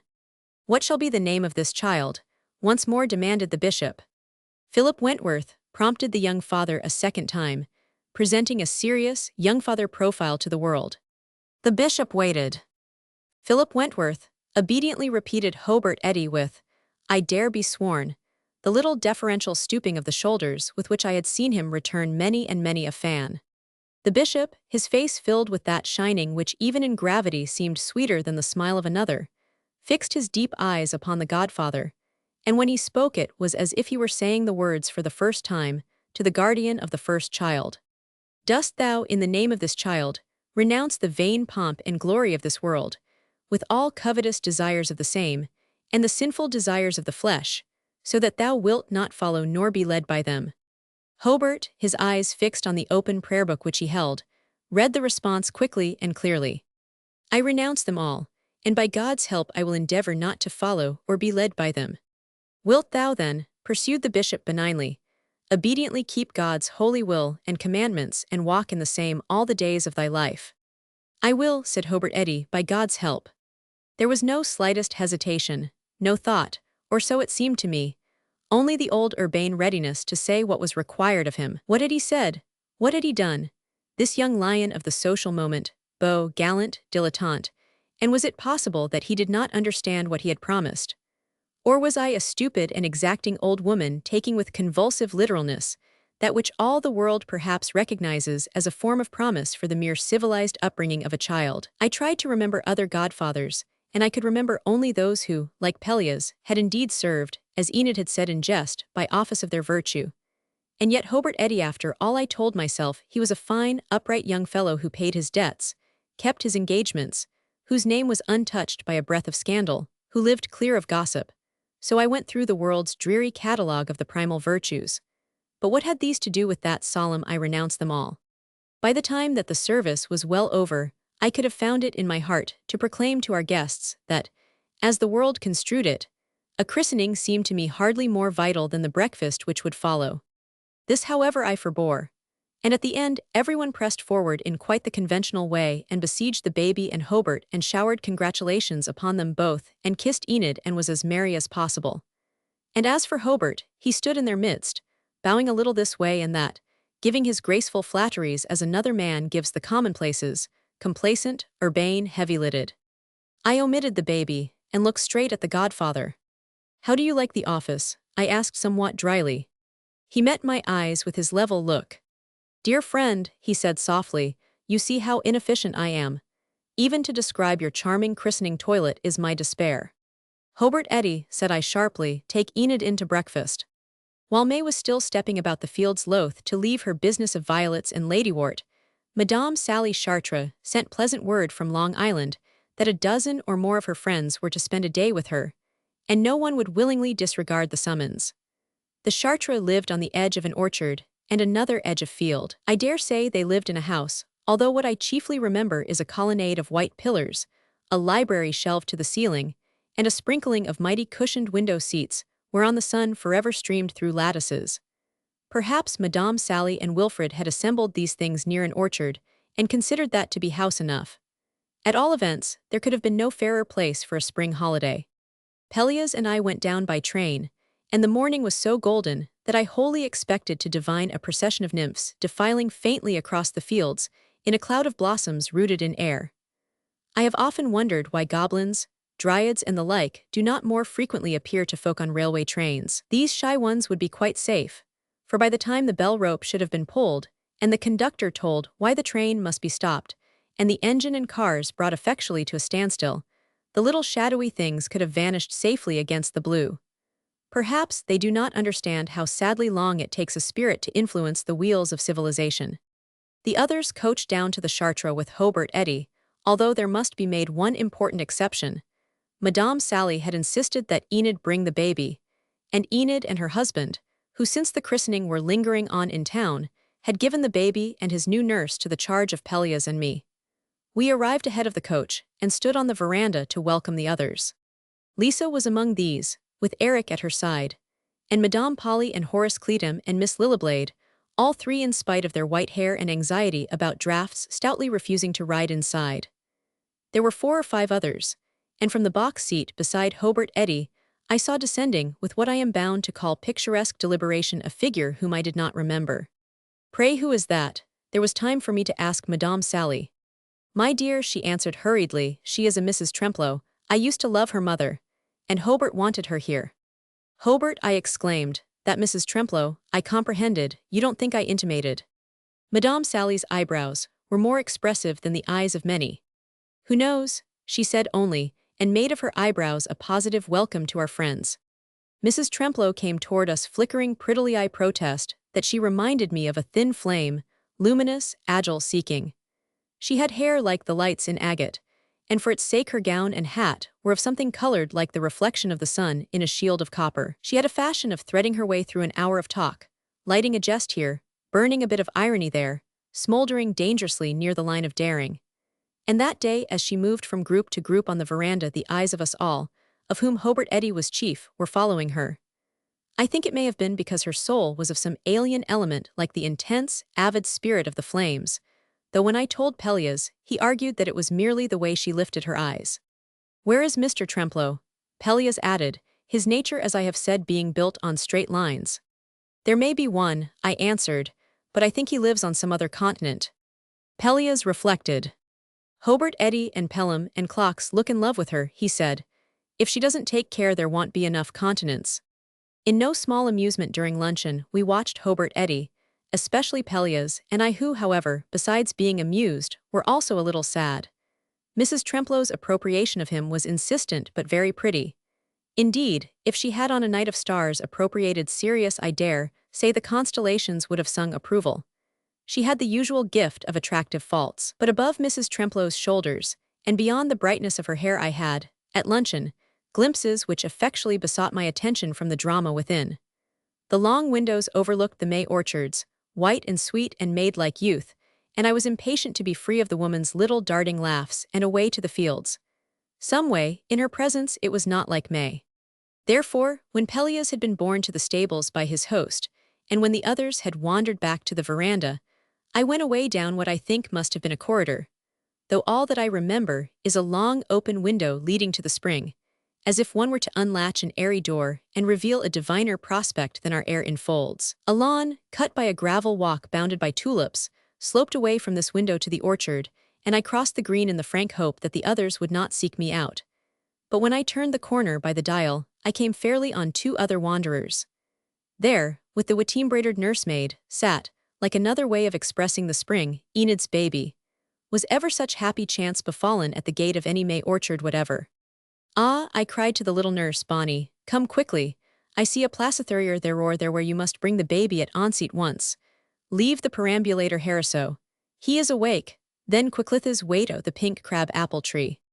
I sometimes believe that in certain happy case, I find every one beautiful. But I recall that Bonnie off, whom I shall have more to tell hereafter, that day, seemed to me so charming that I suspected her of being Persephone, with an inherited trick of caring for the baby as her mother cared for Demophoon. To the pink crab apple tree, what a destination! It had for me all the delight of running toward, say, the plane tree in the meadow of Bayekdeer. I remember old branches looking like the arms of Pan, wreath-wound, and rooms of sun through which petals drifted. Who could distinctly recall the raiment of such an hour? But at length by many aisles we came to a little hollow where the grass was greenest, hard by the orchard arbor, and we stood before the giant pink crab apple tree. Has anyone ever wondered that Sicilian courtiers went out asheparding, and that the round table, worn to green gowns, fared forth a-maying? "Spread the baby's rug," I cried to Bonnie. "Here is a little seat made in the roots for this very day. Pull him a branch of apple blossom so, and now run away, child, and amuse yourself. The baby and I are going to make an apple blossom pie." Bonnie, hesitating, at my more peremptory bidding, went away. I have no idea whether she was caught up among the branches by friendly hands, or whether the nearest tree trunk hospitably opened to receive her. But there, in May, with the world gone off in another direction, the baby and I sat alone. "Ooh-oh," said the baby, in a kind of lyric understanding of the situation. I held him close. These hours of Arcady are hard to win for the sheltering of dreams. Voices, sounding beyond a momentary rain of petals, roused me. Enid's baby smiled up in my eyes, but I saw no one, though the voices murmured on as if the dryads had forgotten me and were idly speaking from tree to tree. Then I caught from the orchard arbor Mrs. Tremplow's darting laugh. It was as if someone had kindled among the apple blossoms a torch of perfumed wood. "I am sailing on Wednesday," I heard her saying in a voice abruptly brought to sadness. "Ah, my friend, if I might believe you, would there indeed be happiness for you there with me, counting the cost?" It was of course Hobart Eddy who answered quite, I will be bound, as I would have said that Hobart Eddy would speak of love, with fine deliberation, as another man would speak the commonplaces, possibly with his little half-bow over the lady's hand, a very courtier of love's plaisance. She replied with that perpetual little snare of her laughter, laid like a spider web, from one situation to the next. "Come with me then," she challenged him. "Let us find this land where it is always spring." "Do you mean it?" asked Hobart Eddy. I do not know what she may have said to this, for the new note in his voice terrified me. Neither do I know what his next words were, but their deliberation had vanished, and in its stead had come something, a pulse, a tremor. I remember thinking that I must do something, that it was impossible that I should not do anything. I looked helplessly about the great empty orchard with its moxentinal trees, and down into Enid's baby's eyes, and on a sudden I caught him in my arms and lifted him high until his head was within the sweetness of the lowest boughs. He did what any baby in the world would have done in that circumstance. He laughed aloud with a little coo and crow at the end, so that anybody in that part of the orchard, for example, must have heard him with delight. The two in the orchard arbor did hear. Mrs. Tremplow leaned from the window. "Ah," she cried in her pretty soaring emphasis, "what a picture!" "Is he not?" I answered and held the baby high, on which she said some supreme nonsense about Elizabeth and the little John and Hobartsey. She cried. The two came out of the arbor, and Mrs. Tremplow made little dabs at the baby and then went picturesquely about filling her arms with blossoms. Hobart Eddy threw himself on the grass beside me and watched her. I looked at them all, at the woman who was like thin flame, at the man who watched her, indolent, confident, plainly allured, and at Enid's baby. And there, said I, abruptly to the baby, is your godfather. Hobart Eddy turned on his elbow and offered him one finger. "It's like being godfather to a rose," he said smiling, and his smile had always the charm and spontaneity of his first youth. "When the rose is 21, said I, and this luncheon party which I heard you prophesying the other day comes off, what sort of godfather will you be then, do you think?" "What sort am I now, for that matter?" he asked idly. "Ah, well then," said I boldly, "yes, what sort are you now? When one is past 70, and may say what one pleases, one is not accountable for any virtue of daring." He looked at me quickly, but I did not meet his eyes. I was watching Mrs. Tremplow lay the apple boughs against her gown. "Ah, pray don't," he besought. "You make me feel as if there were things around in the air waiting to see if I would do right or wrong with them." "There are," said I, "if you want me to be disagreeable." "But he said lightly, what have I to decide? Whether to have elbow bits on the leaders for the coaching Thursday, whether to give Eric his dinner party on the 8th or the 19th, whether to risk the frou-frou figure at Miss Lilliblade's cotillion.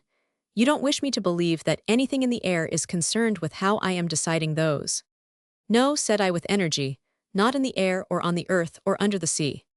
"Ah, well now," he went on with conviction, and gave to the baby a finger of each hand, beautiful, idle white fingers round which the babies curled and clung. "What can I do?" He put it to me with an air of great fairness. With no warning, I found myself very near to tears for the pity of it. I laid my cheek on the baby's head, and when I spoke I am not even sure that Hobart Eddy heard all I was saying. "In the name of this child," I repeated. Was there not something in the name of this child, something of renouncing and of not following after nor being led by? For a moment he looked up at me blankly, though still with all his urbanity, his conformity, his chivalrous attention. "I am not preaching," said I briskly, "but a gentleman keeps his word, and dies if need be for the sake of his oath, does he not? Whether it chances to be about a bet, or a horse, or a sea lion. For my own part, as a woman of the world, I cannot see why on earth he should not keep it about a christening." Hobart Eddy turned toward me, seeking to free his fingers of that little clinging clasp. "Jove," he said helplessly, "do they mean it that way?" "That way?" I cried, past the limit of my patience. I dare say that very many people who are married would be amazed if they were told that their oath had been meant that way. But they would sell their very days to pay a debt at bridge. That way. Let me ask you, Hobart Eddy, if I will, by God's help, does not mean quite as much at a marriage or a christening as it does in society. And at that Enid's baby, missing the outstretched fingers, suddenly leaned toward him, smiling and eager, uttering the most inane and delicious little cries. A baby without genius would simply have paid no attention. Hobart Eddy took the baby in his arms and looked down at him with something in his face which I had never seen there before.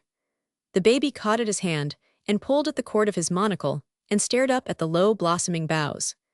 As for me, I fell gathering up stray petals in a ridiculous fashion, and I knew that my hands were trembling absurdly. I looked up as Mrs. Tremplow came toward us. She was dragging a burden of flowering branches, and she looked some priestess of the sun gone momentarily about the offices of the blossoming earth. "Ah, the baby," she cried. "Let me have the baby." Hobart Eddy had risen and had helped me to rise, and I fancy that he and Enid's baby and I hardly heard Mrs. Tremplow's pretty urgency. But when she let fall the flowers and held out her arms, Hobart looked at her and did not let the baby go. "This little old man and I," he said, "we understand each other, and we're going to walk together if you don't mind." On Wednesday, Mrs. Tremplow sailed for Cherbourg alone, but when I told Pelleas the whole matter he shook his head. If those two had intended eloping, he said, all the christenings in Christendom wouldn't have prevented. "Pelleas," I said, "I am certain. If those two had intended to elope," he patiently began it all over again. "All the—" "Pelleas," I urged, "I don't believe it." "If those two," I heard him trying to say. "Pelleas," I cried finally, "you don't believe it either." "Ah, well, no," he admitted, "I don't know that I do." Roman 12. An interlude. We saw Mrs. Tremplow once afterward. It was the following autumn in the Berkshire sand of that time, I must turn aside to tell. But the story is of Mrs. Tremplow's little girl, Margaret. Pelleas and I had gradually come to admit that Margaret knew many things of which we had no knowledge. This statement may very well be received either as proof of our madness or as one of the pastimes of our age. But we are reconciled to having both our pastimes and our fancies disregarded. We were certain that there are extensions of the experiences of every day which we missed, and little Margaret understood. This occurred to us the first time that we saw her. We were sitting on the veranda of a boarding house where we were come with Miss Willie Lillablade to be her guests for a week.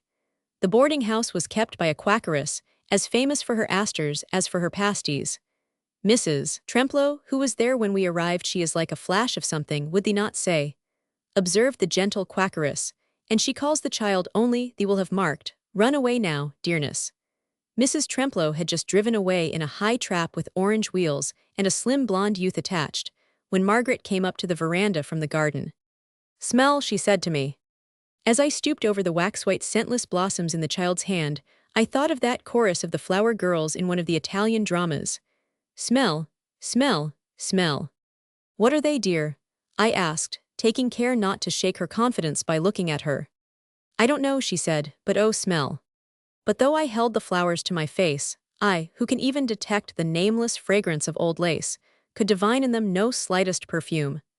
I held them toward Pelleas, dozing in a deep chair, and when he had lifted them to his face, he too shook his head. "It is strange," he said, "I would say that they have no odor." "They've such a beautiful smell," said the child, sighing, and took back her flowers with that which immediately struck Pelleas and me as a kind of pathetic resignation. It was as if she were wanted to having others fail to share her discoveries, and as if she had approached us with the shy hope that we might understand. But we had failed her. "Want you sit down here with us?" said I, dimly conscious of this and wistful to make amends. It is a very commonplace tragedy to fail to meet other minds, their fancies, their humor, their speculation, but I am loath to add to tragedy, and I always do my best to understand. We tried her attention that day with all that we knew of fairy stories and vague lore. She listened with the closest regard to what we offered, but she was neither impressed nor, one would have said, greatly diverted by our most ingenious inventions. Yet she was by no means without response. You were manifestly speaking her language, but a language about which Pelleas and I had a curious impression that she knew more than we knew. It was as if she were listening to things which she already understood in the hope that we might let fall something novel about them. This we felt that we signally failed to do. Yet there was after all a certain rapport, and the child evidently felt at ease with us. "Come and see us tomorrow morning," we begged when she left us. For having early ascertained that there was not a single pair of lovers in the house, possible or estranged, we cast about for other magic. In the matter of lack o' love in that boarding house, We felt as did poor Pepys when he saw not a handsome face in the Sabbath congregation. It seems, he complained, as if a curse were fallen upon the parish. Verily, a country house without even one pair of lovers is an anomaly ill to be supported. But this child was a gracious little substitute, and we waited eagerly to see if she would return to us. Not only did she return, but she brought us food for many a day's wonder. Next morning she came round the house in the sunshine, and she was looking down as if she were leading some one by the hand. She lifted her eyes to us from the bottom step. "I've brought my little sister to see you," she said. Then she came up the steps slowly, as if she were helping uncertain feet to mount. "Haverson can't get up so very fast," she explained, and seated herself on the top step holding one little arm as if it were circling someone. Pelleas and I looked at each other in almost shy consternation. We are ourselves ready with the maddest fancies, and we readily accept the imaginings of others and even, if we are sufficiently fond of them, their facts. But we are not accustomed to being distanced on our own ground. "Your little sister," said I, as naturally as I was able. "Yes," she assented with simplicity, "Haverson. She goes with me nearly all over. But she don't like to come to see people's very well." At this I was seized with a kind of breathlessness and trembling. It is always wonderful to be received into the secrets of a child's play. But here, we instinctively felt, was something which Margaret did not regard as play. "How old is she?" Pelleas asked. Ah, I thought, even in my excitement and interest, suppose I had been married to a man who would have felt it necessary to say, "But my dear little girl, there is no one there." "She is just as old as I am," explained Margaret. "We was born together." "Sometimes I've thought," she added shyly, "wouldn't it have been funny if I'd been made the one you couldn't see and Haverson been me?" "Yes," we agreed, finding a certain relief in the smile that she expected. "That would have been funny." Then, she continued, "It'd ha' been Haverson that'd had to be dressed up and have her face washed in a cool bath, 'stead o' me. I often wish it could be the other way round." She looked pensively down, and her slim little hand might have been straying over somebody's curls. "They isn't no ticular use in bane saw," she observed, "and Haverson's got everything else but just that." "But can she talk?" Pelleas asked gravely. "She can to me," the child answered readily, "but I do just as well as more would. I can tell what she says, and I always understand her. She couldn't be sure other folks would hear Harriet." Then the most unfortunate thing that could have happened promptly came about. Humming a little snatch of song and drawing on her gloves, Mrs. Tremplow idled down the long piazza. She greeted us, shook out her lace parasol, and saw Margaret. "My darling," she cried, "go in at once to your practicing. And don't come out again, please, until you've found a fresh hair ribbon." The child rose without a word. Pelleas and I looked to see her run down the steps, readily forgetful of her pretense about the little sister. Instead, she went down as she had mounted, with an unmistakable tender care of little feet that might stumble. "Run on, dearness. Don't be so stupid," cried Mrs. Tremplow fretfully, but the child proceeded serenely on her way and disappeared down the Astor path, walking as if she led someone whom we did not see. "She is at that absurd play again," said the woman impatiently. "Really, I didn't know she ever bored strangers with it." "Does she often play so, madame?" Pelleas asked, following her for a few steps on the veranda. Mrs. Tremplow shrugged. "All the time," she said. "Oh, quite ever since she could talk, she has insisted on this sister. Heaven knows where she ever got the name. I never heard it. She is very tiresome with itch, never forgets her. She saves food for Haverson. She won't go to drive unless there is room for Haverson. She wakes us in the night to get Haverson a drink. Of course I've been to specialists. They say she is fanciful and that she'll outgrow it. But I don't know, she seems to get worse. I used to lock her up, but that did no good. She insisted that I couldn't lock Haverson out. The idea. She has stopped talking the nonsense to me, but I can see she's never stopped pretending. When I have my nervous headaches, I declare the dear child gives me cold chills." When she was gone, Pelleas and I looked at each other in silence. Between the vulgar skepticism of the mother and the madness of believing that Margaret saw what we did not see, we hesitated not a moment to ally ourselves with the little girl. After all, who are we that we should be prepared to doubt the authority of the fancies of a child? "They've been to specialists," said Pelleas, shaking his head. The night was very still, moonless, and having that lack of motion among the leaves which gives to a garden the look of midsummer. Pelleas and I stepped through the long glass doors of our sitting room, crossed the veranda, and descended to the path. There we were wont to walk for an hour, looking toward the fields where the farmhouse candles spelled out the meaning of the dark as do children, instead of giving it forth in one loud, electric word as adults talk. That night, we were later than on other nights, and the fields were still and black. Etarre, Pelleas said, "Of course I want to live as long as I can, but more and more I am wildly eager to understand." "I know," I said. "I want to see my universe," he quoted. "Sometime," he went on, "one of us will know perhaps and not be able to tell the other. One of us may know first. Isn't it marvelous that people can talk about anything else? Although," he added, "I am heartily glad that they can. It is bad enough to hear many of us on the subject of beer and skittles without being obliged to listen to what we have to say on the universe."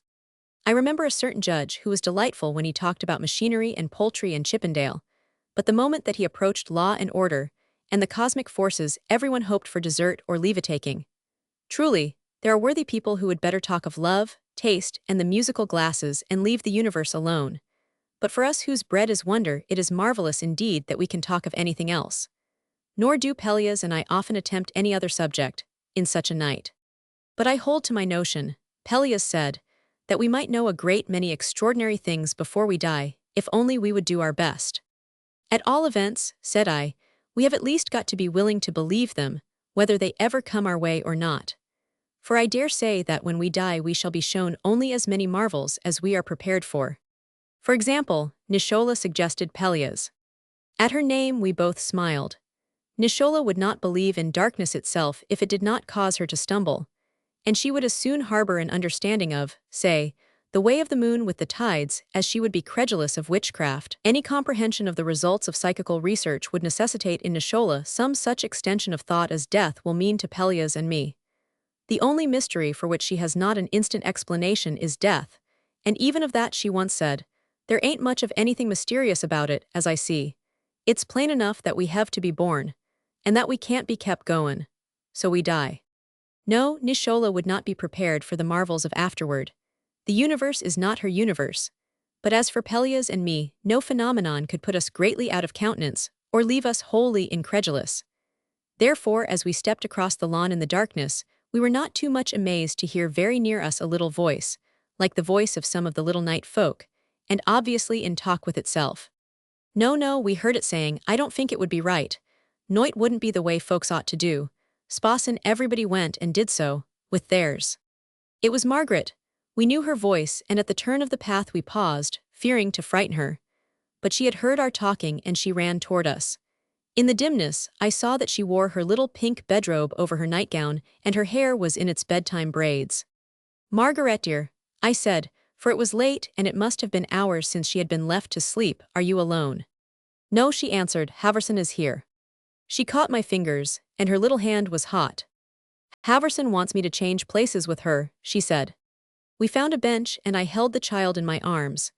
She was in no excitement but she seemed troubled, and she drew her breath deeply, in that strange, treble sigh which I have known from no other who has not borne great sorrow. Have I said how beautiful she was? And there was about her nothing sprite-like, no elfin graces, no graces of a kind of angelic childhood, such as make one fear for its flowering. She had merely the beauty of the child eternal, the beauty of normal little humankind. That may have been partly why her tranquil talk carried with it all the conviction which for some the commonplace will have. "Do you think I ought to?" she asked us seriously. "But see, dear one, how could that be?" I said soothingly. "What would you do and Haverson if you were indeed to change places?"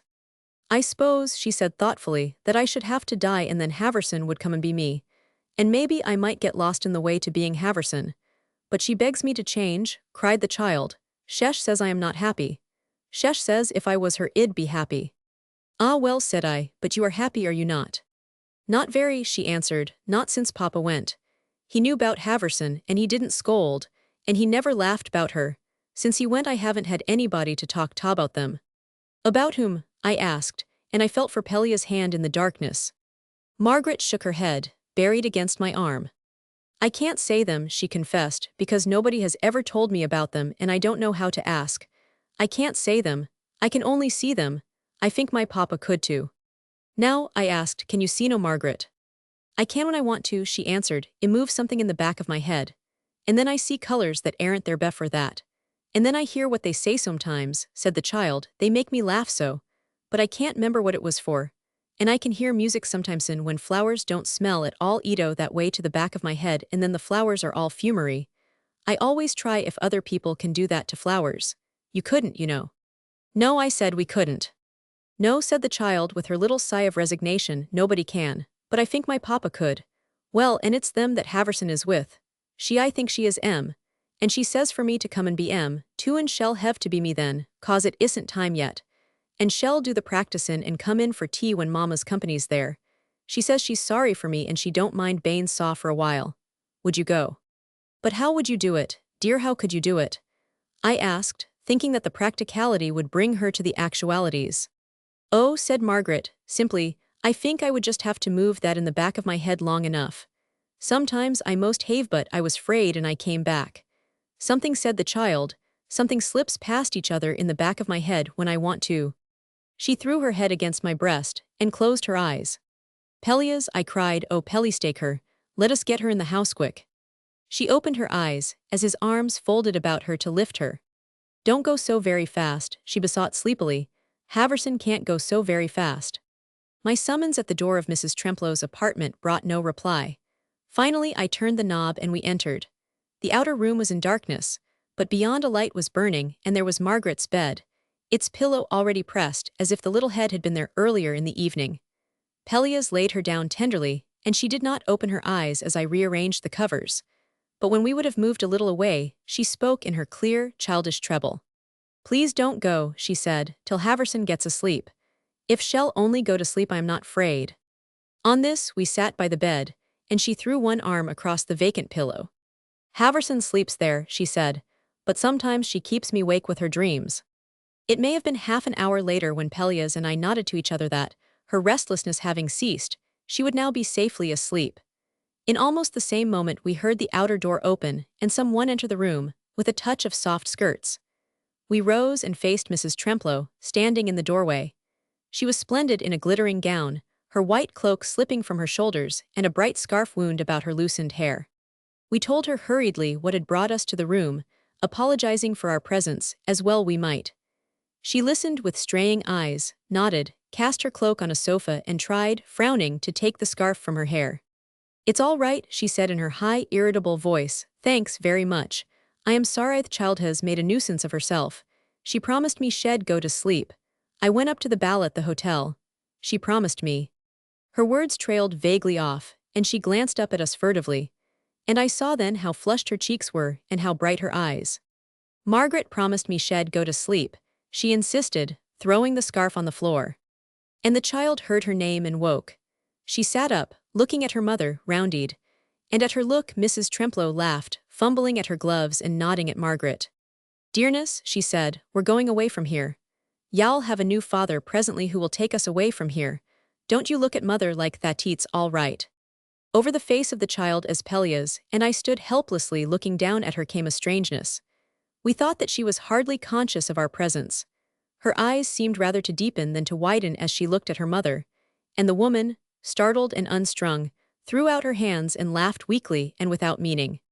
Mama, the child cried Mama, and did not take her eyes from her face. Oh Mama, you look as if you had been dead forever. Are you dead? You are dead, cried Margaret. Oh, they won't touch you, they are running away from you. Irradiated, sobbed the child and threw herself back on her pillow. Oh, papa me papa. She stretched her little arm across the vacant pillow beside her. Haverson, I will, we heard her say. As soon as we could we got the little quackeress, for Mrs. Tremplow fainted, and we were in a passion of anxiety for the child. She lay without moving, and when the village physician came he could tell us nothing. We slipped away to our rooms as the east was whitening, and I found myself sobbing helplessly. She will die, I said. She knows how to do it, Pelleas. She knows what we don't know, whatever it is we can't know till we die. Etarre, Pelleas besought me, I do believe she has made you as fantastic as she. But his voice trembled and his hands trembled, and it was as if we had stood in places where other feet do not go. But Margaret did not die. She was ill for a long time at the last, languidly, even comfortably ill, able to sit up to be amused. Mrs. Tremplow was to be married in town, and on the day before the ceremony Pelleas and I went in, as we often did, to sit with Margaret. She was lying on a sofa, and in her hands were some white, double lilies at which she was looking half-frowning. "These don't smell any," she said to us almost at once. "I thought they would. It seems to me they used to smell, but I can't find it now." She sat happily arranging and rearranging the blossoms, until someone who did not know of our presence came through an adjoining room and called her. "Margaret, Margaret." She did not move, nor did she seem to hear. "They are calling you, dear," Pelleas said. She looked up at us quickly. "What did they call me before, do you remember?" she said to us. "It wasn't that." Of the danger to the child I, in my sudden wild wonder and curiosity, took no thought. I leaned toward her. "Was it Haverson?" I asked. Her face brightened. "Yes," she said, "somebody used to call me that.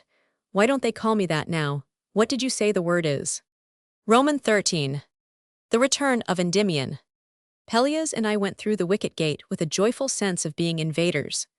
The gate clicked behind us, and we heard the wheels of our cab rolling irretrievably from us, and where we stood the June dusk was deep. We had let ourselves in by a little wicket gate in the corner of the stone wall that ran round Little Rosemont, the Long Island country place where our dear Avies and Lawrence Knight lived. We had come down for a week with them, and having got a later train than we had thought, we found at the station for Little Rosemont no one to meet us. So there we were, entering by that wood's gate and meaning to walk into the house as if we belonged there. Indeed, secretly we were glad that this had so befallen, for we dislike arriving no less than we dislike saying goodbye. To my mind, neither a book nor a visit, unless it be in uniform, should be begun or ended with a ruffle of drums. Meanwhile we would have our walk to the house, a half-mile of delight.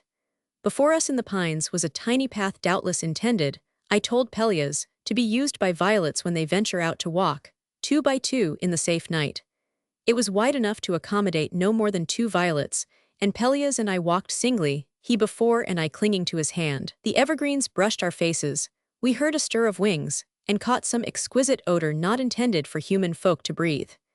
It was a half-hour to which we were sadly unwanted, for Pelleas and I are nominally denied all sweet adventures of naughty and such as we win we are wont to thieve out offhand, like this night walk, on which no one could tell what might happen. "Pelleas," I said, "it is absurd to suppose that we are merely on our way to a country house for a visit. Don't you think that this kind of path through the woods always leads to something wonderful?" "I have never known it to fail," Pelleas said promptly. For Pelleas is not one of the folk who, when they travel, grow just tired enough to take a kind of suave exception to everything one says. Nor does Pelleas agree to distraction. He agrees to all fancies, and very moderately corrects all facts, surely an attribute of the immortals. Then the path for violets took a turn, and we stood in the heart of things. And we saw that we had not been mistaken. The path had not been intended for dayfolk at all, we had taken it unaware, and it had led us, as was its very nature, to something wonderful. From where we stood the ground sloped gently downward, a tentative hill, not willing to declare itself, and spending its time on a spangle of flowers. We could see the flowers, for the high moon broke from clouds. And in the hollow stood a little building like a temple, with a lighted portico girt by white columns, and within, a depth of green and white. We looked, breathless, perfectly believing everything that we saw, since to doubt might be to lose it. Indeed, in that moment the only thing that I could not find it in my heart to fall in with was the assumption that we were in the New World at all. Surely, here was the old order, the Golden Age, with a temple in a glade and a satyr at your elbow. Could this be Little Rosemont, where we were to find Avies and Lawrence and Hobart Eddy and other happy realities of our uneventful lives? "Oh, Pelleas," I said in awe, "if only we can get inside before it disappears." "Maybe," murmured Pelleas, "if we can do that we can disappear with it. For we have long had a dream, we are too frequently besieged by the ways of the world to call it a hope that sometime they will come and take us, the wind or the day or any of the things that we love, and thus save us this dreary business of dying." We skirted the edge of the wood, looking down the while at that place of light. Within, figures were moving, there was the faint music of strings, and now and then we heard laughter. To complete our mystification, as we were well in line with the white portals, there issued from the depth of green and white a group of women, fair women in white gowns, and with unbound hair, they stepped to the grass plot before the door and moved at the direction of one who leaned, watching, in the white portico. At that we hesitated no longer, but advanced boldly across the moonlit green. And when I saw that the figure in the portico wore a frock of pink, and when I saw her lift her hand in a way sweetly familiar, I began to suspect that the time was not yet come when Pelleas and I were to vanish in such bright wise. Manifestly, Pelleas had come to the same conclusion, for when he reached a broad, flat rock beneath a birch, he beckoned me to sit there in the shadow where we could watch these strange offices. But the broad, flat rock proved already to be occupied. As we paused beside it, there sprang to his feet a boy who at first glance I protest to have looked quite like a god. He was so tall and fair under the moon. But in spite of that, he instantly caught at his cap and shuffled his feet in a fashion which no god would employ. "Oh," said he in a voice that I liked, for all his awkward shyness, "I was just sittin' here, watchin' 'em." Pelleas looked at him closely. "Are you sure," demanded Pelleas, "that you are not a shepherd who has conjured up all this on his pipe?" He nodded toward the hollow, and the young god smiled, looking dreadfully embarrassed as a god would look, charged with being a shepherd of dreams. He had some green thing in his hand, which as he stood bashfully drawing it through his fingers gave out a faint, delicious odor. "Is that mandrake?" asked Pelleas with pleasure. And to our utter amazement, the god answered, "Yes, sir, squeeze it on your eyes and you can see things a good ways off, they say." Shepherd or god, I liked him after that. I took a bit of the mandrake from him and asked him whether he had ever tried it and what he had seen. But at this, he blushed so furiously that as we moved away Pelleas hastened to set him at his ease by some crisp commonplace about the night. And there we left him, standing under the birch with his mandrake in his hand, looking down. I instantly guessed, for someone in that brightness below us in the hollow. "Pelleas," I said, "Pelleas, without any doubt there is somebody down there whom he wants to see. I dare say the temple may not be enchanted, after all. For that fine young fellow and his blushesthi seem to me very human." "That's the reason," Pelleas said most wisely, "why there is likely to be some enchantment about. The more human you are, the more wonderful things are likely to happen." That is true enough, and it was in very human fashion that next instant the figure in pink in the portico of the temple came swiftly toward us and took me in her arms. It was Avies, all tender regret for what she fancied to be her inhospitality, and as perfectly the hostess as if it were usual for her to receive her guests in a white temple. And manifestly it was usual, for when she had led us within, there on a papier-mâche rock on the edge of a papier-mâche ocean, sat Hobart Eddy himself and Lawrence Knight in a dress as picturesque as Hobart's. And about them in a confusion of painted idols and crowns and robes, were all the house party at Little Rosemont, and a score from the countryside. "Upon my word," Pelleas said, "they must have let us off at Arcady at last. I always knew I'd buy a through ticket some day." Hobart Eddy came forward, twitching an amazing shepherd's cloak about him, and shook his shepherd's crook at us. "I'm head goat," he explained, "but they let me call myself a goatherd because they think I want see through the offense." Then Avies, laughing, drew Pelleas and me away to tell us how at last her dream had come true, and that the White Temple was the theater which she had wanted for her guests at Little Rosemont, and that on Monday it was to be opened with some tableaux and an open-air play on the grass plot, under the moon. And when she had shown us all the charms and wonders of the pretty place, she led us away for our drive across the fields to the house. As we emerged on the wide portico, Pelleas stopped us with a gesture. "Look," he said softly, "look there. Really, you know, it's like being somewhere else." Between the two central pillars we could see the moon streaming full upon the tiled floor, and in the brightness, a little figure was standing, sandaled and crowned and in white, a solitary portress of this sylvan lodge. She had heard our approach and she turned, a radiant little creature with bright hair along her straight gown, and drew back and dropped a quick, unmistakable courtesy. I have seldom been more amazed than by the dipping courtesy of that crowned head. Then, I saw to my further bewilderment that the salutation had been intended for me, and as I looked at her, a certain familiarity in her prettiness smote me, and I knew her. "It is Bonnie," I said. "Oh, Mom," said Bonnie, "yes'm," and blushed and waxed still prettier. And this was Bonnie, the little maid whom I had last seen as I sat with Enid's baby under the pink crab apple tree, and she was come to Little Rosemont, Avies told me later, because her mother lived there in charge of the cedar linen room. So her mother cannot have been Demeter after all. I remembered her because of her really unusual prettiness, which in print gowns and white caps was hardly less notable than in this splendor of white robe and unbound hair. It was easy to see why Avies had pressed her in service for the Monday tableaux. It was easy to see that no one could be more charmingly picturesque than Bonnie. And as I looked down in her face, upturned to answer some slight thing that I was saying to her, In a flash, something else was clear to me. With Bonnie here in this fair guise, was it not the easiest matter in the world to see who had been in the mind of that fine young fellow up yonder there, with Mandrake in his hands? It was a wild guess, if you like, but a guess not difficult to make in that place of enchantment. I protest that there are nights when one suspects one's very gateposts of observing each other kindly across one's gate. Bonnie, said I with an instant intention, come to my room tonight, please, and help me about my unpacking.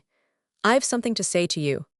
Oh, yes'm, said Bonnie, and I went away smiling at the incongruity of having a radiant creature in a diadem to brush my sad gray curls. I have put her in a tableau, Aves said, in the carriage in the Return of Endymion. She is a quaint little Diana. I have never seen such hair. On which Aves, I asked serenely, who, pray, is that fine young fellow hereabout who is in love with Bonnie? Aves, sitting tranquil in the white light with a basket of rhinestones in her lap, looked flatteringly startled. Half an hour on the place, Aunt Etarre, she said, shaking her head, and you know our one romance. So does Pelleas, I claimed defensively, or at all events he has actually talked with the lover. Pooh, said Pelleas in that splendid disdain which, in matters of romance, he always pretends. We were talking botany. That's he, said Aves, nodding. Bonnie's sweetheart is the young undergardener, if you can call a man a sweetheart who is as shy as Carl. He is really faint heart. But I think those two little people are in love. Then I learned how, ever since the coming of Bonnie to Little Rosemont, this big young Carl had paid her the most delicate and the most distant attention. He had brought roots of violets and laid them outside her window ledge, and he had tossed in her blind clusters of the first ladyslippers and the first roses. But though all the household at Little Rosemont had good-naturedly done what it could to help on the affair, some way it had not prospered. And as I listened, I resolved past all doubting that something must be done. For Pelleas and I are fain to go through the world seeking out people who love each other without knowing, and saying to them, fair heart and faint heart, take each other's hands and follow us. Still, I was obliged to be certain that Bonnie was in love as well as the young god whom we had surprised, and I meant to look in her eyes the while I named the name of this young Carl. I think that there are no eyes which I cannot read in a like circumstance, and the pastime is one of the delights of my hours. Bonnie, said I to the little maid as she brushed my hair that night, I've an idea that you were wishing something delightful when you stood in that great doorway tonight. Were you not? Oh, Mom, said little Bonnie, and I saw her face, shadowy above my own in the mirror, burn sudden crimson. Of course you were, said I briskly. Bonnie, I pursued, when I came upon you, I had just seen under a birch tree not far away a fine young fellow with a flower in his hand. Can that have been the undergardener? Oh, Mom, said Bonnie, I suppose, if he had a flower, and her voice trembled, and she did not meet my eyes in the mirror. Bonnie, said one, her eyes met mine.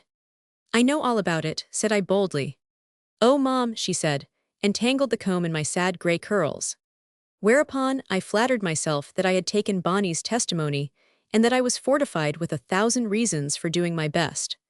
But it was not until the next day that I knew how, of all people, I could count on Hobart Eddy to help me to be a kind of servant of fate.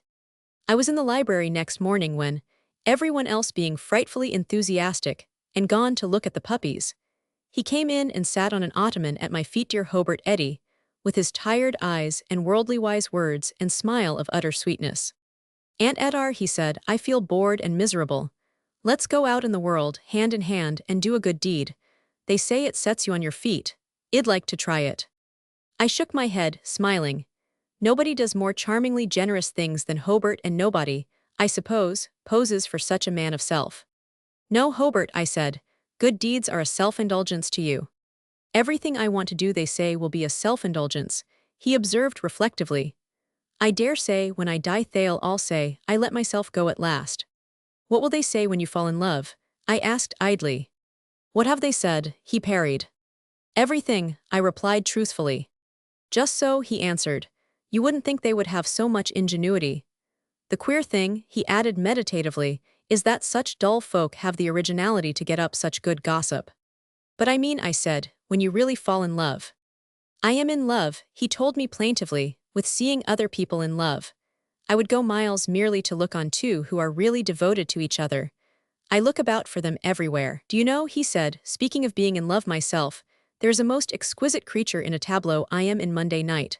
I am in love with her, but by Jove, it being a tableau, I can't say a word to tell her so. It's my confounded luck. Sometimes I think I am in a tableau all the time and can't say any of the things I really mean. And who may she be? I asked politely, being old to the meaningless enthusiasms of Hobart Eddy. By Jove, I didn't find out, he remembered. Nobody knew when I asked him. I suppose they were in a tableau, too, and speechless. I forgot to ask Avies. She's a goddess, asleep on a bank. She's Diana sandals and crown and all that. And I believe I am to come swooning down a cloud with a gold club in my hand. Anyway. Hobart Eddy, I cried, are you Endymion? But why not? He asked with a fine show of indignation. Do you think I should be just an ordinary shepherd, with no attention paid me? Hobart Eddy, I said, listen. Then I told him about Bonny and Faint Heart, young god of the gardens. And he heard me, smiling, complacent, delighted, and at the last, when he had seen what I had in mind, properly enthusiastic. Bonny is going to look beautiful Monday night, Hobart, I impressed him, and that boy will not be there to see her save from far off, with mandrake on his eyes. But he ought to be there to see her. And Hobart, why can you not take him to the wings with you for the tableaux, and pretend that you need him to help you?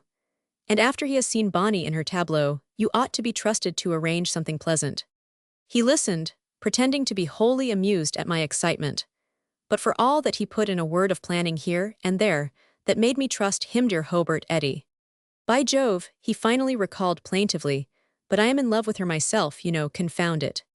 Ah, but think, I comforted him, how easily you can forget your loves. The night of Monday came like a thing of cloud that had been going before the day, and had become silver bright when the darkness overtook it. We walked through the park from the house Avies and Lawrence and Pelleas, and Hobart Eddy and I, across the still fields, never really waked from sleep by any human voice. And when we came to the little temple, the moon was so bright that it was as if we had passed into a kind of day made youthful, as we dream our days. Pelleas and I found our seats in one of the half-circle of boxes built of sweet boughs, open to the moon and walled by leaves. There was a vacant chair or two, and Avies and Lawrence and Hobart Eddy sat with us in turn, while the folk gathered guests from the near country houses, guests who had motored out from town, and the party from Little Rosemont. The edge of the wood was hung with lanterns, as if a shower of giant sparks were held in the green. How will it be, Hobart? I asked him eagerly as he joined us. Be the love story? Oh, he's up there, Hobart assured me, happy as anything. I think hell put grease paint in Endymion's eyes when he comes to make me up, he's that bereft. He dropped his voice. He has a bunch of scarlet salvia the size of a lamp, he confided. I think he means to fire it at us in the blessed middle of the tableau. I am a sentimental old woman. For all through that evening of beautiful pictures and beautiful color, I sat with my thought hovering about Bonny and that young Faint Heart. And yet I am not ashamed of that. What better could my thought hover round than such a joy, trembling into being? Pelleas, I whispered, oh Pelleas, look at those people there and down there. They don't know what a charming secret is happening. Pooh, said Pelleas, they never do know. Besides, he added, maybe they know one of their own. Maybe they do, I thought, and looked with new eyes on that watching half-circle, with moving fans and fluttering scarfs. That is the best thing about an audience, the little happy secrets that are in the hearts. When the return of Endymion was announced, I was in the pleasantest excitement. For I love these hours when love walks unmasked before me and I am able to say, such an one loves such an one, and oh, I wish them well. The music sank to a single strain that beckoned to the curtain of vines behind the portico. The lights were lowered, and a ripple of expectation, or so I fancied, ran here and there. And in the same instant, I heard beside me a familiar voice. Good setting for M, by Jove, it said, and there was Hobart Eddy, dropped down between Pelleas and me. Hobart, I said excitedly, Hobart Eddy, this is your tableau.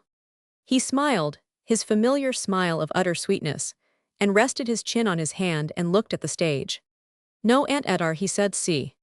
Before the portico the curtain of vines parted to the tremble of the violins.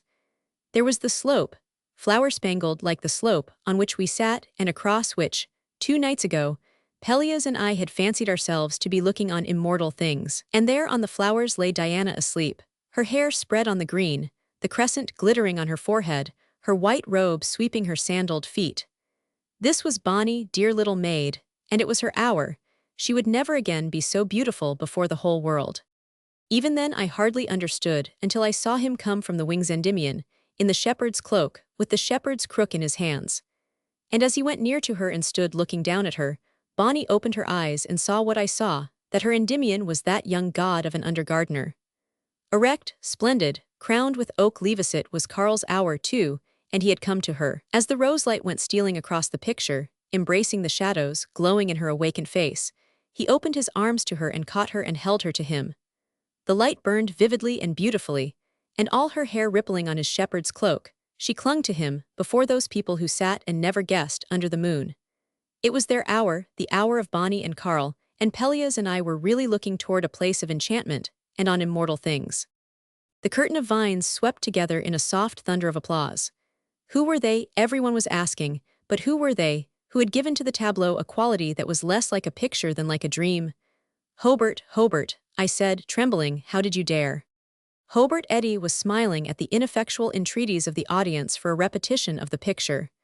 In vain they begged, the curtain of vines did not lift, the music swelled to a note of finality, and lights leaped up.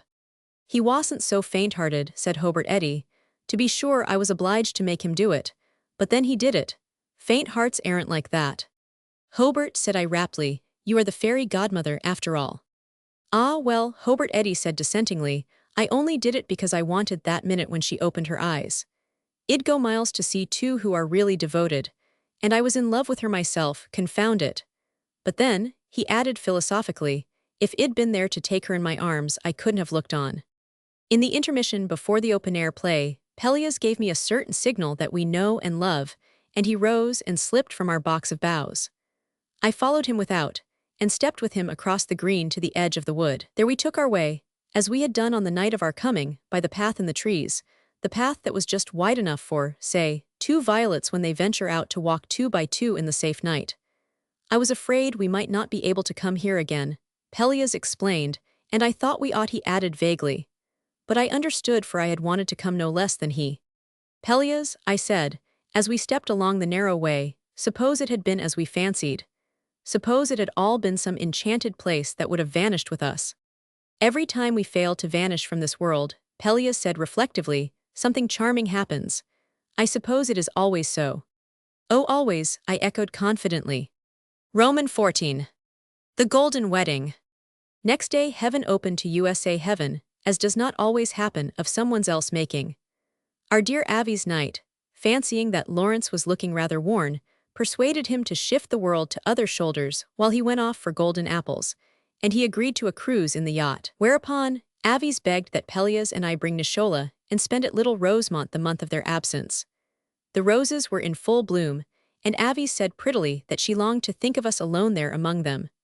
Really, to have inherited North America would have been nothing to this, for Little Rosemont is my idea of a palace, and I think is by far the most beautiful of the Long Island country places. Therefore Pelleas and I went in town to fetch various belongings and Nishola. Or I think I should say to approach Nishola, that violent and inevitable force to be reckoned with like the weather and earthquakes. Whatever will Nishola say? We had been wondering all the way on train and ferry, and whatever will Nishola say? We put it in a kind of panic, as Pelleas turned the latchkey at our house. We went at once to the kitchen, and as we descended the stairs we heard her singing low, like a lullaby, that passionate serenade, Calm Me Gentle from Don Pasquale. Her voice is harsh and broken and sadly alien to serenades, but the tones have never lost what might have been their power of lullaby. Perhaps it is that this is never lost from any woman's voice. At all events, old Nishola reduces street organ song, and hymn, and aria di bravura to this universal cradle measure. When we appeared thus suddenly before her she looked up, but she did not cease her song. She kept her eyes on us, and I saw them light, but the serenade went on, and her hands continued their task above the table. Nishola, I said, we are invited to a most beautiful place on Long Island to stay a month while our friends are away. We are to take you, and we must start tomorrow. The house has 140 rooms, Nishola, and you shall be my lady's maid, as you used. And nothing to do, Nishola, but pick roses and sing, Pelleas added, beaming. Our old serving woman pinched the crust about a plump new pie. On the board lay a straggling remnant of the dough for the guinea goat. Nishola always fashioned from the remnant of pie crust a guinea goat which she baked, and with a blanket of jelly ate, beginning at the horns. Once in her native Capri there had appeared, she had told me, a man from West Africa leading a guinea goat which she averred could count, and the incident had so impressed her that she had never since made a pie without shaping this ruminant quadruped. Whether there really ever was such a goat, I do not know, but Nishola believed in it, and in memoriam molded pie-crust goats by the thousand. She has even fried them as donuts too, but these are not so successful for the horns puff out absurdly. 140 rooms, Nishola, I said, and you shall be my lady's maid. Ya, Nishola rejoined, interrupting her song rather to attend to pricking the pie crust with a fork than to reply to us. Don't look for no lady maiding from me, mem. I'll be kept busy countin' up the windows, me. When do we start off? She wanted to know. Nishola evidently believed us to be jesting. Later, when she found that our extravagant proposition was the truth she pretended to have known from the first. We were in the midst of our simple preparations, when a wonderful thing occurred to Pelleas. I was folding my gown of heliotrope silk in its tissues, the gown with the collar of Mechlin which is now my chief finery, when Pelleas came in our room. Etarre, he said, you know what day comes next week, and now we shall spend it at Little Rosemont, alone. I knew what he meant. Had we not previously talked of it, and mourned that it was not possible to us to celebrate that day alone, as we had always dreamed that one's golden wedding day should be spent. Our wedding day or golden wedding day, I said. Pelleas nodded. As if they have not all been golden, he observed simply.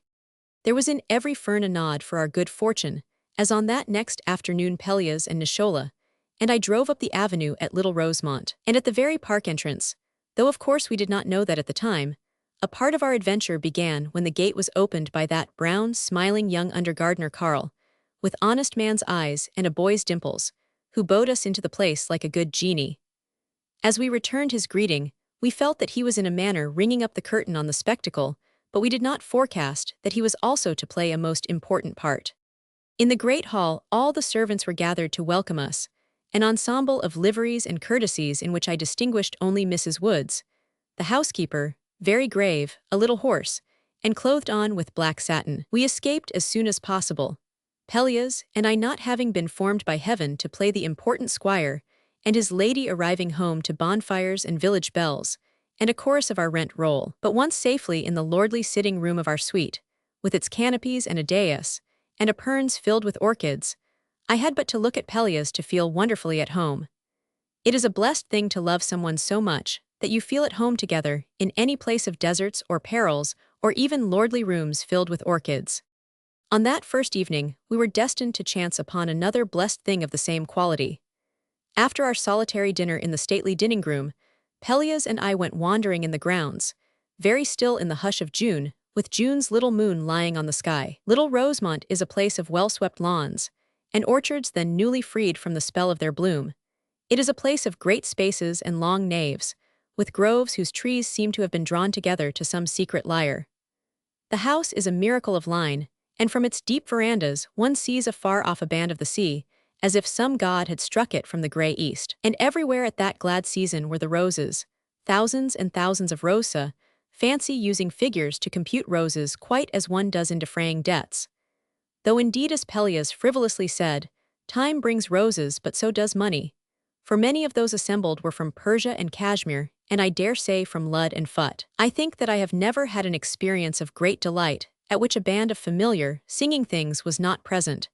And when I remember the month at Little Rosemont, it is as if the roses were the musical interludes, like a Greek chorus, explaining what is. They hang starry on almost every incident, unless perhaps on that of the night of our arrival, when we are told that Nishola in the servants' dining hall produced a basket which she had brought with her, and calmly took therefrom her guinea goat of the day before, and ate it, before all assembled, beginning at the horns. From the driveway on that first walk, Pelleas and I looked up to a balcony over which the roses were at carnival. It was the kind of balcony that belongs to a moon, and I half suspect all such balconies to be moon-made and invisible by sun or starlight. It was the kind of balcony that one finds in very old books, and one is certain that if any other than a lover were to step thereon it would forthwith crumble away. Pelleas, looking up at the balcony, irrelevantly said, "Do you remember the young rector over there in Inglees, the Reverend Arthur Didbin, who married Viola to our telephone the other day?" "Yes, of course, Pelleas," said I, listening. What could the Reverend Arthur Didbin have to do with this balcony of roses? "I've been thinking," Pelleas went on, "that next week, on our golden wedding day, you know, We might have him come up here in the evening. There will be a full moon. Then he hesitated. Yes, yes, I pressed him, bewildered. Well, and we might have him read the service for us, just we three up there on the balcony. The marriage service, unless you think it would be too stupid and sentimental, you know. Stupid, I said. Oh, Pelleas. Ah, well, Nishola would think we were mad. He defended his scruples. But she thinks so anyway, I urged, and besides she will never know. But Mr. Didbin, what of him? I asked doubtfully. Will he laugh or will he understand? Pelleas reflected. Ah, well, he said. Hobart told me that one night when Mr. Didbin's train ran into an open switch, he walked through 6 miles of mud to marry a little country couple whom he had never seen. And that confirmed us. The Reverend Arthur Didbin would understand. We stepped on in the pleasant light, talking of this quite as if we had a claim on moon-made balconies and were the only lovers in the world. That we were not the only lovers we were soon to discover. At the edge of a grove, where a midsummer night dream of a fountain tinkled, we emerged on a green slope spangled with little flowers. And on its marge stood a shallow arbor formed like a shell or a petal and brave with bloom. We hastened toward it, certain that it had risen from the green to receive us, and were close upon it before we saw that it was already occupied. And there sat Bonnie, the little maid whose romance we had openly fostered, and with her that young Carl, the under-gardener, whom we observed in an instant Avies could never call faint heart any more. Pelleas glanced at me merrily, as we immediately turned aside, pretending to be vastly absorbed in some botanical researches on the spangled evening slope. Bless us, Etarre, he said, smiling, what a world it is. You cannot possibly hollow out an arbor anywhere without 2 lovers waiting to occupy it. Ah yes, said I, the only difficulty is that there are more lovers than arbors. Here are we, for example, arborless. But that we did not mind. On the contrary, being meddlers where arbors and so on are concerned, we set about finding out more of the 2 whom we had surprised. This was not difficult because we had brought with us Nishola, and through her, we were destined to develop huge interest in the household. Nishola indeed talked of them all perpetually while she was about my small mending and dressing, and she scolded shrilly at matters as she found them, quite as she habitually criticizes all orders and systems. Nishola is in conversation a sad misanthrope, which is a pity, for she does not know it. And to know it is, one must suppose, the only compensation for being a misanthrope. She inveighed, for example, against the cook, and the head laundress who had a most frightful feud of long standing, jealously nourished, though neither now had the faintest idea in what it had arisen was this not cosmopolitan and almost human of these 2. And Nishola railed at the clannishness of the haughty Scotch butler until he one day opened an entry door for her, after which she softened her carping, as is the way of the world also, and objected only to what she called his animal brogue, for all the speeches of earth alien to the Italian are to Nishola a sign of just so much black inferiority, and she went on at a furious rate about the scandalous ways of Reddy, the second stableman, who, she declared, kept the actual rats in the stable floor with their heads off their pillows, what with his playin' on a borrow fiddle that he went to work and learned of himself. Through Nishola, we also had our attention directed to Mrs. Wood's groveling fear of burglarshire, one claim to distinction, unless one includes that she pronounced them burglars. And 2, we heard of the sinful pride of Sarah McLean, of the Cedar Linen Room, who declared in the hearing of the household that one of her ancestors was a Hittite. Where she had acquired this historic impression, we never learned nor with what she had confused the truth. But she stoutly clung to her original assertion, and on one occasion openly told the housekeeper that as for her family tree it was in the Old Testament Bible. And the housekeeper, crossing herself, told this to Nishola, who listened, making the sign of the horn to ward away the evil. It was like learning the secrets of a village, but the greatest of these realities proved to be Bonnie McLean, daughter of her of Hittite descent, and Carl, the under-gardener and the genie of the gate. Picture the agitation of Pelleas and me when Nishola told us this. Yes, mem, she said, them 2, they're in love pitiful. But the young leddy's mother, she's a witty leddy independent on. And as for the young fellow, he's savin' up fur to get his own mother across from the old country, and when he does it they're agon to get merit. But he needs $80 and so far they say he's got 9. Ain't it the shame, mem, and the very potatoes in this house with clustered diamonds in their eyes. Surely Avies did not know this about the young lovers Avies, one of whose frocks would have set the 2 at housekeeping with the mother from the old country at the head of the table. Pelleas and I were certain that she did not know. Although we have found that there are charming people of colossal interests to whom one marriage more or less seems to count for as little as a homeless kitten, or a fledgling dead, or the needless felling of an ancient oak. But it is among these things that Pelleas and I live, and we believe that in spite of all the lovers in the world, there is yet not enough love to spare one lover's happiness. So while the moon swelled to the full and swung through the black gulf of each night, as if it had been shaped by heaven for that night's appointment, we moved among the roses of Little Rosemont, biding our golden wedding day, gradually becoming more and more intent upon the romance and the homely realities of that liveried household. Perhaps it was the story of Bonnie and Carl that suggested to Pelleas the next step in our adventure, or it may have been our interest in Reddy, whom we unearthed in the stable one afternoon, and who, radiant, played for us for an hour and fervently thanked us when he had concluded. At all events, as our day of days came on apace, Pelleas became convinced that it was infamously selfish for us to spend it in our own way. Because heaven had opened to us, was that a reason for occupying heaven to the exclusion of the joys of others? Etarre, he said boldly, there is not the least virtue in making those about one happy. That is mere civilization. But there is nobody about us but Avi's servants, and she told us to make ourselves at home. Let's give all the servants a holiday on that day and get on by ourselves. We might let them picnic in the grounds, I suggested doubtfully. With lemonade and cake, Pelleas submitted. Lemonade and cake, I retorted with superiority. The servants of today expect lobster and champagne. Ah well, Pelleas defiantly maintained, I believe they will like your cream tarts anyway. He meditated for a moment and then burst out daringly. Etarre, would Avis care? Of course she could never do it herself. But do you think she would care if we let them all come up that night and dance in the great hall? I stared at Pelleas aghast. But they wouldn't like it, Pelleas, I cried. Servants in this day are different. That butler now, oh Pelleas, he'd never do it. Indeed he would, Pelleas returned confidently. He's a fine Scot with a very decent bagpipe in his clothes closet. I've seen it. I'll get him to bring it, Pelleas declared with assurance. But why, I quavered momentarily, and why not? I instantly went on, the very thing, I ended, as triumphantly as if I had thought the matter out quite for myself. And if you like, Pelleas, I'll oversee the making of the cream tarts for the whole company. I added, not to be outdone. It is amazing what pleasant incredulities become perfectly possible when once you attack them as Nishola attacks her guinea goats, beginning at the horns. So that was why, having broached the subject to those concerned as delicately as if we had been providing entertainment for a minister of state, having been met with the enthusiasm which such a minister might exhibit as diplomacy, and having myself contributed to the event by the preparation of a mountain of my chef d'oeuvre, the frozen cream tarts which Pelleas appears to think would be fitting for both thrones and ministers assembled, he and I stood together at 8:30 on the evening of our golden wedding day, and in the middle of our lordly sitting room, looked at each other with tardy trembling. Now that the occasion was full upon us, it seemed a titanic undertaking.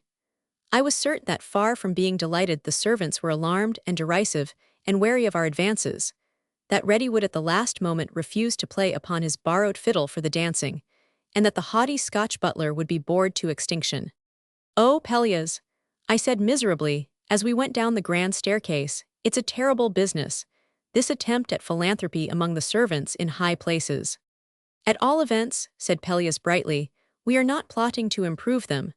Though of course if that is done in the right way, he added, not to be thought light-minded. Pelleas has an adorable habit of saying the most rebellious things, but it is simply because he is of opinion that a great deal of nonsense is talked by those who have not the brains to rebel. On a sudden impulse, he drew me aside to the latticed window of the landing and pushed it ajar. The moon rode high above the oaks. It was as if the night stood aside in delighted silence in this exalted moment of the moon's full. Around the casement the roses gathered, so that the air was sweet. Ah well, Pelleas said softly, I dare say they'll like it. They must in such a night. Well, leave them to themselves in a little while. The Reverend Arthur Didbin will be here at 10, remember. The great honey-tongued clock, beside us, touched the silence with the half-hour. Pelleas, I whispered him, oh Pelleas, it was 50 years ago this very minute. We were saying, I will and I will. Well, said Pelleas, we have, dear. Though we may yet fall out on a question of Angora cats and the proper way to lay an open fire. We smiled, but we understood, and we lingered for a moment in silence. Let me say to all skeptics that it is worth being married 100 years to attain such a moment as that.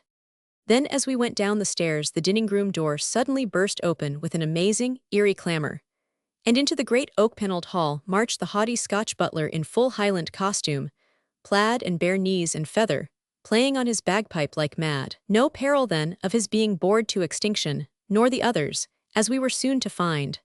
For the bagpipe gave the signal, and immediately came pouring from below stairs the great procession of our guests. My old head grows quite giddy as I try to recount them. There were Mrs. Woods, very grave, a little hoarse, and clothed on with black satin, and the mother of Bonnie in brown silk and a cameo pin, as became a daughter of the Hittites, and Bonnie herself of exquisite prettiness in white muslin and rosebuds, and Carl in his well-brushed black, and Reddy, his face shining above a flaming cravat, and the cook and the head laundress who had entered competitive toilettes like any gentlewomen, and the other manservants in decent apparel, and a bevy of chic maids in crisp finery and very high heels. Led by Mrs. Woods, they came streaming toward us and shook our hands. Was ever such a picture anywhere? I wondered, as I saw them moving between the priceless tapestries and clustering about the vast marble fireplace that came from the quarries of Africa. And to our unbounded gratification, they seemed immensely to like it all and not to have lost their respect for us because we were civil to them. Then, when, presently, we had sent Reddy and his fiddle up to the pillared musicians' gallery, they all rose to his first strains, and in an instant the Scotch butler had led out the crispest and highest-theeled of the maids, and they all danced away with a will. Danced very well, too. It is amazing how tricks of deportment are communicable from class to class. If I were to offer to solve the servant problem, I conclude that I would suggest to all employers, be gentlemen and gentlewomen yourselves, and live with all dignity and daintiness. Though I dare say that I am a very impractical old woman, but all the virtue in the world does not lie in practicality either. In a little time, Pelleas slipped away to brew a steaming punch, a harmless steaming punch, made from a recipe which my mother, who was a high church woman, always compounded for dining archbishops and the like. Bonnie and Carl did not dance, but sat upon an old stone window seat brought from Thebes and watched with happy eyes. And when the punch came in, we wheeled it before them, and they served everyone. In that lull in the dancing, I looked about with sudden misgiving. Nishola was not with us. Where was Nishola, that faithful old woman, and why was she not at our party? She had left me in full season to make ready. Where is Nishola? I anxiously demanded of Pelleas, reproaching myself for my neglect. Pelleas did not immediately answer, and when I looked up, I fancied that I detected his eyes twinkling. But before I could wonder or inquire, came that which it makes my heart beat now to remember. Without the slightest warning, there sounded and echoed a violent summons on the great entrance doors. Nothing could have created more consternation than did the innocent fall of that silver knocker at Little Rosemont. I chanced to be sitting near the door, and I think that I must have risen in astonishment. I saw Pelleas whirl in concern, and I was conscious of the instant lull in the animated talk. Then the Scotch butler recovered himself, and in full Highland costume, with bare knees, he sprang to his post quite as if this had been at the head of a mountain pass, and threw wide the door. Upon my word, I heard exclaiming a fine magnetic voice, upon my word, a party, let us blush and withdraw. But they came crowding to the door, and there in motor caps and coats stood a gay company of our friends and the friends of Avies, and of them Madame Sally Chartres and Wilfred, and Lisa and her uncle, Dudley Manners, who were guests nearby at Chinmere Hall, and Hobart Eddy, whose was the voice that I had heard. They had motored out from town and from places round about us and were come to pay us a visit. Sally, said I feebly. Sally was with Hobart Eddy, who adores her, and his critics say, affects her sopicturesque company to add to his popular eccentricities. And with them came a cloud of the mighty, a most impressive cloud of witnessing railway presidents and bankers and statesmen and the like, and all spectators at our party. Ah, Etarre, Sally cried blithely, this is charming, but we are not invited. No one is invited, said I faintly, we all belong here. Ah, I cried as the humor of it overcame me, come in. Do come in. The punch is just served. They needed no second bidding. In they all marched in the merriest of humors, not in the least understanding the meaning of that strange assembly, but with sufficient of moon magic, and the swift motion in their dancing blood to be ready for everything. And while Pelleas led them away to the billiard room to put aside their wraps, I found Hobart Eddy beside me. And somehow, before I knew, I was telling him all about the occasion, and at his beseeching actually leading him from one to another, and soberly presenting him to Mrs. Woods, and the daughter of the Hittites and the cook. Only to see that elegant young leader of Cotelans bowing before the head laundress in her competitive toilette was something to remember. "En voilà mes enfants, the sweethearts," he murmured as we halted near the window seat from Thebes. There sat Bonnie and Carl, intent upon each other, she with a flush on her face that matched the rosebuds of her frock. And how it happened I hardly know, save that I was at that moment a distracted old woman, and that in matters of romance I invariably lose my head. But I instantly went a little mad, and told Hobart Eddy all about that young Endymion and his Diana of the tableaus. How Endymion's old mother must be spirited from the old country before they might be married, and even how $80 was necessary, and how they had only 9. I had just paused breathless when the others came trooping from the den, and Sally Chartres in white cloth and white curls leaned upon the arm of Mr. Dudley Manners, is king of some vast part of the mineral or vegetable kingdom at the moment, though they modestly call it only a corner, and insisted on meeting everyone, on hearing the bagpipe, on listening to ready play, and on being a good angel with a cloud of the mighty at her side. In the midst of this bewildering business, the dining-room doors opened, and in came the tall and smiling footman whose part was to bring up the supper of cold dainties. And even in that moment, my heart thrilled with thanksgiving and pride in the contemplation of the one tall footman who bore the tray of those cream tarts of mine. I say it boldly, and Pelleas said it first.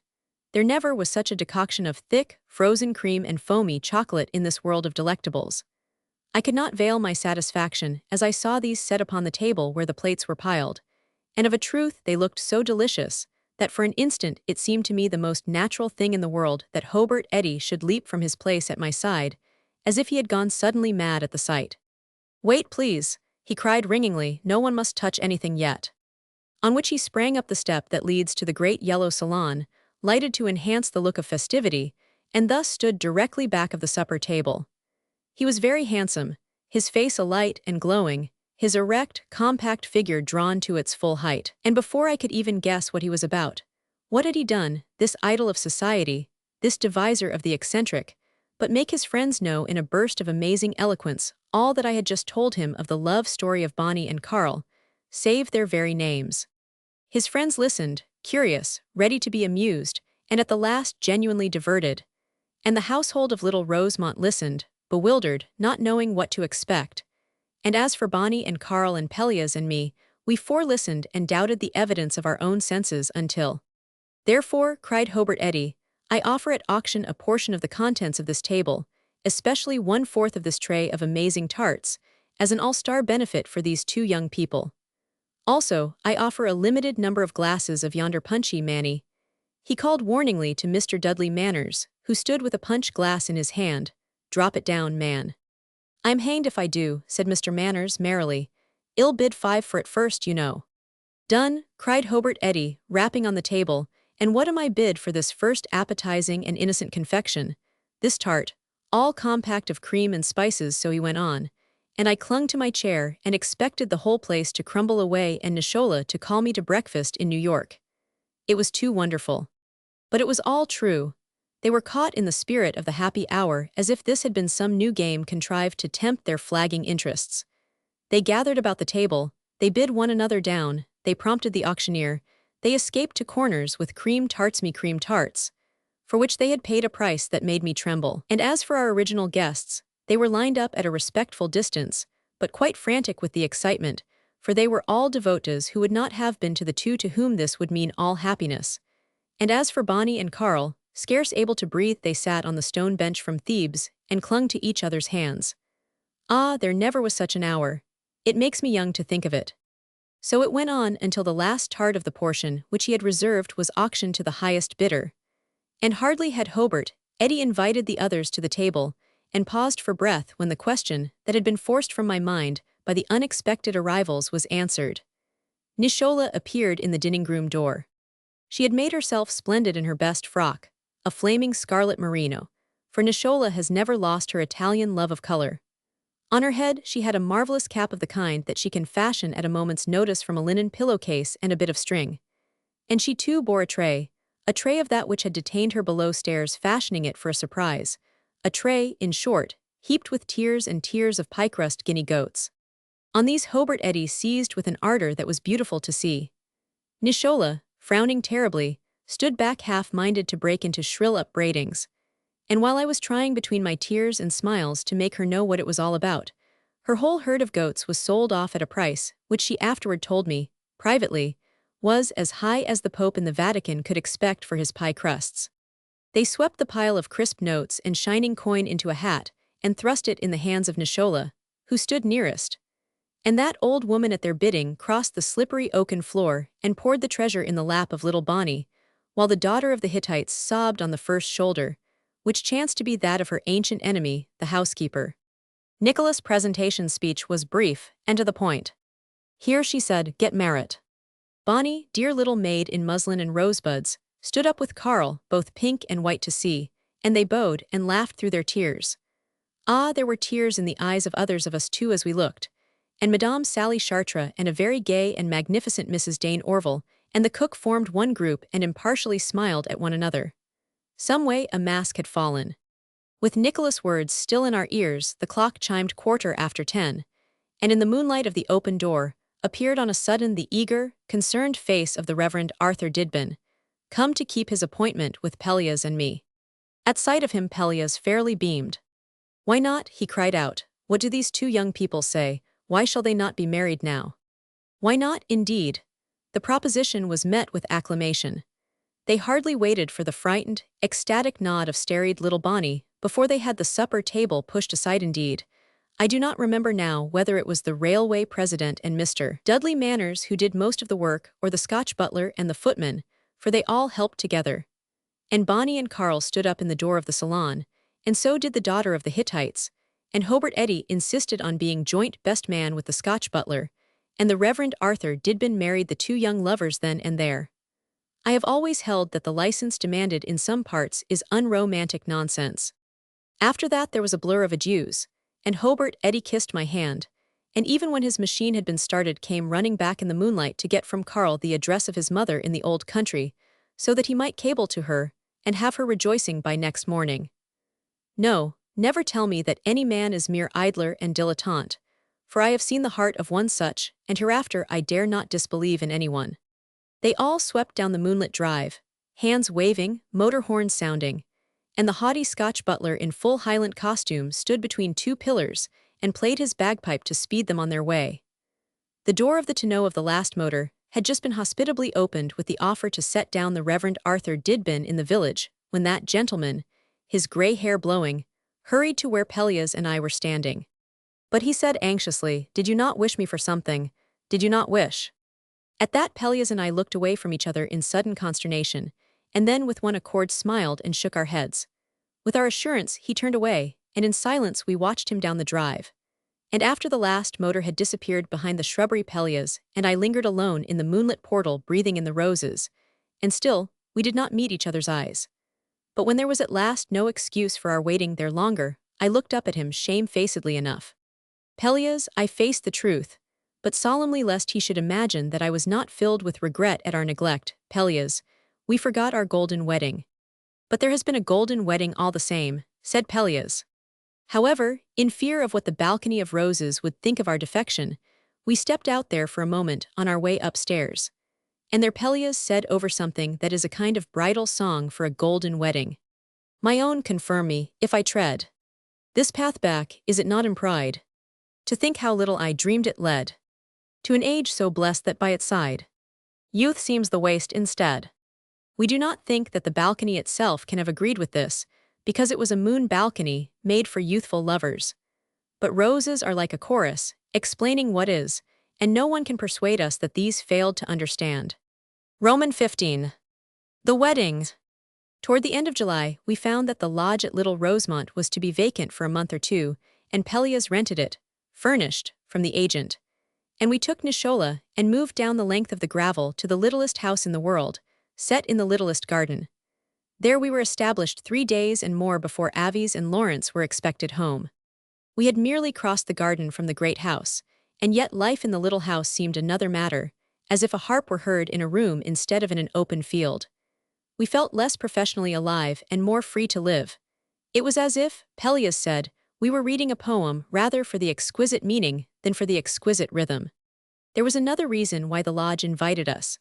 Though it was nearly August, its tiny garden, walled round with a half-moon of hedge, was rich with roses as if, Pelleas said, for an after-meeting of certain Junes. For the lodge garden had been set with monthly roses, those prodigals of giving, and their Chinese roses, Bengal roses, giant of battles and cloth of gold, rioted about 100-leaved rose from the Caucasus, and that week they were all ripe with bloom. That first morning, as we stepped on the porch, was a kind of greeting, as intimate and personal as a nod. Pelleas and I stood in the garden with the sun, as I believe, slanting madly in every direction and butterflies vanishing against the blue. At all events, that is as I soberly recall the day, and yet it is the day which we remember as our one offense against love. It was the one time in our life that we said of two lovers in whom we believed, "Are we sure that they are right?" Instead of our usual, "Let them be married today."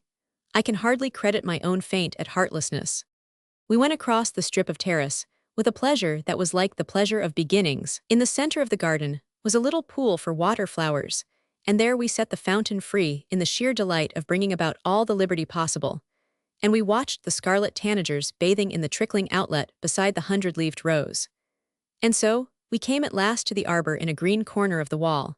And in its doorway we stood still with the reasonable impression that we were thinking what we seemed to see. On a bench beneath a window where the roses made an oval open to the garden sat a girl. At first, save the shining of her hair, I saw only that she had beside her a little traveling bag, and also beside her, a fine, manly boy of not a day more than 22. She was crying a little, and he was attempting with adorable awkwardness to comfort her. At first glance, the most rational explanation was that they were runaway sprites from some neighboring goblin settlement, and Pelleas and I were making a sympathetic effort to withdraw when they looked up and saw us. Lo, with a little traveling bag between them, there were Lisa and Eric. Almost before I grasped the import of this, I hurried forward and took Lisa in my arms. In all possible affairs, I firmly believe that the kiss should come first, and the explanation afterward. "But it is Lisa," I cried. "Pelleas, it is Lisa and Eric. Wherever have you come from, dear heart?" The story was out in one burst of courage with the tears so near, so near. "I came from Chinmere," she said. "Uncle Dudley and I are still at the Wortleys, you know that is. Uncle Dudley is there. I ran away from the hall this morning. I eloped. Eric we are going to be." Of course the rest was luminously clear. "Dear heart," I cried, "then what in this world are you crying for?" Crying, in the midst of one's elopement on a glad morning, with the sun slanting in every direction and butterflies vanishing against the blue. "At all events," said young Eric Chartres with the most charmingly abashed smile, "I am not crying." Bit by bit, this logical climax of the summer's situation was imparted to use indeed. Pelleas and I had already secretly prophesied it. For Dudley Manners to have charge of little Lisa at all was sufficiently absurd, but for him with his middle-aged worldliness to have in keeping her love story was not to be borne. Lisa and Eric had been betrothed since spring, and in those 2 months Dudley Manners' objection on the score of their youth had not been to any extent outgrown. Moreover, Lisa explained tremulously, Uncle Dudley had lately given out that she had not yet seen the world. Therefore he had taken passage for her and a Miss Constance Wortley, a governess cousin at Chinmere Halelderly, and an authority on plant life in Alaskund. They were to go abroad to see the world for 2 years. And Eric was of course to be left behind. 2 years, Lisa said impressively, with the usual accent of 2 eternities. We were to go to the north of Africa to watch the musk roses bloom and to the Mediterranean to look for rosemary. Uncle Dudley thinks that would be seeing the world. So Eric came this morning early and I slipped down and met him before anyone was up. And we came here. I told Eric, Lisa confessed, what you told me about Cornelia Emmeline Eyre's elopement. And we knew you would both understand. Pelleas and I looked at each other swiftly. Nature is very just. "But what are you crying for, dear?" I puzzled then. "You are never sorry you came." "Ah, but," said Lisa sadly, "I think that Miss Wortley really wants to go to Europe and wait about for things to bloom. And now of course she can't. And then they say Uncle Dudley says that I can't make Eric happy until I know something of life." "My dear," said I from the superiority of my 70 years, "I don't know about the rest. But that much I am positive is nonsense." "Isn't loving somebody knowing all about life?" Lisa asked simply. "It is," Pelleas and I answered together. "Ah," Lisa cried, brightening, "I said you would understand. Didn't I, Eric?" Eric raptly assented. I had always liked the boy. His whole mind was on Lisa, and yet, though from the edges of his consciousness, he had an exquisite manner. At all events, said I when presently I left Lisa in the flowered chintz guest room, let us lunch first and be married afterward. Whatever happens, you must have one of Nicholas' salads. I hurried downstairs longing to find Pelleas and to plan with him how we were to bring it all about. But Pelleas was still in conference with that young lover, and they were walking up and down the path, heads bent, brows grave, as if the matter were actually one requiring the weightiest consideration.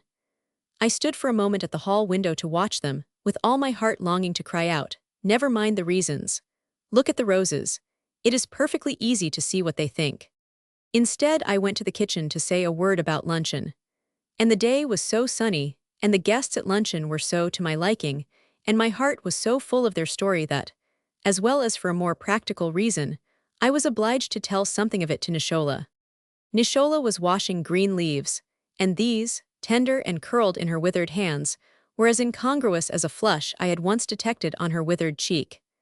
In her starched print gown, Nishola looked that morning like someone cut from stiff paper. Nishola, said I think we may have a wedding here this afternoon. Instantly, her little deep-set eyes became quick-lidded with disapproval. It is by no means certain, I pursued, but we hope to have it here.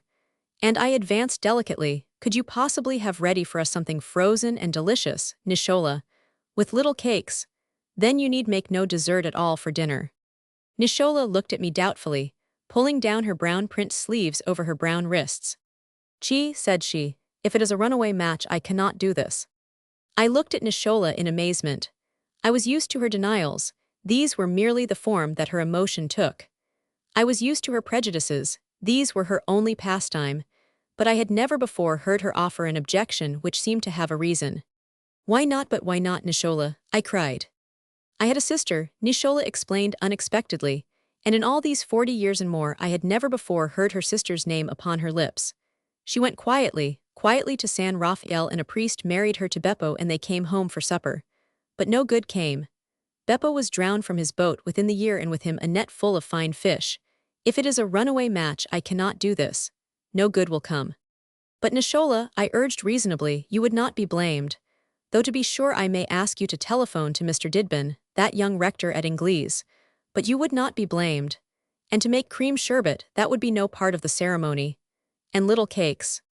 No good will come, cried Nishola shrilly, for the love of heaven, have I not said how Beppo was drowned with all his fish? It is not holy. Nishola, I asked with dignity, will you be sure to have a particularly delicious luncheon today?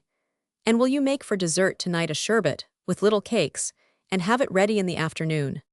I went away with a false majesty covering my certainty that Nishola would pay not the slightest heed to my injunction. Nishola is in everything a frightful nonconformist, from habit. If to this were really superadded a reason, I could not tell what might happen, but I felt sadly sure that Lisa and Eric would have for their wedding feast afternoon tea, and nothing more. Nishola, said I from the doorway, what made you think that they had run away? Chi, said Nishola grimly, I saw them come in the gate. Have I lived these 70 years always with my 2 eyes shut? As I hurried away, I marveled at that. Once Nishola had unexpectedly proved to me that she has wishes and even dreams. Was it possible that she knew a lover when she saw one? After all, that is a rare gift. At the foot of the stairs, Pelleas met me with a manner of nothing but gravity. Pelleas, I cried, isn't it delightful? Wasn't it providential that they came to us? Etarre, said Pelleas solemnly, I am not at all sure that we ought to send them straight back to Chinmere Hall.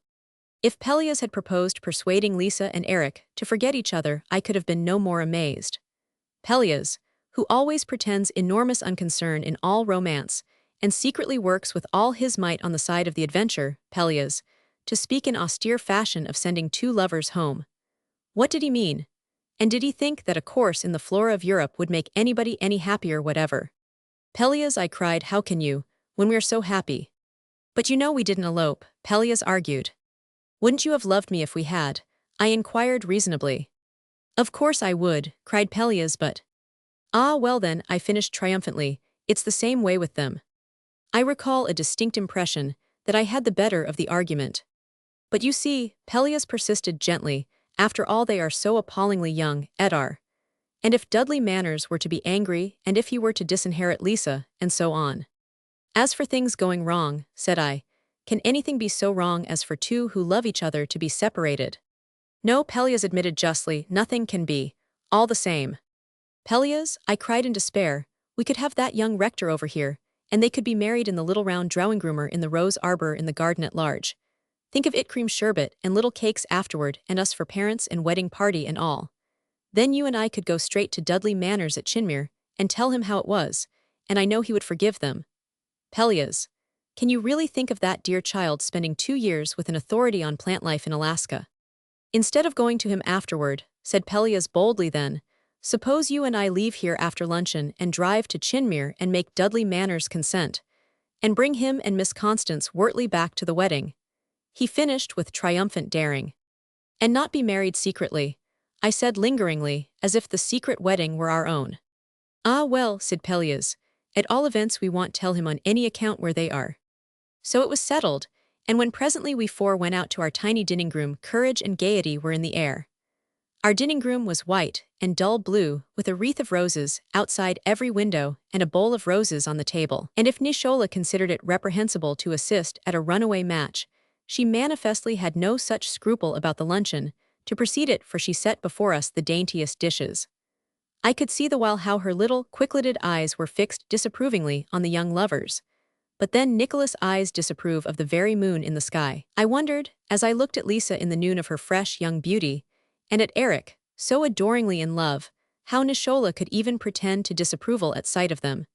And if she had been anyone but Nishola, I would have suspected her conversion, for of her own will she served our coffee in the rose arbor. Whereupon Pelleas and I became absorbingly interested in the progress of some slips which had been in the ground about 6 hours, and we wandered away to look at them, cups in hand, and left those two to take their coffee in the arbor in memory of a certain day when we had been left to drink our coffee alone. And when we came back, we scrupulously refrained from looking whether they had so much as sipped a thimbleful. Then, feeling deliciously guilty, we announced to our guests that we had an errand which would keep us away for an hour, and that if it should seem best, there would be ample time for the wedding on our return, and that at all events they must decide whether they would be married in the round drawing-room, or in the rose arbor, or in the garden at large.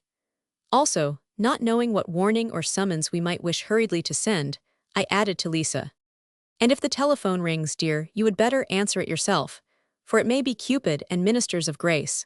No one can tell. Oh, Aunt Etarre, said Lisa prettily, this is perfect of you, isn't it, Eric? The way that Eric shook the hand of Pelleas 3 times on the way to the gate might have indicated to some that he thought it was. Yet there we were, hastening out in the world to find a possible obstacle to all that innocent joy. Never before had we been guilty of such disaffection, or even of prudence in such a cause. Pelleas, oh Pelleas, I said as we hurried down the lane for a carriage, but suppose it doesn't turn out as we think. Suppose Dudley Manners is furious, suppose he guesses where they are, and suppose— Pooh, said Pelleas in splendid disdain. Dudley Manners. 30 years ago I took a polo championship away from him when he was looking directly at me. And it needed no more than this, and the sun in the lane to reassure me. From a warlike-looking farmer, a friend of ours living at the lane's end, we got a low phaeton and a tall horse which we had made occasion to use before. The drive to Chinmere occupied hardly half an hour, and when we saw the tower of the hall above the chestnuts, and before us, the high English wall of the park cutting the roadside sward, we looked at each other in sudden breathless abashment. After all, Lisa was Dudley Manners' ward, not ours. After all, 2 years in Europe are commonly accepted as desirable for a girl of 20. In that black hour, as we drew rein at the lordly entrance of Chinmere Hall itself, I felt myself obliged to call up the essential horror of the situation. Pelleas, I said, remember, they love each other as much as ever we 999. And remember, 2 years with an authority on plant life in Alaska. Monstrous, said Pelleas firmly. On which we went bravely up the steps. Our enterprise was doomed to receive a blow, crushing and apparently mortal. Neither Mr. Dudley Manners nor Miss Constance Wortley was at home. They had gone away in different directions, the man thought, immediately after luncheon. We went back tremblingly to the low phaeton and the tall horse. Oh, Pelleas, I said in despair, and whatever shall we do now, those poor little people? Pelleas looked at his watch. We can take an hour, he said. Well, give Dudley Manners or the botanical lady an hour to get back, and we'll call again. Oh, Pelleas, I said. And if they aren't there, then let us go home and be married anyway, quite as if the wedding were our own. But Pelleas shook his head. Dear, he said, we mustn't, we really mustn't. It wouldn't do in the very least. Pelleas, said I irrelevantly, we were just their age when we were married. So we were, said Pelleas, and drew the tall horse to a walk in the sun of the long green road, and we fell to remembering. Anyone who has ever by any chance remembered knows how sweet the pastime may be. Sometimes I think that heaven must be a place where some of the things that have been will be again. No wonder that, as we drove on our delayed mission for those two who sat expectant and adoring in our rose garden, a throng of phantoms of delight came about us and held us very near. No wonder that the tall horse, obeying his own will, took this road and that road, leading us farther and farther in those fragrant ways, until at last, where the highway ran through a little hollow at the foot of a forbidding hill, he stopped altogether, minded to take the tops of some tender green, cool in the shade. I recall the ditches of yellow sweet clover and the drone of the honeybees. The hollow was on the edge of Chinmere village. Across the green we saw the parish church, white in its elms and alders. I noted absently that a smart trap and a satin horse waited outside the iron fence, and that several figures were emerging from the chapel door where the white-haired rector lingered. We can ask those people, suggested Pelleas, for the shortest cut back to the hall. I am afraid the time is getting on. He gathered up the lines and drove leisurely across the springing turf. A song sparrow was pouring out its little heart from the marshland beyond the church, and the sounds of the afternoon were growing every moment more beloved. Everything was luring to delight, and here were Pelleas and I alone of all the world save Dudley Manners, and this Miss Wortley seeking to postpone a great happiness. Dudley Manners, said I out of the fullness of my heart, must be a kind of ogre. And as for this Miss Wortley, I dare say she is a regular Nishola. At this Pelleas said something so softly that I did not hear and drew rein beside the smart trap, in which a man and a woman coming from the church had just taken their places. And when I looked up, I saw the man turning toward us a face so smiling and so deliciously abashed that it bewildered my recognition, until— Dudley Manners, cried Pelleas, the very man I am searching the county for. And to this Dudley Manners said, I say, Pelleas, you're a bit late, but how in the world did you guess? Guess, said Pelleas, puzzled, guess you. Guess where? I should say guess what.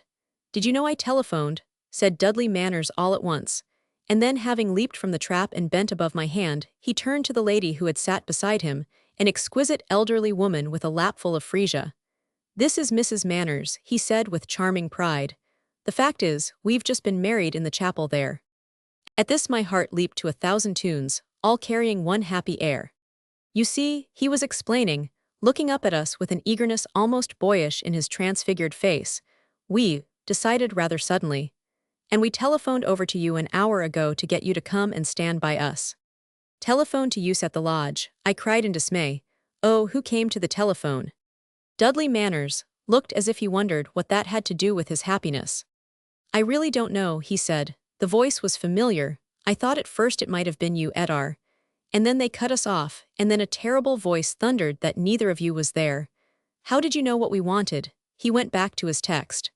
But as for me, I could think only of the terror of those poor little people, and I could guess that Nishola must some way have come to the rescue. I knew her voice over the telephone, like all three voices of Cerberus, saying, not at home. Dudley, said I faintly, Pelleas, tell him, ask him. I gave Dudley Manners my hand and got to the ground, trembling, and crossed to the trap where the lady was so tranquilly seated, with the freesia in her lap. I said insane, unremembered vagaries to her, all the time listening to that murmur beside the phaeton, and knowing that the fate of our little lovers was being decided then and there. And suddenly it came to me that the face in which I was looking was uncommonly sweet and kindly, and that inasmuch as she was Mrs. Manners, and a bride I might give her my confidence, and win her heart for my hope. But when I turned boldly to tell her something of the charming case, she was holding out to me some sprays of her freesia.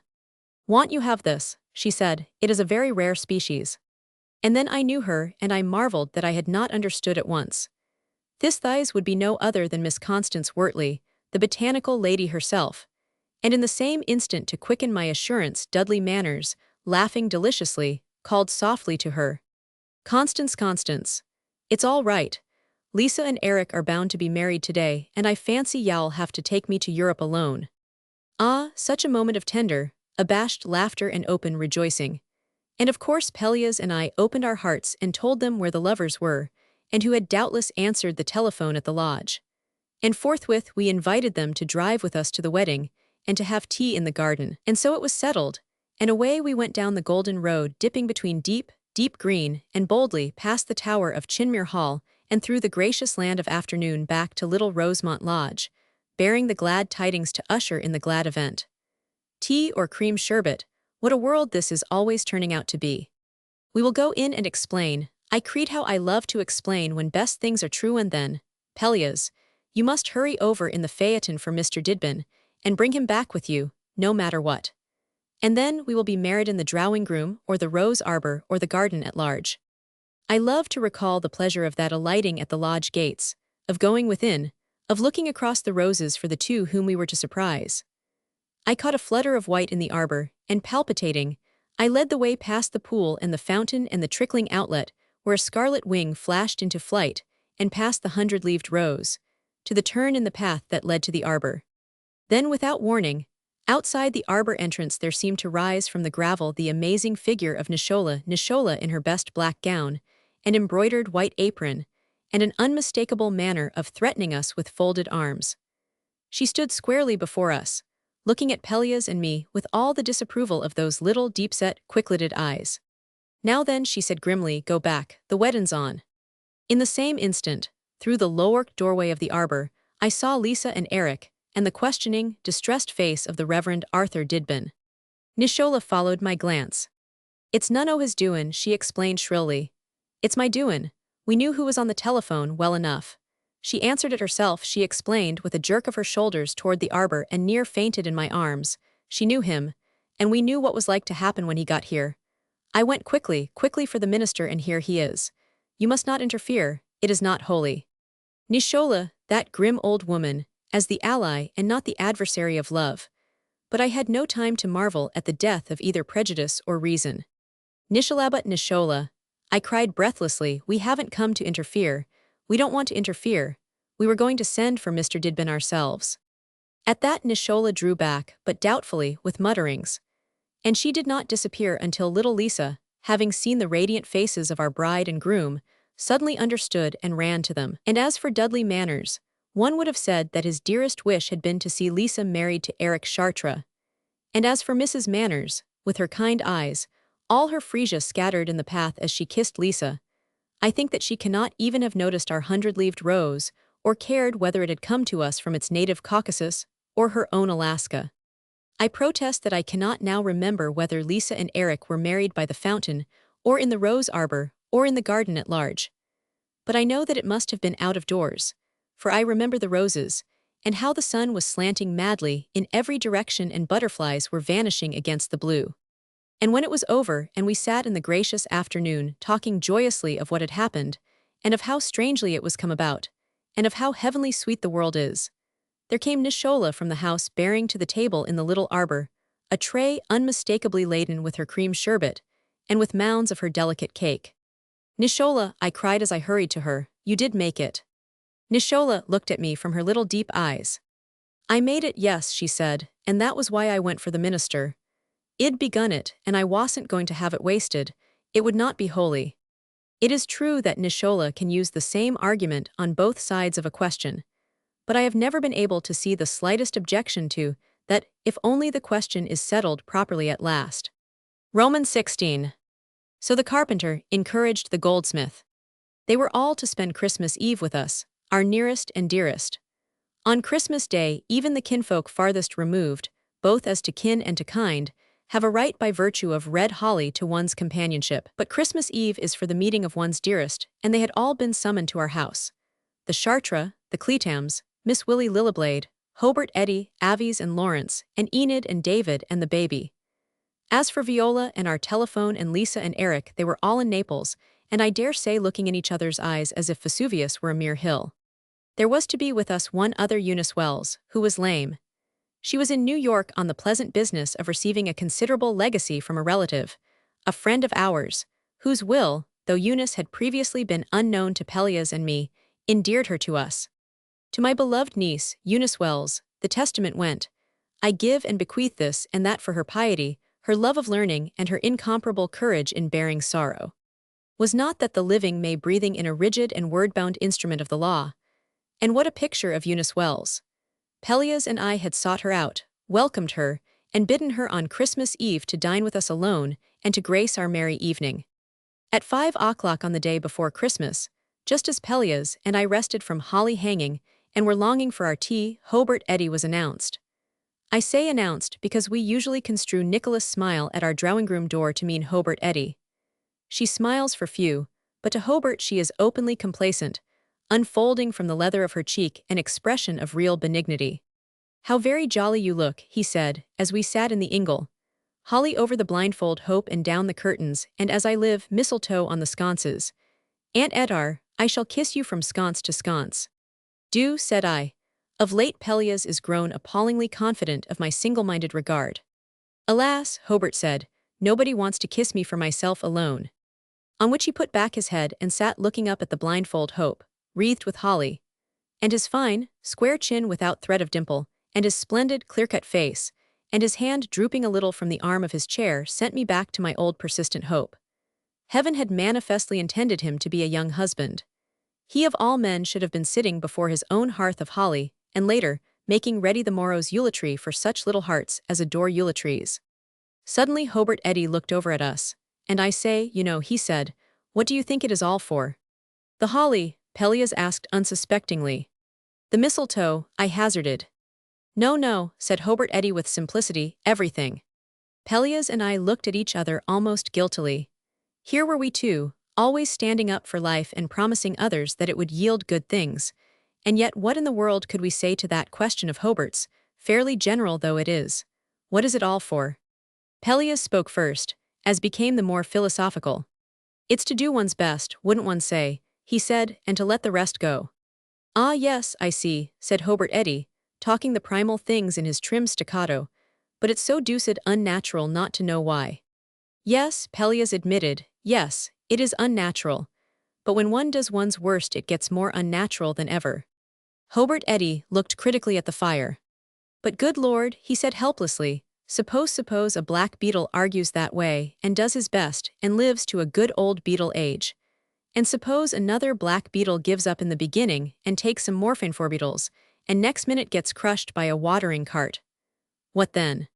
But I, said Pelleas with admirable dignity, am not a beetle. But confound it, sir, Hobart said, I am afraid I am. That's the difference. All philosophical arguments, Pelleas observed, wrinkling the corners of his eyes, end that way. But beetles or not, doing one's best is the only way out. But the best of a beetle, Hobart shrugged. Then I spoke out with conviction. You, for example, Hobart Eddy, I said, would be a perfect husband. Thanks, dear heart, he replied, it's a common virtue that. It's very uncommon, I protested stoutly. I can think of no one besides Pelleas and you and Wilfred and Horace and Lawrence and David, and our telephone and Eric who in the least possess it. Hobart Eddy, if you would marry. Don't tell me, Aunt Etarre, he said, that a married beetle is in the scheme of things any nearer the solution than a single one. Besides, he added and stopped. I had noted, when we were on this not infrequent subject, that he was wont to say this and stop, and when he did so my heart always went a thought faster than my reason. What if he did love someone of whom we had never guessed? But that I dismissed as absurd, for in that case how should she not love him? You were meant by heaven to be a husband, I muttered, unconvinced. You look at a picture on the wall as if you were saying, how are you today, dear? But even if one does one's best, as you say, Hobart went on, it's the being beaten in the end that annoys me. I hate the certainty of being beaten in the end. I can throw it off now I am young, comparatively young, but look at M pile up. Failures, humiliations, estrangements, the beastly little stabs at you, your own cursed mistakes. One is beaten in the beginning, for that matter. When you're young, even a little young, you don't know that. But as you get older, even supposing you do your best, you know you're beat. It's deuced unsportsmanlike of somebody. I looked at Pelleas with the glance that means an alarm, for something to be done at once. He knew, and he did quite what I had hoped. We are more than 70, Pelleas said serenely, and we're not beat. But you, Hobart protested, you've had half the world at your feet. You've won everything. you've been and so on, in his choicest social hyperbole. Hobart, Pelleas said, Etarre and I have been married for 50 years. In that time we have lost, year after year, both hopes and realities. I have seen my work harshly criticized and even justly rejected. One year we had hardly a centime to pay Nishola. As it is, we escape from each day by way of the dark for fear the next will find us penniless. We lost, we need not speak of that, but you know how our little boy me sondied before his first birthday. Oh, do you think the sorrows, the estrangements, the failures, the ill health, the little stabs at us, above all the cursed mistakes of my own, do you think we have not had these? Do you think we don't know Hobart? Do you think we haven't paid to the last farthing? Good God, said Pelleas. And yet we are not beaten. And we never shall be beaten, dead or alive, and without defiance. Without defiance. No, said I, nodding with all my might, never beaten, except for a little at a time when it hurts most. But never beaten. How though? Hobart said helplessly. I say, how do you do it, you know? Well, you see, Pelleas answered gravely, I don't know much about myself. One doesn't know. I don't know where I stop and where the rest of it begins. I stop somewhere, I dare say me consciousness and all that must stop somewhere. But I've never found the last of me. I've always felt as if I were working along with a few sets of faculties when I've really got no end of them. And I don't know where these stop. Perhaps they don't stop at all. And so when I get a knockdown blow, I fall all of a heap, that is, as much of me as I know about falls. That much of me may be beaten. But not the rest. And then I reach up a hand to the rest of me that I don't know about and I say, but there's all that strength left that I don't know yet. And I don't know where that stops. I've never found out that it stops at all. It is infinite strength and I can use it and be it when I like. Beaten, said Pelleas. I can no more be beaten than I can be smothered in the open air. That strength is exhaustless like the air, and nothing can shut it out, nothing. Not even your own mistakes, not even irreparable loss, said Hobart. No, Pelleas said, those are hardest, but not even those. Oh, I could not have loved him if he had talked to Hobart about resignation and rewards.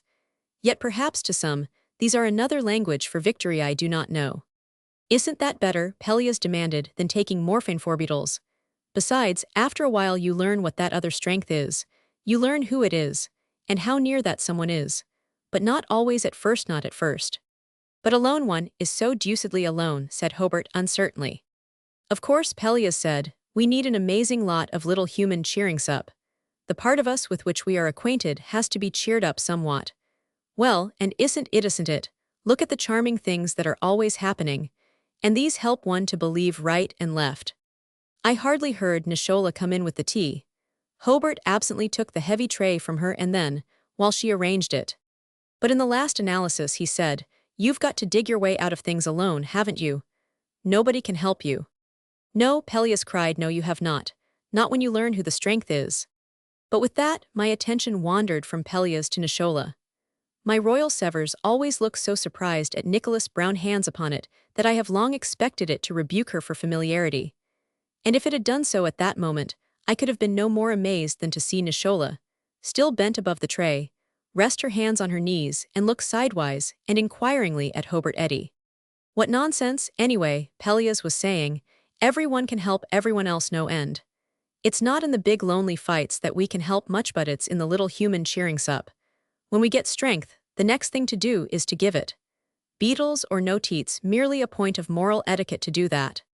Ah, but Hobart said, smiling, unconscious of Nicholas' little eyes immovably fixed on his face. But when they reach you out a hand, people usually pinch by instinct instead of patting. At that Nicholas' little quick-lidded eyes began to wink, brows lifting, and still leaning hands on knees. Ya, she said, none of what you say is so. Nishola employs the indirect method about as habitually as do thunder and lightning. And in this directness of hers Hobart, that master of feint and parry, delights. No, Nishola, he said, smiling, no. She got stiffly erect, drawing her hands up her apron to her thighs, her eyes winking so fast that I marvel she could see it all. But the whole world helps along, she said shrilly, or else we should tear each other's eyes out. What do I do, me? I do not put fruit peel in the waste paper to worrit the ragman. I do not put potato jackets in the stove to worrit the ashman. I do not burn the bones because I think of the next poor dog. What crumbs are left I lay always on the back fence for the birds. I kill no living thing but spiders which the devil made. Our Lady knows I do very little. But if I was the men with pockets on, I'd find a way. I'd find a way, me, said Nishola, wagging her old gray head. Pockets, Hobart repeated, puzzled. For the love of heaven, yes. Nishola cried. Pockets Munigiv, she illustrated in pantomime. What can I do? On Thursday nights I take what sweets are in this house, what flowers are on all the plants, and I carry them to a hospital I know. If you could see how they wait for me on the beds. What can I do? The good God gave me almost no pockets. It is as he says, she nodded to Pelleas, helping is why. Ya, none of what you say is so. Mem, I didn't get no time to frost the nutcakes. It doesn't matter, Nishalate doesn't matter, said I, holding hard to the arms of my chair. So that was where she went on her Thursday nights out, so that was where the occasional blossoms on my plants. I dare say you're right, you know Nishola, Hobart was saying gravely. She was almost out of the room, but she turned, rolling her hands in her apron. Since Bible days I was right, she said, and leaning forward, nodding her head at every word to the utter amazement of Pelleas and me. They helped everybody his neighbor, she quoted freely, and everybody said to his brother, you be of good courage. So the carpenter encouraged the goldsmith, and the one that smoothed with the hammer him that smote with the anvil. Gee, she cried, you must start in that way and then some good will come. Do I not know? Some good will come, I say. It never fails. Right, Nishola, said Hobart, still gravely, I haven't a doubt of what you say. The tea's all gettin' cold, she added indifferently as she went between the curtains.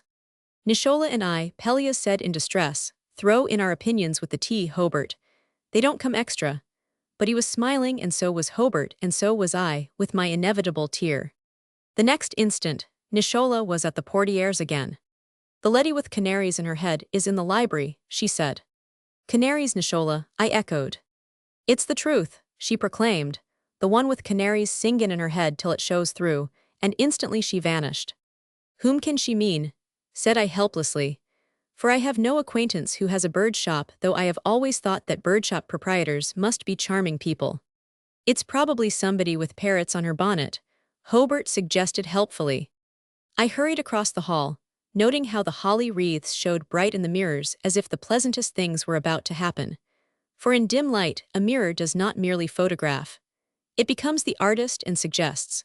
And a mirror wreathed with holly on the day before Christmas is no more like an ordinary mirror than an ordinary woman is like a bride. This thought was in my mind as I entered the library and found Eunice Wells, whose piety and love of learning and incomparable courage in bearing sorrow had drawn her to us no more than had her helplessness and her charm. And suddenly I understood that there are some women who seem always like brides, moving in an atmosphere apart, having something of joy and something of wistfulness. With Eunice the joy was paramount, so that I knew now what Nishola had meant by the canaries singing in her head till it shows through. But my heart smote me, for it seemed to me that that joy was a flower of renunciation instead of the flower of youth. And how should it be otherwise? For there beside her chair lay her crutch. Ah, I cried, you are just in time, my dear, for a cup of tea and a nutcake with no frosting. And Merry Christmas, Merry Christmas. I shall not soon forget her as she looked lying back in Pelleas' big chair, all the beauty of her face visible, hidden by no mask of mood, and in her cheek a dimple like the last loving touch in the drawing of her. I had never seen an invalid with a dimple, and some way that dimple seemed to link her with life. Besides, I continued, I've a friend whom I want you to meet, a man, a youngish mano, a Merry Christmas Antaliman, to whom I am devoted. Come in as you ereth tea ruins itself. Ah, please, Eunice begged at this, will you forgive me if I sit here instead while you go back to your guest? I would far rather be here and not talk toto strangers. You will not mind.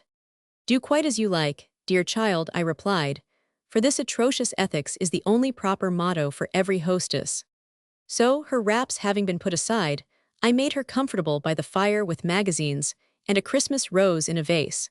And I went away in a kind of misery, for here was one for whom with all my ardor I could plan nothing. Her little crutch would bar the way to any future of brightness. I had a swift sense of the mockery that Christmas holly may be. I amuse myself with nutcakes, me, said Hobart Eddy as I entered the drawing-room. And where, pray, is the canary lady? She is a very fragile canary lady, I answered sadly. She is lame, you know, Hobart. And has she no tea? He demanded. She was too tired to join us, I explained. Pelleas will take her cup to her when Nishola brings the hot water. Let me take it to her, Hobart suggested when Nishola came in with the hot water pot. I won't stay, he promised as I hesitated, and do let me be useful. I can't look out for the emotions of the ashman and the next poor dog, but I want to help. Helping is why, he smiled at Nishola. You must forgive Nishola and me our trespasses, Pelleas murmured uneasily. Forgive them? I am going to practice them, Hobart said, rising. I am going to take tea and a nutcake to the canary lady in the library and cheer her up, carpenter to goldsmith. Well then, said I, since do quite as you like is the proper motto for every hostess, do so. But mind that you do not stay at all. Nishola brought the little silver card tray from the hall, and about the plate of cakes and the fragrant cup I laid a spray or two of holly. Hi-ho, sing hi-ho, unto the green holly. Most friendship is feigning, most loving mere folly. Hobart hummed as he moved away. Fancy rhyming holly with such a sentiment, I cried after him. Nishola stood nodding her head. Gee, she said, I said a word to him about the universe. He understood, some good will come. She went away muttering and Pelleas, and I changed eyes. Pelleas, I said wonderingly, she has ideas. We had already surprised her in an emotion or two, but of course ideas are another matter. More and more, Pelleas said meditatively, I suspect people of ideas. They seem sometimes to have ideas when they have no minds. I dare say they are acted on by emanations. But Pelleas, I said, think of old Nishola going alone to that hospital on her Thursday evenings. Think of her understanding that helping is why, and quoting from Isaiah. She believes, Pelleas meditated, that our sun is the largest body in all the systems and that our moon is next in size. But for all that she knows helping is why, that the carpenter must encourage the goldsmith.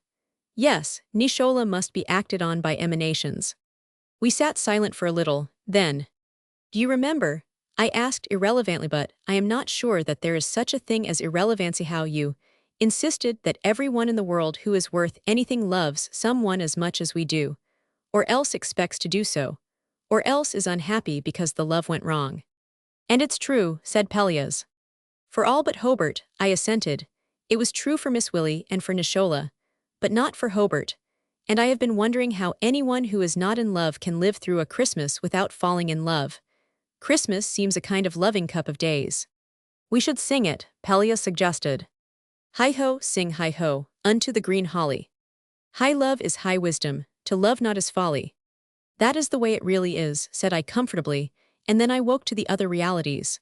Pelleas, I cried, where is Hobart? Where was Hobart Eddy indeed? It was quite 10 minutes since he had gone with the canary lady's cup, and I had charged him not to stay at all. Really, I said, we must go after him. This is too bad of him, too I can't forgive myself. Let us go after him, Pelleas. I took the little hot water pot for an excuse, and we went across the hall. Hi-ho, sing hi-ho, unto the green holly. High love is high wisdom, to love not is folly. Then hi-ho, the holly. This life is most jolly. Pelleas hummed the whole way. The library door was ajar and we entered together. Do you think that we did not feel the bewilderment of gods and men when we saw, in the firelight, Hobart Eddy with Eunice Wells in his arms? I hugged my little hot water pot and could find no words as they turned and saw us. But ah, Hobart Eddy's face. I say to every one that it was transfigured, like the face of one who has found the secret of the days. And as for dear Eunice, but then, had not I, who am a most discerning old woman, already comprehended that Eunice had looked like a bride from the beginning? Aunt Etarre, cried Hobart Eddy like a boy, I've found her again. I've found her. I clasped Pelleas' arm while I tried to understand. We who had despaired of contriving for Hobart Eddy a concrete romance, were we to gather that this was love at first sight, on our hearthrug? Even we have never officiated at anything so spectacular as love at first sight. But my mind caught and clung to that again. Again, I echoed it. I have loved her for years, Hobart said. She was to have been my wife. And she went away, went without a word, so that I couldn't trace her, and why do you think she did that? Because the lameness came and she never let me know. It was't I thought, oh, I ought not now, Eunice cried, but not because I don't care. Oh, never that. On which Hobart Eddy, Eunice, I uttered, like a young husband, you know, didn't I say so? Haven't I always said so? Pelleas, you see the rule does apply to Hobart too. And I thought of a bride at once, and then that Dimpolo, said I don't know in the least what I am talking about, at least you don't know. But I don't care, because I am so glad. You dear fairy godpeople, Hobart Eddy said in the midst of his happiness, you told me charming things were always happening. To help us to believe, I heard Pelleas saying to himself. Oh, I wish that we two had had more to do in bringing it all about. As it was, I was very thankful that it proved not to be love at first sight, for I would see one's love, like one's bonnets, chosen with a fine deliberation.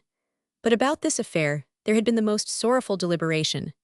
Pelleas and I sat on the sofa before them, and they told us a fragment here and a fragment there and joy over all. Hobart Eddy had met her years before in her little New England town. His wooing had been brief, and because of an aunt who knew what it was to be an ogre, nearly secret. Week by week through one spring, he had gone to see Eunice, and then had come her ugly fall from her saddle of which, until now, he had never known. For when she understood that the lameness was likely to be incurable, she, and that disgustingly willing aunt had simply disappeared, and left no trace at all. What else could I do? Eunice appealed to us simply. I loved him, how could I let him sacrifice his life to me, a cripple? Aunt Lydia said he would forget. I had no home, we were staying here and there for Aunt Lydia's health, and to leave no trace was easy. What else could I do? Oh, Hobart Eddy said only, Eunice, Eunice. There was that in his voice which made Pelleas and me look at him in the happiest wonder. And I remembered that other note in his voice that day in the orchard with Enid's baby. In the statue story, Pelleas and I have never believed that Galatea came to life alone, for we think that the Pygmalions have an awakening not less sacred. I do not in the least remember how Pelleas and I got out of the room. I do remember that we two stood in the middle of our drawing-room looking at each other, speechless with the marvel of what had come. No wonder that the blindfold Hope over the mantel had wreathed herself in holly. It was late when Hobart hurried home to dress, and it was later still when we four had dinner, which I do not recall that any of us ate. And then Pelleas and I left those two in the library in the presence of their forgotten coffee, while we flew distractedly about giving last touches for our party, an event which had all but slipped our minds. Pelleas, said I, lighting candles, think how we planned that Hobart's wife must be a woman of the world. But Eunice, Pelleas said, is a woman of many worlds. Our shabby drawing-room was ablaze with red candles, and what with holly red on the walls and the snow banking the casements and bells jingling up and down the avenue, the sense of Christmas was very real. For me, Christmas seems always to be just past or else on the way, and that sixth sense of Christmas being actually now is thrice desirable. On the stroke of 9 we two, waiting before the fire, heard Nishola on the basement stairs, and by the way in which she mounted, with labor and caution, I knew that she was bringing the punch. We had wished to have it ready, that harmless steaming punch compounded from my mother's recipe when our guests arrived, so that they should first of all hear the news and drink health to Eunice and Hobart. Nishola was splendid in her scarlet merino, and that vast cap effect managed by a starch pillowcase and a bit of string, and over her arm hung a huge holly wreath for the bowl's brim. When she had deposited her fragrant burden, and laid the wreath in place, she stood erect, and looked at us solemnly for a moment, and then her face wrinkled in all directions, and was lighted with her rare, puckered smile. "Merry Christmas," she said. "Merry Christmas, Nishola," we cried, and I think that in all her years with us we had never before heard the words upon her lips. "Who goes ridin' behind the sleigh bells tonight?" she asked then abruptly. "Who rides?" I repeated, puzzled. "Yes," Nishola said, "this is a night when all folks stay home. The whole world sits by the fire on Christmas night, and yet the sleigh bells ring like mad. It is not holy." Pelleas and I had never thought of that, but there may be something in it. Who indeed, when all the world keeps hearth-holiday, who is it that rides abroad on Christmas night behind the bells? "Good spirits, perhaps, Nishola," Pelleas said, smiling. "I do not doubt it," Nishola declared gravely. "That is not holy either to doubt." "No," we said, "to doubt good spirits is never holy." On this we heard the summons at our door, and Nishola went off to answer it. And in came all our guests at once from dinner at the Chartres, and at Nicholas' bidding, they hastened straight to the drawing-room and cried their Christmas greetings to Pelleas and me, who stood serving the steaming punch before the fireplace. They were all there, Madame Sally in black velvet and a diamond or two, Polly Cleetham with As I Live, a new dimple, and Wilfred and Horace acting as if Christmas were the only day on the business calendar. Miss Willie Lilliblade, taking a Christmas capsule from the head of her white staff. Avies and Lawrence, always dangerously likely to be found conferring in quiet corners, and Enid and David, and the baby who had insisted on the baby and he had arrived, in a cocoon of Valenciennes. And when the glasses had been handed round, Pelleas slipped across the hall to the library and reappeared among us with Eunice and Hobart. Dear, dear friends, Pelleas said, dear friends. But one look in the faces of those three was enough. And I, an incarnate confirmation, stood on the hearthrug nodding with all my might. I cannot tell you how merry we were in that moment, or how in love with life. I cannot recall what tender, broken words were said, or what toasts were drunk. But I remember well enough the faces of Eunice and Hobart Eddy, and I think that the holly-wreathed mirrors must have found it difficult to play the artist and suggest, because that which they had merely to reflect was so much more luminous. In the midst of all, Nishola, bringing more glasses, spoke at my elbow. Mem, she asked, are them two goin' to get merit? Yes, Nishola, I said, yes, they are. Nishola stood looking at me and winking fast, as if the air were filled with dust. And then came that curious change in her face which I had seen there before, a look as if her features were momentarily out of drawing, by way of bodying forth some unwanted thought. I made that match, Nishola acknowledged briefly. Nishola, I said in bewilderment. It's so, she maintained solemnly. Didn't I say a word to him this afternoon, a word about the universe? He begun to understand how to act. For the love of heaven, did I not say some good would come? You did say so, Nishola, I answered, and certainly the good has come. Chi, said Nishola, nodding her head, I am sure about all things me. I turned to Pelleas, longing to tell him that we were finding the end of one rainbow after another. And Pelleas was at that moment lifting his glass. Here's to Christmas, he cried as he met my eyes, the loving cup of days. Romans 17. Christmas roses. When our guests were gone, Pelleas and I sat for some while beside the drawing room fire. They had brought us a box of Christmas roses, and these made sweet the room as if with a secret springa little spring, such as comes to us all, now and then, through the year. And it was the enchanted hour, when Christmas Eve has just passed, and no one is yet awakened by the universal note of get your stocking before breakfast. For that matter, Pelleas said, every day is a loving cup, only some of us see only one of its handles, our own. And after a time, isn't there a legend, he wanted to know, or if there isn't one there ought to be one, that the first flowers were Christmas roses and that you can detect their odor in all other flowers. I am not sure, he warmed to the subject, but that they say if you look steadily with clear eyes, you can see all about every flower many little lines in the shape of a Christmas rose. Of course, nothing beautiful is difficult to believe. Even in the windows of the great florists, where the dear flowers pose as if for their portraits, we think that one looking closely through the glass may see in their faces the spirit of the Christmas roses. And when the flowers are made a gift of love, the spirit is set free. Who knows? Perhaps the gracious little spirit is in us all, waiting for its liberty in our best gifts. And at thought of gifts, I said, on Christmas Eve of all times, what had been for some time in my heart. Pelleas, we really ought, to make a new will. The word casts a veritable shadow on the page as I write it. Pelleas, conscious of the same shadow, moved and frowned.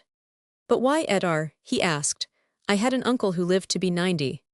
So will you, I said, and still. He began translating Theocritus at 90. Pelleas continued convincingly. Ill venture he had made his will by then, though, said one. Is that any reason why I should make mine? Pelleas demanded. I never did the things my family 999. Like living until 90, I murmured. Oh, I could not love Pelleas if he was never unreasonable. It seems to me that the privilege of unreason is one of the gifts of marriage, and when I hear the married chiding each other for the exercise of this gift, I long to cry. Is it not tiresome enough in all conscience to have to keep up a brave show of reason for one's friends, without wearing a uniform of logic in private? Laugh at each other's unreason for your pastime, and heaven bless you. Pelleas can do more than this. He can laugh at his own unreason, and when he had done so, ah well, I know we ought, he admitted, but I do so object to the literary style of wills.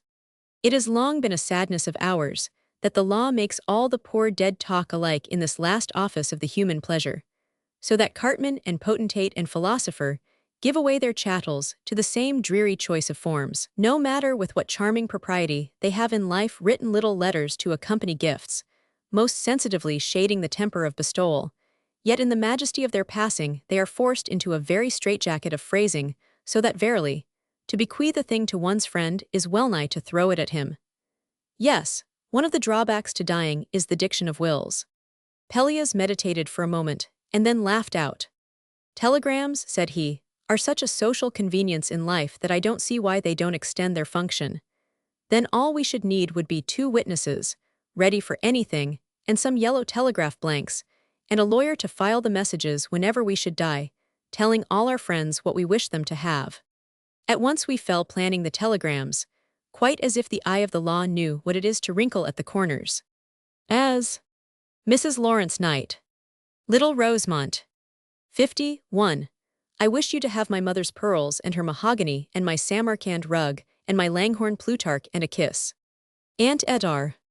And Mr. Eric Chartres. To his club. Come to the house and get the Royal Sevres tea service on which you and Lisa had your first tea together, and a check made out to you in my checkbook in the library table drawer. Uncle Pelleas. And so on, with the witnesses' names properly in the corners. Perfect, said I with enthusiasm. Oh, Pelleas, let us get a bill through to this effect. But we may live to be only 90, you know, he reminded me. We went to the window, presently, and threw it open on the chance of hearing the bird of dawning singing all night long in the park, which is, of course, in New York, where it sings on Star of Bethlehem night. We did not hear it, but it is something to have been certain that it was there. And as we closed the casement, after all, Pelleas said seriously, the telegraph bill would have to do only with property, and it will ought to be concerned with soberer matters. So it ought, in spite of its dress of diction, rather like the motley. A man, Pelleas continued, ought to have something more important to will away than his house and his watch and his best bed. A man's poor soul, no unless he is an artist, which he probably is not, there's no chance verbally to leave anybody anything. It makes its will every day, said one. Even so, Pelleas contended, it ought to die rich if it's anything of a soul. And that is true enough. Suppose, Pelleas suggested, the telegrams were to contain something like this, and from my spirit to yours I bequeath the hard-won knowledge that you must be true from the beginning, but if by any chance you have not been so, then you must be true from the moment that you know. Why not? Why not, indeed? I think that would be mine to give, Pelleas said reflectively. And what would yours be, Etarre? He asked. At that I fell in sudden abashment. What could I say? What would I will my poor life to mean to anyone who chances to know that I have lived at all? Oh, I dare say I should have been able to formulate many a fine-sounding phrase about the passion for perfection, but confronted with the necessity, I could think of nothing save a few straggling truths. I don't know, said I uncertainly, I am sure of so little save self-giving. I should like to bequeath some knowledge of the magic of self-giving. Now Nishola, I hazarded, to evade the matter would no doubt say, and from my soul to your soul this word about the universe, helping is why. But you, Etarre, Pelleas persisted, what would the real you will to others in this mortuary telegram? And as I looked at him I knew. Oh, Pelleas, I said, I think I would telegraph to everyone, from my spirit to your spirit, some understanding of the preciousness of love, and the need to keep it true. I shall always remember with what gladness he turned to me. I wished that his smile and our bright hearth and our Christmas roses might bless everyone.